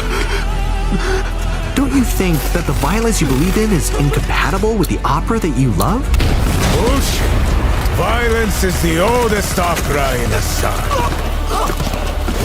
He whose blade is sharpest, whose magazine runs deepest, is the one who sings the sweetest.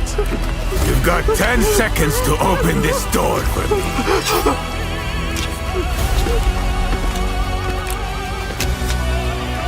You shouldn't have trusted me. I don't trust anyone.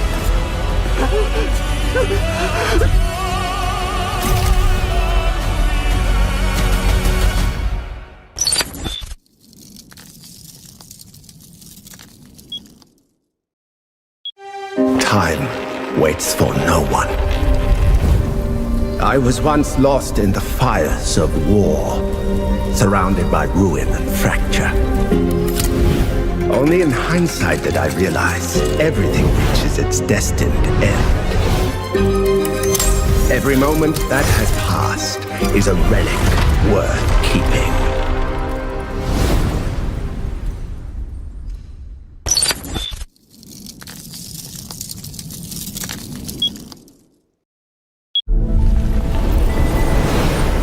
They once believed themselves to be eternal stars in their own worlds. Burning without restraint, expanding without order. And that chaos, they called it freedom. But all of it was nothing more than flaws in the fabric of the universe. I too once basked in daylight, believing kindness defined the limits of this world. But I was wrong. If they choose chaos, if humanity is riddled with corruption, then let judgment descend.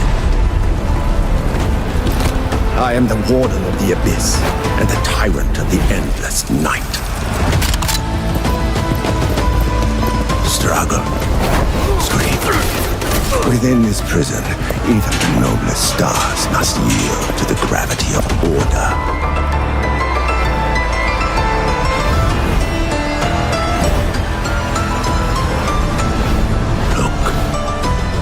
The stars have returned to their rightful places.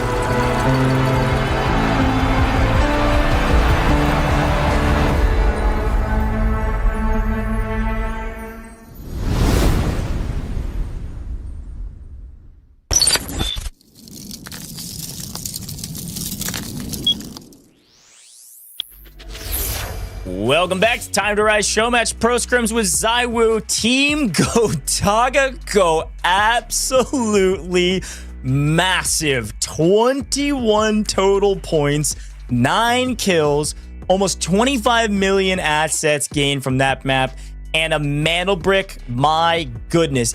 I don't know if it could have been a better map for them, Vivid. This puts them well within the running at the top of the leaderboard to potentially win this entire thing. Yeah, what a swing. Holy cow. I was kind of talking about, oh man, I think the largest amount of squad points we've seen in a single game throughout the day has been like, what, like 15? 21 for sure has to be the record. 9 kills, 25 million assets, and of course the man back. Now, with such a big swing, said the same thing last game when we saw FLC kind of have their breakout performance. How exactly does this mix up the overall standings, right? You've got to imagine, you got to be like second, third, something like that, maybe even potentially first. Here it is. It's going to be the reveal right now. A tie. We are actually tied for first place in terms of squad points. Alliance are actually going to be in first place because the tiebreaker, when we're tied with Manobrick's squad points, it goes to kills after that. So Alliance, of course, having 24 kills, an incredible performance for them throughout the day. But the fact that this is actually so close is scary. This is, yeah, I haven't seen a tie in squad points in a long time as well when teams have mana bricks. So the way this works as of current, now again, we're playing one more map, so this is going to change dramatically, but Team Gotaga just went from last to second place, tied for first essentially in a couple different tiebreakers. The way it currently works is it's mana bricks first. Of course, if any team gets 2 mana bricks, they win no matter what any other stat line says, okay? So going into map 7, if Alliance, Team Gotaga, FLC, Space Station, if any of these 4 teams pick up this next brick, they win this competition. However, if we have 5 teams with a mana brick, or if nobody gets a mana brick, which is possible, and this is what our end game leaderboard looks like, it'll go to squad points. And if squad points are tied, it goes to kills. So Alliance are still in a really good spot. They're still at the top of the leaderboard. And the last thing there's a question mark about as we go into the last map of the day is that we told you at the beginning of the day, game 7, folks, that's dictated by the team in last. So FaZe Clan got to pick what this next map will be. It will either be Space City or it will be Brackish. We are going back to Space City. FaZe feels something in the water about Space City, and they want to try their hand at it again, Vivid. We're headed right back where we've been. Yeah, I mean, no surprise. Like I mentioned, we kind of see this typically happen. By the way, take a look at that leaderboard. On the back foot, I've seen a 21-point swing there from Team Gotaga. The fact that FaZe Clan all the way in last place currently has 17 points means that it is pretty much possible for anybody to still win this competition without a doubt. I also saw Team ZywOo, of course, they are on 29 points right now. And the reason why they go ahead and mention those 2 teams specifically, because those are the only 2 teams without a break. Of course, if any of the other 4 teams go ahead and pick up the second mana brick here in game number 7, then they're going to win, obviously, because it's just 2 bricks and then we are absolutely done. But if any of those bottom 2 teams, Team ZywOo or Team FaZe, are able to pick up a mana brick of their own, they would then have to win in squad points or some of the tiebreakers after that. And like I mentioned, a 21-point swing that we just saw, definitely still possible from a position of 17 points. Yeah, and you got to remember the reason that there's so much swing from, especially from the loot value standpoint, like this total assets you saw just gigantic from the side of Team Gotaga, is because they wiped the map. They knew they were the last team available. They checked every single box and they picked up, however, 5 teams of 3. So what is that? 15 dog tags that are 150k each. You all can do the math a little bit faster than I can, but that's a couple million just in tags, let alone their weapons and the kits that these players are bringing in, right? So when you can wipe a full map, get a mana brick, and also get out of the map, that's where the points dramatically swing across the board. So I don't know. I feel like everybody's just going to full send their kits going into the last map of the day, which means whoever wins this map, if there's enough time to also extract, there is a ton of loot value still on the map. Now, with the new Rise series rules changes, it is every 2 million loot value gives you a point. This leaderboard will look totally different with the old rules. So I'm actually quite liking the fact that we've changed the rules this way. It kind of gives an opportunity for all of these teams to still play for the win here. And kills are even that much more valuable, which is still putting Alliance at the top of our leaderboard. All right, there it is. Anybody can still win. And also the very, very cool thing about this, Goose, we're going to game number 7, which means one thing and one thing only. The operator pool is absolutely reset. We kept talking about, oh, listen, we're playing a format where you can only use, the same operator twice throughout the day, but that was only through the first 6 games, because once you get to game number 7, listen, we're very, very, considerate here on the esports side of things. We're like, listen, okay, you just played through 6 games, right? You're probably going to be out of operators at this point now that we're going to a 7th game. So let's just go ahead, reset those operators. So everybody's going to be back on their comfort picks, which makes game number 7 so fun as well. Yeah, I mean, let's talk about metas, right? Sometimes we're able to see like different pick rates and stuff throughout the course of qualifiers. This is just a show match. This is just a scrim. But in general, what is the meta comp as we move into Space City? What are you expecting every single team to run going into this next map, or at least close to it? I mean, I would have initially said for sure, like the Luna, the Stinger, the Tempest, for sure. But I think we've actually seen a couple of our teams when we're jumping into Space City, when they are essentially a team that doesn't have access to a tier 1 spawn, which I think is actually going to be Alliance, and I'm not necessarily sure of the other team. They've actually opted to go ahead and not bring in a Tempest, so potentially kind of thinking about that. But that being said, yeah, just kind of wouldn't be surprised if we see Tempest, Luna, and Stinger across the board, maybe with a couple of variations in there. And actually, we're going to be having that information right here in front of us. Yeah, it's a Tempest on every single one of our teams, almost a Luna on every single one of our teams. Only Team Gotaga is actually opting to not bring a Luna in favor of the Morris right there. And they're actually not taking a Stinger either. They're actually opting for the Toxic, as is Faze as well. Yeah, this is pretty standard. You'll oftentimes see Toxic and Stinger kind of be exchanged out 1 for 1. Most teams will run each of them, but let's take a look at the priority spawns. It's actually ZywOo that gets a T1 spawn. He's at Westgate. FLC is going to be hot on their heels. Look at these shock arrows coming through. They need to be careful. So it's one of those moments on the map that we always have to check out because it does get a little mixy if you're not careful. They do a great job of working their way through Westgate and onto the map. It looks like Raid Bull. Is Raid Bull hanging back? I think he fell in the water. I think he jumped off the gate. Oh, no. I thought that was a strategic play. Raid Bull's swimming, baby. Is going to kind of make his way over to the ladder that kind of brings him back up to the surface. So we'll have to find some incredible timing right now from the side of FLC. They're obviously going to have no idea that he is over there. But they're going to be, crazy. You know, actually opting to not rotate through Westgate. So Raid Bull should be fine as long as he takes his timing and his approach adequately. But again, you know, finding this information out is going to be extremely difficult. Team ZywOo does have that Luna, so hopefully they can kind of just send a Luna dart over the top and hopefully get the information that nobody is actually here. Quick note, by the way, production pointed it out for us. ZywOo is in gold armor, by the way, so it's going to be a little less value on the map, but still expensive kit out there if you're able to wipe the full map. Little brick is out. We'll see who gets it first. FLC in a bit of engagement here from distance, tossing quite a bit of util down. Oh, no, look at this Faze fighting SSG. Pick up Skies. Again, SSG just getting caught out in the open in these rotations. Faze beating them to the punch to get to the ramp first.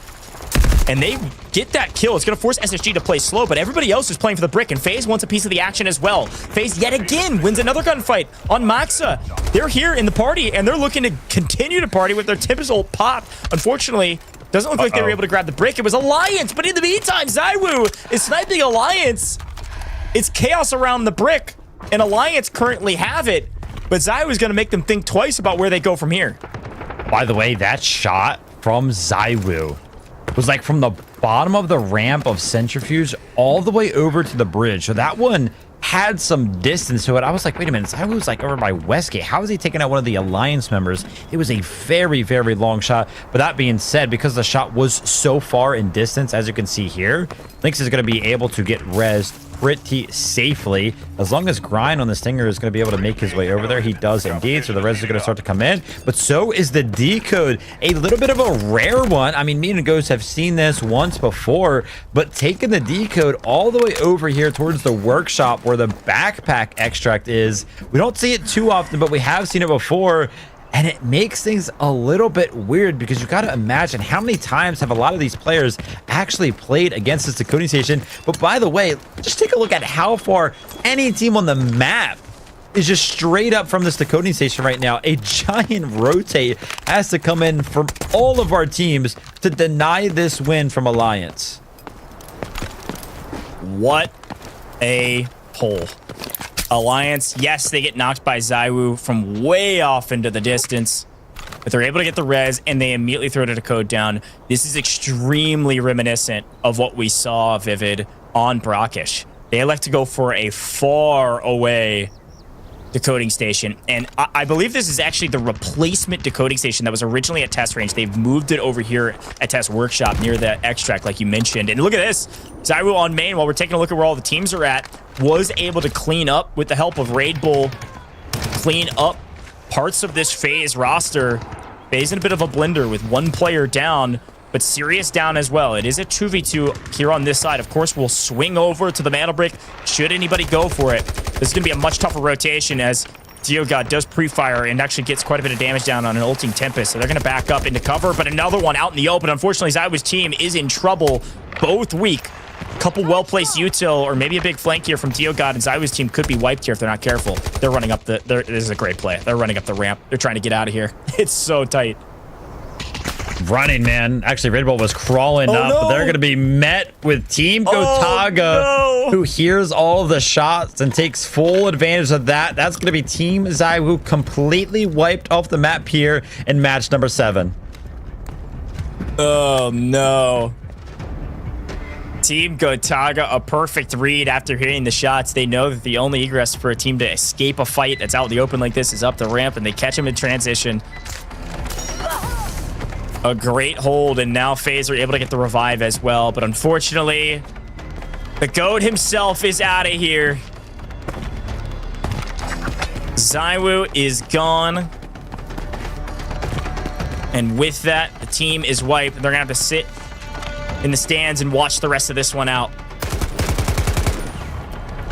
For all of our other teams, though, like I mentioned, have to refocus here. Only 1 minute, by the way, before this decoding station does go off for the side of Alliance, and that'll be an automatic win for them. The only team that's pretty much close enough to them is going to be SSG, who are up on the bridge. That's a great vantage point, but you got to imagine Alliance are going to be fully set up for this. Some of the other teams, Team Gotaga, Team Faze, they're trying to just go ahead and take this 3v3 off of the distance, and they're just trading back and forth. But take a look at Killzall. He's trying to get into the mix right now, but Too Easy actually denies the Tempest from stopping the decode right there. And as a result, Killzall jumps on the decoding station. He does get the decode in. He does get the steal, but after that, he gets knocked. Currently, as it stands, Killzall is knocked, but for the side of Alliance, Lynx is fully eliminated as it currently stands. So Grind on the Stinger is trying to make a play to go ahead and make this res happen. Hopefully, they are able to go ahead and pick him up, and they will return to a 3-man team.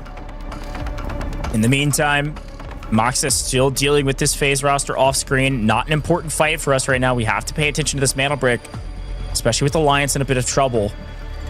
Again, there are 4 teams. 4 teams that could win the competition with 2 Mantle Bricks right here. Otherwise, it'll come down to points, and Faze is gone. Team Gotaga with a full wipe. They're going to be able to get their res as well. Team Gotaga have 6 kills right now. There's a ton of value for them, but again, a team could get the Mantle Brick here, and all that work that Team Gotaga is doing in the last 2 rounds of this competition may be all for naught. Easy's getting really aggressive to be able to try to make a play here. SSG in control. Also cool to see SSG pick up their Tempest as well. There's going to be Killzall that was initially locked on the decoding station. They're trying to go ahead and sniff out Easy here. I think the kind of audio came in, so they tried to use the disarm right there. And they're definitely going to know that he is here after Easy went ahead and threw that disarm from that location. But because SSG are not kind of sitting up on top of the bridge itself, they actually don't really have any sight lines towards the decoding station itself. So as you can see, Alliance is actually flooding the top of the bridge because this is where they think SSG should be playing from. But they're running up to the top of the bridge and they don't see anybody up here. Wild timing. But look who's coming to the party. Team Gotaga. Folks, it is now 100% certain, by the way, with ZywOo's team and Faze wiped off the map, that unless nobody gets the Mantle Brick, one team will be winning. There are no tiebreakers. Alliance with the steal. 3 minutes on the clock. What? Whichever team ends with this Mantle Brick will win this competition. All 4 of the remaining teams have one already. By the way, FLC, amongst all of the chaos, snuck all the way around to the backpack extract. So they're actually behind the decoding station and currently one of the teams in the best positions. They're actually about to jump on the decoding station as all of these other 3 teams seem to find themselves stuck amongst the tunnels and the bridge.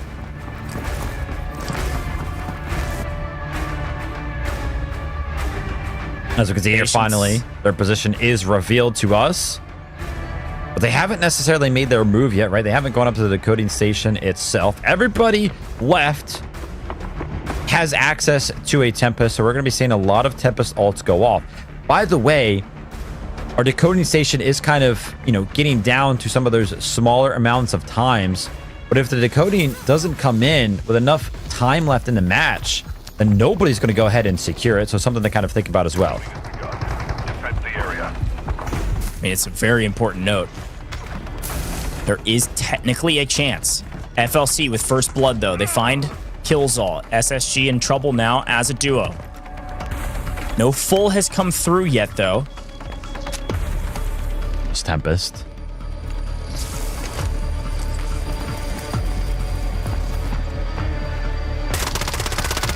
Oh man, shots under the bus itself. Actually, there's going to be incredible shots. Now the Toxic ult does come in, trying to apply some pressure. That's fine. And it's going to be found right there. Vlad with some crazy shots hit. They're going to be finding the full as well. Now they have to go ahead and sniff out some of the remaining members of FLC. They find the second, trying to find the third, who's in the retreat right now. He rolls all the way out into the open, trying to make the cross across. But he ends up going down, but not before he does take out Vlad. So this is actually going to go ahead and delay the push from the side of Team Gotaga. And as a result of that, Killzall is going to be able to walk up to the decoding station and steal it. We're down to 2 minutes. The next time a steal comes in, we're going to be down to just 90 seconds for the remainder of the game. Yeah, minimum 90 seconds on the clock. FLC did get wiped in that Gotaga fight. Team Gotaga are on a tear in the last 2 maps, but SSG in control. Some of our Tempest CDs are coming off right now. Should see another Tempest ult potentially as needed to go for a steal. Only a second that you're needed on that decoding station.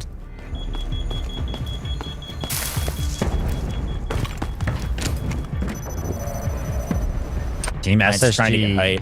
Poof.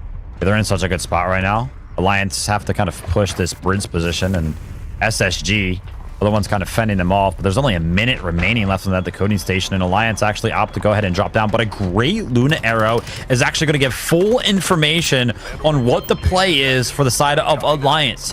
You got to imagine, though, with SSG and Alliance kind of getting into the mix, what are teams Gotaga going to do? But oh my gosh, potentially a mistake from Vlad. I think he jumps on the decoding station before the smoke lands, or the smoke might have missed, and he was standing in the open. That's going to be their Tempest down. Or actually, no, Team Gotaga don't even send their Tempest. Get it back. Still get the steal. It wasn't their Tempest that they sent, but Team Gotaga was able to swing in and grab the steal after their first went down. So now we have 70 seconds on the clock and counting. There's a Tempest coming through for SSG. They will not have that on cooldown. It'll be the last couple seconds, potentially, that they could use that against. They're going to have to rely on just raw gunpowder here. And with Killzall having to self-res in the meantime, Alliance are back to full power and could be making a play down here. And they're actually able to get Killzall fold. Killzall's on yellow timer. SSG's in trouble, even though 2Easy's in a good spot up on height. But look at Grind. Grind's creeping. Grind's creeping. Great opportunity here, but you got to imagine. Oh my gosh, he just clicks. He just shot on accident, but the opposition does not actually hear the shot. Grind is going to be pretty much playing distraction here. The Luna arrow tries to come out, tries to find the information, but gets stuck on the zip line right there. SSG 2Easy is trying to make something happen, but Grind is just playing the retreat game. But take a look at this. Still, the decoding station is being decoded by Team Gotaga, and there's only 20 seconds remaining. And with a bunch of trades happening, are they going to win it? Is it just going to be Team Gotaga? Gotta look at Team Gotaga. 10 seconds. Here they are. They're holding the line. Lynx is gonna try to get the steal. No. He gets arrowed. Max is holding the line. He barrel stuffs him. Alliance can't get there in time. Team Gotaga are able to do it. They have won the competition in the last 2 maps. I am out of my chair. They were able to hold the line. They go back to back and get the second brick. Are you kidding me? It was millisecond differences from Alliance being able to get there. I think that shock arrow, the arrow from the Luna, saved the day. What on earth, Vivid? I was not expecting this. There's an incredible exchange of events right there. They played it so well, having full control over the decoding station. Of course, towards the end of things here, they're just trying to go ahead and take a little bit of a victory lap and prove exactly that they can also win the gunfights outside of the competition itself. Jumping back and forth against Easy, who has been an absolute fragger throughout the day, but he's going to be getting shut down by Nock, who was trying to go ahead and pre-fire one of the last 2 remaining members of SSG, but it doesn't matter, guys. 2 Mandel bricks have been secured by Team Gotaga, and you kind of mentioned it last game. In game number 6, the clutch Mandel bricks secure there. Probably had the watch party jumping up and down. What about a win? What about the second Mandel brick? Now we got to be flying around. Holy cow. A fun couple fights here to wrap up this lobby. SSG in full power yet again. They want to end the lobby as the last team standing, and they will. SSG will be the last team standing and therefore likely pick up a ton of loot. And if it would matter, if we were not just doing scrims in a fun show match, this loot would matter to potentially be able to make a play for second place overall. When it comes to the Rise series, there's so many things on the table for these teams, and being able to take a second place, for instance, in a matchup would be a huge win for them. But at the same time, in a show match like this and in scrims like this, it's all Team Gotaga all day. They did exactly what they need to do. They found 10 kills. Shoo. And were able to get the second mana brick and therefore have won this competition. What a wild finish for Team Gotaga. There's so much we could talk about. Congratulations to Gotaga, who's watch partying this, and just in general, this full roster. The amount of resilience it takes to be in last place and then grab both bricks in rounds 6 and 7 to then win the entire competition. Crazy, crazy stuff. Like you mentioned, SSG still just trying to go ahead and pick up some loot here, send one of their members out through the backpack extract, but pretty much just fighting for second place if it's possible. Trying to kind of make something happen here, as they do go ahead and opt to send Too Easy out. And I can't lie, it looked so good for SSG for a large majority of that as well, right? Killzall was playing around the Tempest it's very, very well, but you know, ultimately just Team Gotaga amongst all of the chaos, man, they found themselves in control of the decoding station and just let Team SSG and Team Alliance up on the bridge just go head to head. And we're like, hey guys, have fun, man. You guys can keep fighting all you want. There's about 20-30 seconds left before we just win. And sure enough, as those seconds started to dwindle, they just had to defend for a little bit longer, and they did just that.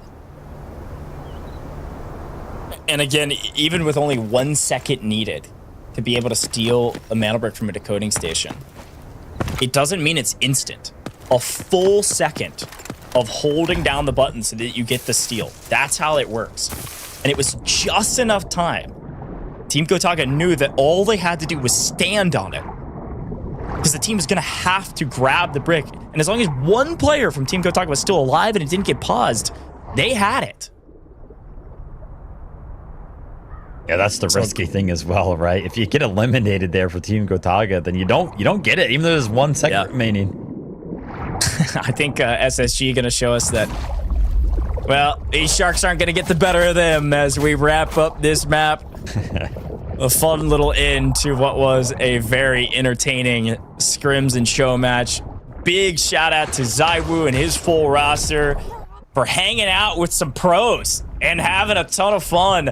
We had some highlight level clips from all of our players, but especially ZywOo, who we know is an insane esports player in general, but to tap into the pro scene of Delta Force with brand new Rise series here and scrim against some of the best in the game and be able to put on a show like he did was really fun to watch. But also a big shout out to all of our pro teams for kind of rolling with, you know, this is scrims, these are pro scrims, but then ZywOo's on the map with full reds and an off rip. Like, so much fun, so much at stake in just a fun scrim that we were able to put on.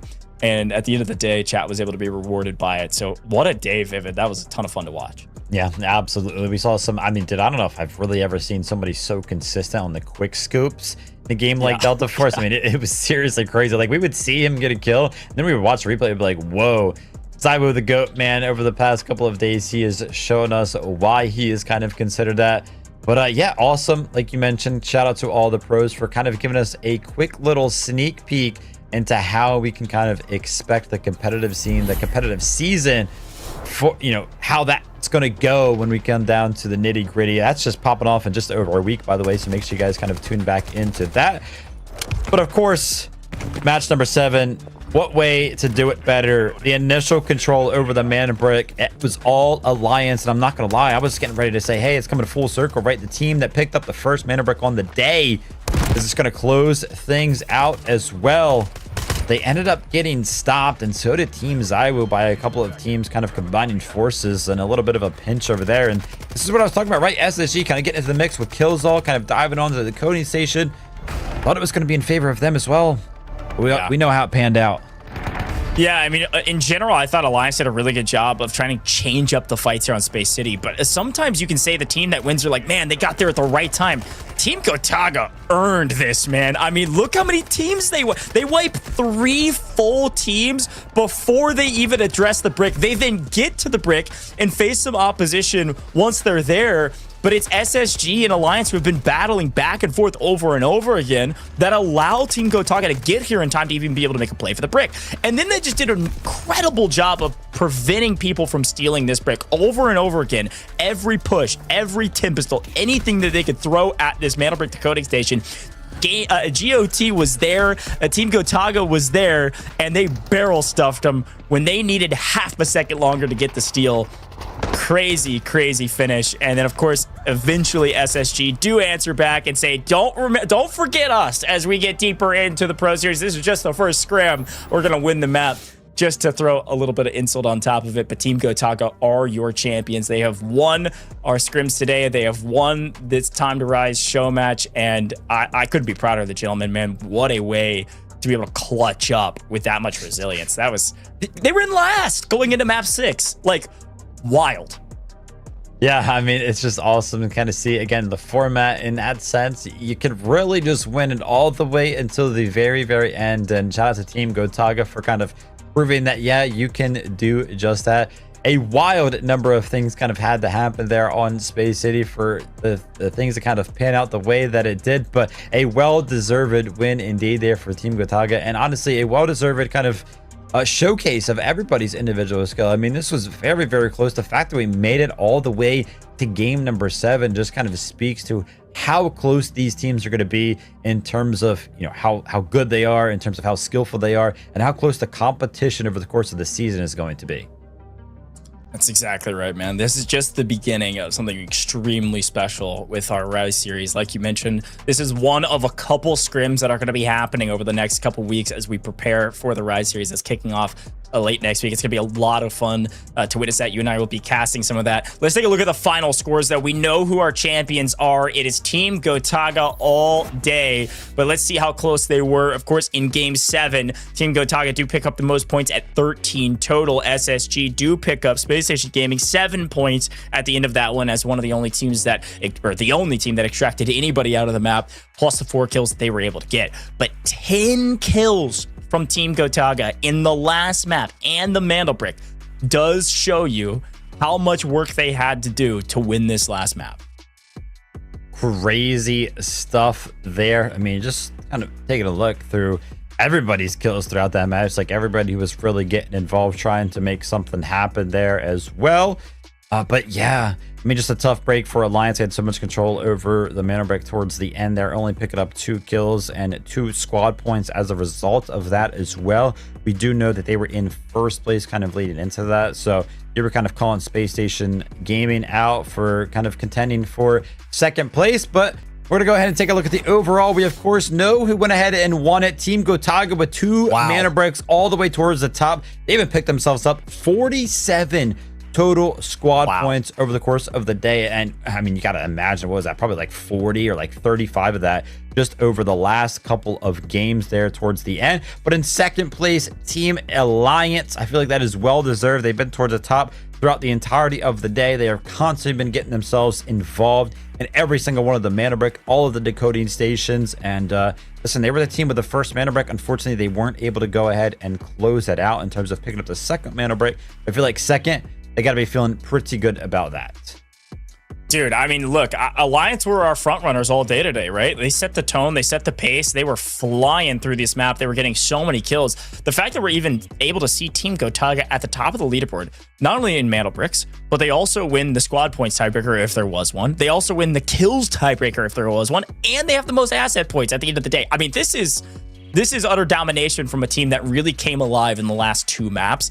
That's how valuable the last 2 maps were for them and how much they earned it, right? Oftentimes, we can say people earned it by getting steals and being at the right place at the right time, but they literally dominated the last 2 maps. It like wasn't even close. Crazy stuff, man. They came alive, and you love to see it from the gentleman. It's a great chance for these 3 guys to really showcase what they're capable of. and it's the reason they were picked up by Gotaga and the reason that they're in the Rise series here in a couple of weeks. So very fun stuff there from them and Alliance and everybody. Listen, regardless of where people lined up on the leaderboard, folks, this was scrims, and it was scrims with some crazy rules. We had ZywOo walking around with full reds and an AUM on map 1, and everybody else was shooting blue ammo. Like, we were having a lot of fun today. So even teams at the bottom of the leaderboard, big shout out to the Faze guys. They're the reason this didn't end in 4. Can we just remember that? Like, this entire competition changes if Faze doesn't go for it and get a couple nice clutch steals. So overall, I want to congratulate all of our teams that were able to make it into the Rise series, as well as, again, thanks so much ZywOo and his whole team, Raid Bull, all the guys, Cyclops, their coach, like everybody with ZywOo. Thanks for joining us today. Really showcased why ZywOo is such of a GOAT in many different titles, but even in Delta Force, good grief, some of those snapshots he was taking, quick snipes he was making was unreal with the AUM. So fun to watch front to back, Vivid. Yeah, absolutely. And it gets me more excited because obviously this is one of the early scrim sessions when it comes down to the competitive season side of things. So these teams are just going to continue to get better on this specific patch. And obviously with all the recent signings coming out, I'm sure some of these teams were also recently formed as well. So like I mentioned, these teams are just going to continue to get better through scrim sessions like this one indeed, before the actual competition starts to kick off. So very, very excited to see how some of these teams start to progress and how much better they can kind of get, you know, not only amongst themselves, but just up against one another. And if we can kind of see more of these types of things go to Game 7, because it was a lot of fun. It was a lot of fun. Now, I am getting word that I think we are getting an interview with one of the players from Team Gotaga ready. We'll keep you updated on that as we're getting them here into the booth if we can. We'll see if they're available. Would love to interview the guys and see what they were thinking after a crazy map too. The last 2 maps, I think they've got a lot of emotion right now. Would love to hear from them. While we get that set up though, I do want to give you all a reward for being here till the end. Folks, it's been a long one. We went literally as long as we possibly could go. So it's time for another giveaway. Can we just get some W's in the chat? For you to enter into this giveaway, all you have to do is type some W's in the chat. What a fantastic time to Rise Showmatch. Let's show some W's and some love for the Delta Force team for putting this all together and bringing ZywOo into the mix. Let's get some W's for both Delta Force and ZywOo and Team Gotaga and everybody that competed today. W's in the chat. That'll enter. All you have to do is type W. Spamming it doesn't help you, but type it into the chat, and we'll get you entered into that giveaway, and we'll pull a couple more winners. It's through Whispers on the official Twitch channels, by the way, so keep your eyes out for that. We'll get you entered, we'll get your UIDs from you, and then we'll be able to send those rewards over. That's how it works, nice and simple. Get your W's going, we'll tell you when to stop. Vivid, while we've got just a second longer, it's sounding like our interview's almost ready. Talk to me. Any big highlights? What were your favorite parts of today's competition? We've been live for like 4 or 5 hours at this point. We saw 7 maps, Space City 4 times in a row. What'd you think? Anything pop out to you as like one of your favorite moments? I mean, definitely the easiest answer, of course, is going to be just the absolute pop off of the AUMs kind of hitting shots that were just absolutely crazy. I'm trying to think about like specific plays. I mean, it was kind of cool to see on Brackish when we were kind of fighting over there by the tower. We did see some kind of cool plays with some of our teams kind of waiting on the initial approach. That was actually going to be, you know, that first mana break that we saw kind of picked up from the side of Alliance. Some stuff that was not cool. Wanted to see some of the fights start to kick off towards some of those mana breaks just a little bit more. Like game number 7, game number 6, that's kind of what I was expecting for a lot of the mana breaks. But over the course of this first couple of breaks, we did kind of mention they went a little bit too free for my liking. So I was kind of mentioning, hey, listen, this is one of their first scrims of the season before we jump into the competitive setting side of things. I want to see more action towards the mana break decoding stations specifically. Yeah, no more free bricks, right? That's what Vivid's saying. We'll start a hashtag on socials, all right? No more free bricks. That's what Vivid's favorite saying is at this point. Now, I am getting word, I think our friend Vlad from Team Gotaga has joined us. Let's bring him in. Vlad, dude, first of all, congratulations. We've got people spamming W's in the chat right now for you guys and for this whole competition. Vlad, how does it feel to win one of the first scrims on main stage, even though the rules were a little bit all over the place? You got ZywOo walking around with reds. Well, what's going through your mind? I mean, it's like a bit different, as you know. Like, it's not the same rules. We can't use the Hope or the Barret. It was something else as the Screams. But it was really funny to play against the team. Everyone tried. At the beginning, we were like, maybe player will be like, play chill to not reveal their strat or anything. But at the end, everyone played the game, so it was really cool. And for sure, like when you heard the Hope, especially the first game, like, in admin underground, it was like completely a mess. We went and we saw like a guy from Alliance running away, and we were like, okay, he's running away from the Hope for sure. It was a Terminator. Guys, it's not fair. Like, he's full red. Like, how can we kill him? Like, full red. Gold ammo. Like, holy shit. It was so hard at the beginning. Everyone was running away from him. I love it. Yeah, great to hear that you guys kind of shared the sentiment that it was definitely scary, because I was imagining that's exactly how it felt. You kind of mentioned, yeah, listen, the rule set kind of wasn't the same as you guys are kind of used to, but do you feel like you still kind of were able to take away some value in terms of, building up some team chemistry and learning a couple of things from a little session like this? Yeah, obviously, like, for me, it was more training for us, like, to team fight, to train our team fight, because for sure, like, people will not reveal their threat, as I said just before, so we knew it would be more like, kind of high rank matchmaking, But at the end, when the Mundle was there in Space City, one triad, and it was like, seems like, a real Scream. But without, the Hope, it changed a lot of stuff, especially in Brakesh, and in prison, because no one was playing the quest, So without a really important objective, it was more stacked.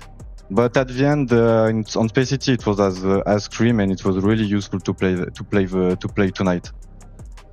That's awesome to hear, man. We loved having you. Only a couple more questions for you. Mine is, what was different in the last 2 rounds of Space City? Is there one key thing that made you all so much better? The last 2 maps were unbelievable. What went right? I don't know. It was because we get trapped one time, It depends where you spawn, especially in Space City. It's really hard, when you have to cross Westgate, you get a lot of stuff. Employees the same with the bridge, You are praying God to not get killed, because everyone is shooting at you and everyone is trapping. It's really hard and complicated, Space City, if you don't have a good timing, or, Teams is not there that you are used to it. It's really hard. But we played our game, the 2 last game. We got the Mundle. We said, like, let's play, like, with balls a bit more, without waiting, the Tempest ult, like, other team to take the Mundle first and try to defend it instead of retake it. And for the last game, it was like a bit of timing, because a lot of teams just retake the Mundle, so it let us time to, to kill everyone from behind and retake it and play good after it to take our position. Yeah. Wow. Nice. Obviously, the last 2 games going very, very well for you guys. What's kind of like the comms sounding like going into the game? Obviously, you guys didn't have a brick secured. You're kind of up against a couple of teams that do. So how do you guys kind of mentally reset going into like game number 6? Hey, listen, we don't have any mana bricks currently, in our favor. What's kind of like the conversation there? Are you guys feeling down? You're just kind of full mentally resetting? No, we know, like, after, when you played this game, especially in esport mode, that your time will come. If you are a good team, your time will come, because sometimes games you don't have good timing. You get third party, good stuff. But if you are a good team, you will put a Mundle brick. Like, you have 6 games, and the 2 first was really hard for us. We get trapped with no kills, not much money, but on prison we get a lot of money. And after this game, we said, okay, it's possible to be top 1. Because we'll have money to buy, because the stuff is pretty expensive, M7 and all of this gold ammo as well. Yeah, well, listen, man, I love the breakdowns. I love to get a peek in your brain. Congratulations again. Guys. You've got a lot of people watching you. You got Gotaga's been watch partying this entire event. Anything you want to say to fans of Gotaga, fans of you all now after your win? And of course, you could speak in native languages as well. Okay. Les gars, comme on vous a montré, quand on veut jouer, voilà, on met double Mundle. Maintenant, on va essayer de prouver en Pro League, ça sera quand même plus stack. Et merci du support, en vrai, on est super bien accueillis, etc. Donc on va essayer de vous rendre fiers, et voilà, vive la G-Corp, hein. Beautiful. I'm done. That's Vlad. That is Team Gotaga. They just won our first scrims here on main stage, all featuring ZywOo. Congratulations, Vlad. Thanks, guys. Thanks for your job. It was amazing to see the cast as well. Thank you. Thank you. I appreciate it. What a great interview, Vivid. Yeah. That dude was a wealth of knowledge. Big shout out to Vlad and the whole Team Gotaga for the win, but also a fantastic interview. What'd you think about that? Oh, I love the confidence. Well, it's like, how do you like mentally reset going into game number 6 when you're pretty much like nowhere near the top of the leaderboard? He's like, oh, I mean, we're just a good team. Like our time will come. We're feeling confident. Like obviously we're gonna pick up a mana break. We had 6 games to kind of go ahead and pick one up. So love the confidence from him, man. And like you mentioned, a lot of knowledge. And yeah, some of these Delta Force pros, man, it really does show that there's always like so confident and so kind. Yeah, totally agree, man. Well, Vivid, you crushed it, dude. Any final thoughts from you? We've got more competitions coming up later this week. Next week, we got the Rise series coming, Pro League right around the corner. Any final words? Listen, at the end of the day, I'm just excited to keep the ball rolling, and I'm sure all of our players are as well. Hope these guys kind of keep up with the scrims and just get better and better. And I'm very, very excited to kind of watch and see how it all goes down. Super excited for it.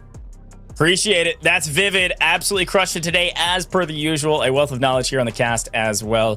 Folks at home, you've been spamming W's, and I didn't tell you to stop. I'm sure our moderators have told you to stop. I've got one more giveaway for you as we end today's show. What a fantastic performance today from all of our competitors. And again, this is just the tip of the iceberg. So much more coming with the Rise series and more show matches, more scrims. There's a lot more going on. If you want to watch more of these scrims before our Pro League starts with Rise series, Gotaga, go check him out. His team just won this competition. He's doing another watch party tomorrow. It'll only be live on his channel. He'll be watch partying everything. You'll see all of that go down from his perspective. Be a great watch party to check out. So go check out Gotaga. It's starting at the same time as today. For those in the US, it's going to be 8 a.m. Pacific time is when we're kicking things off. So to wrap up the day, this will be the last chance we'll see of ZywOo on stream. Tomorrow will be all pro teams. So let's get one more big GOAT in the chat. GOAT. That is your last giveaway name or number, whatever you want to say, keyword that you need to type into the chat. Type in GOAT one more time.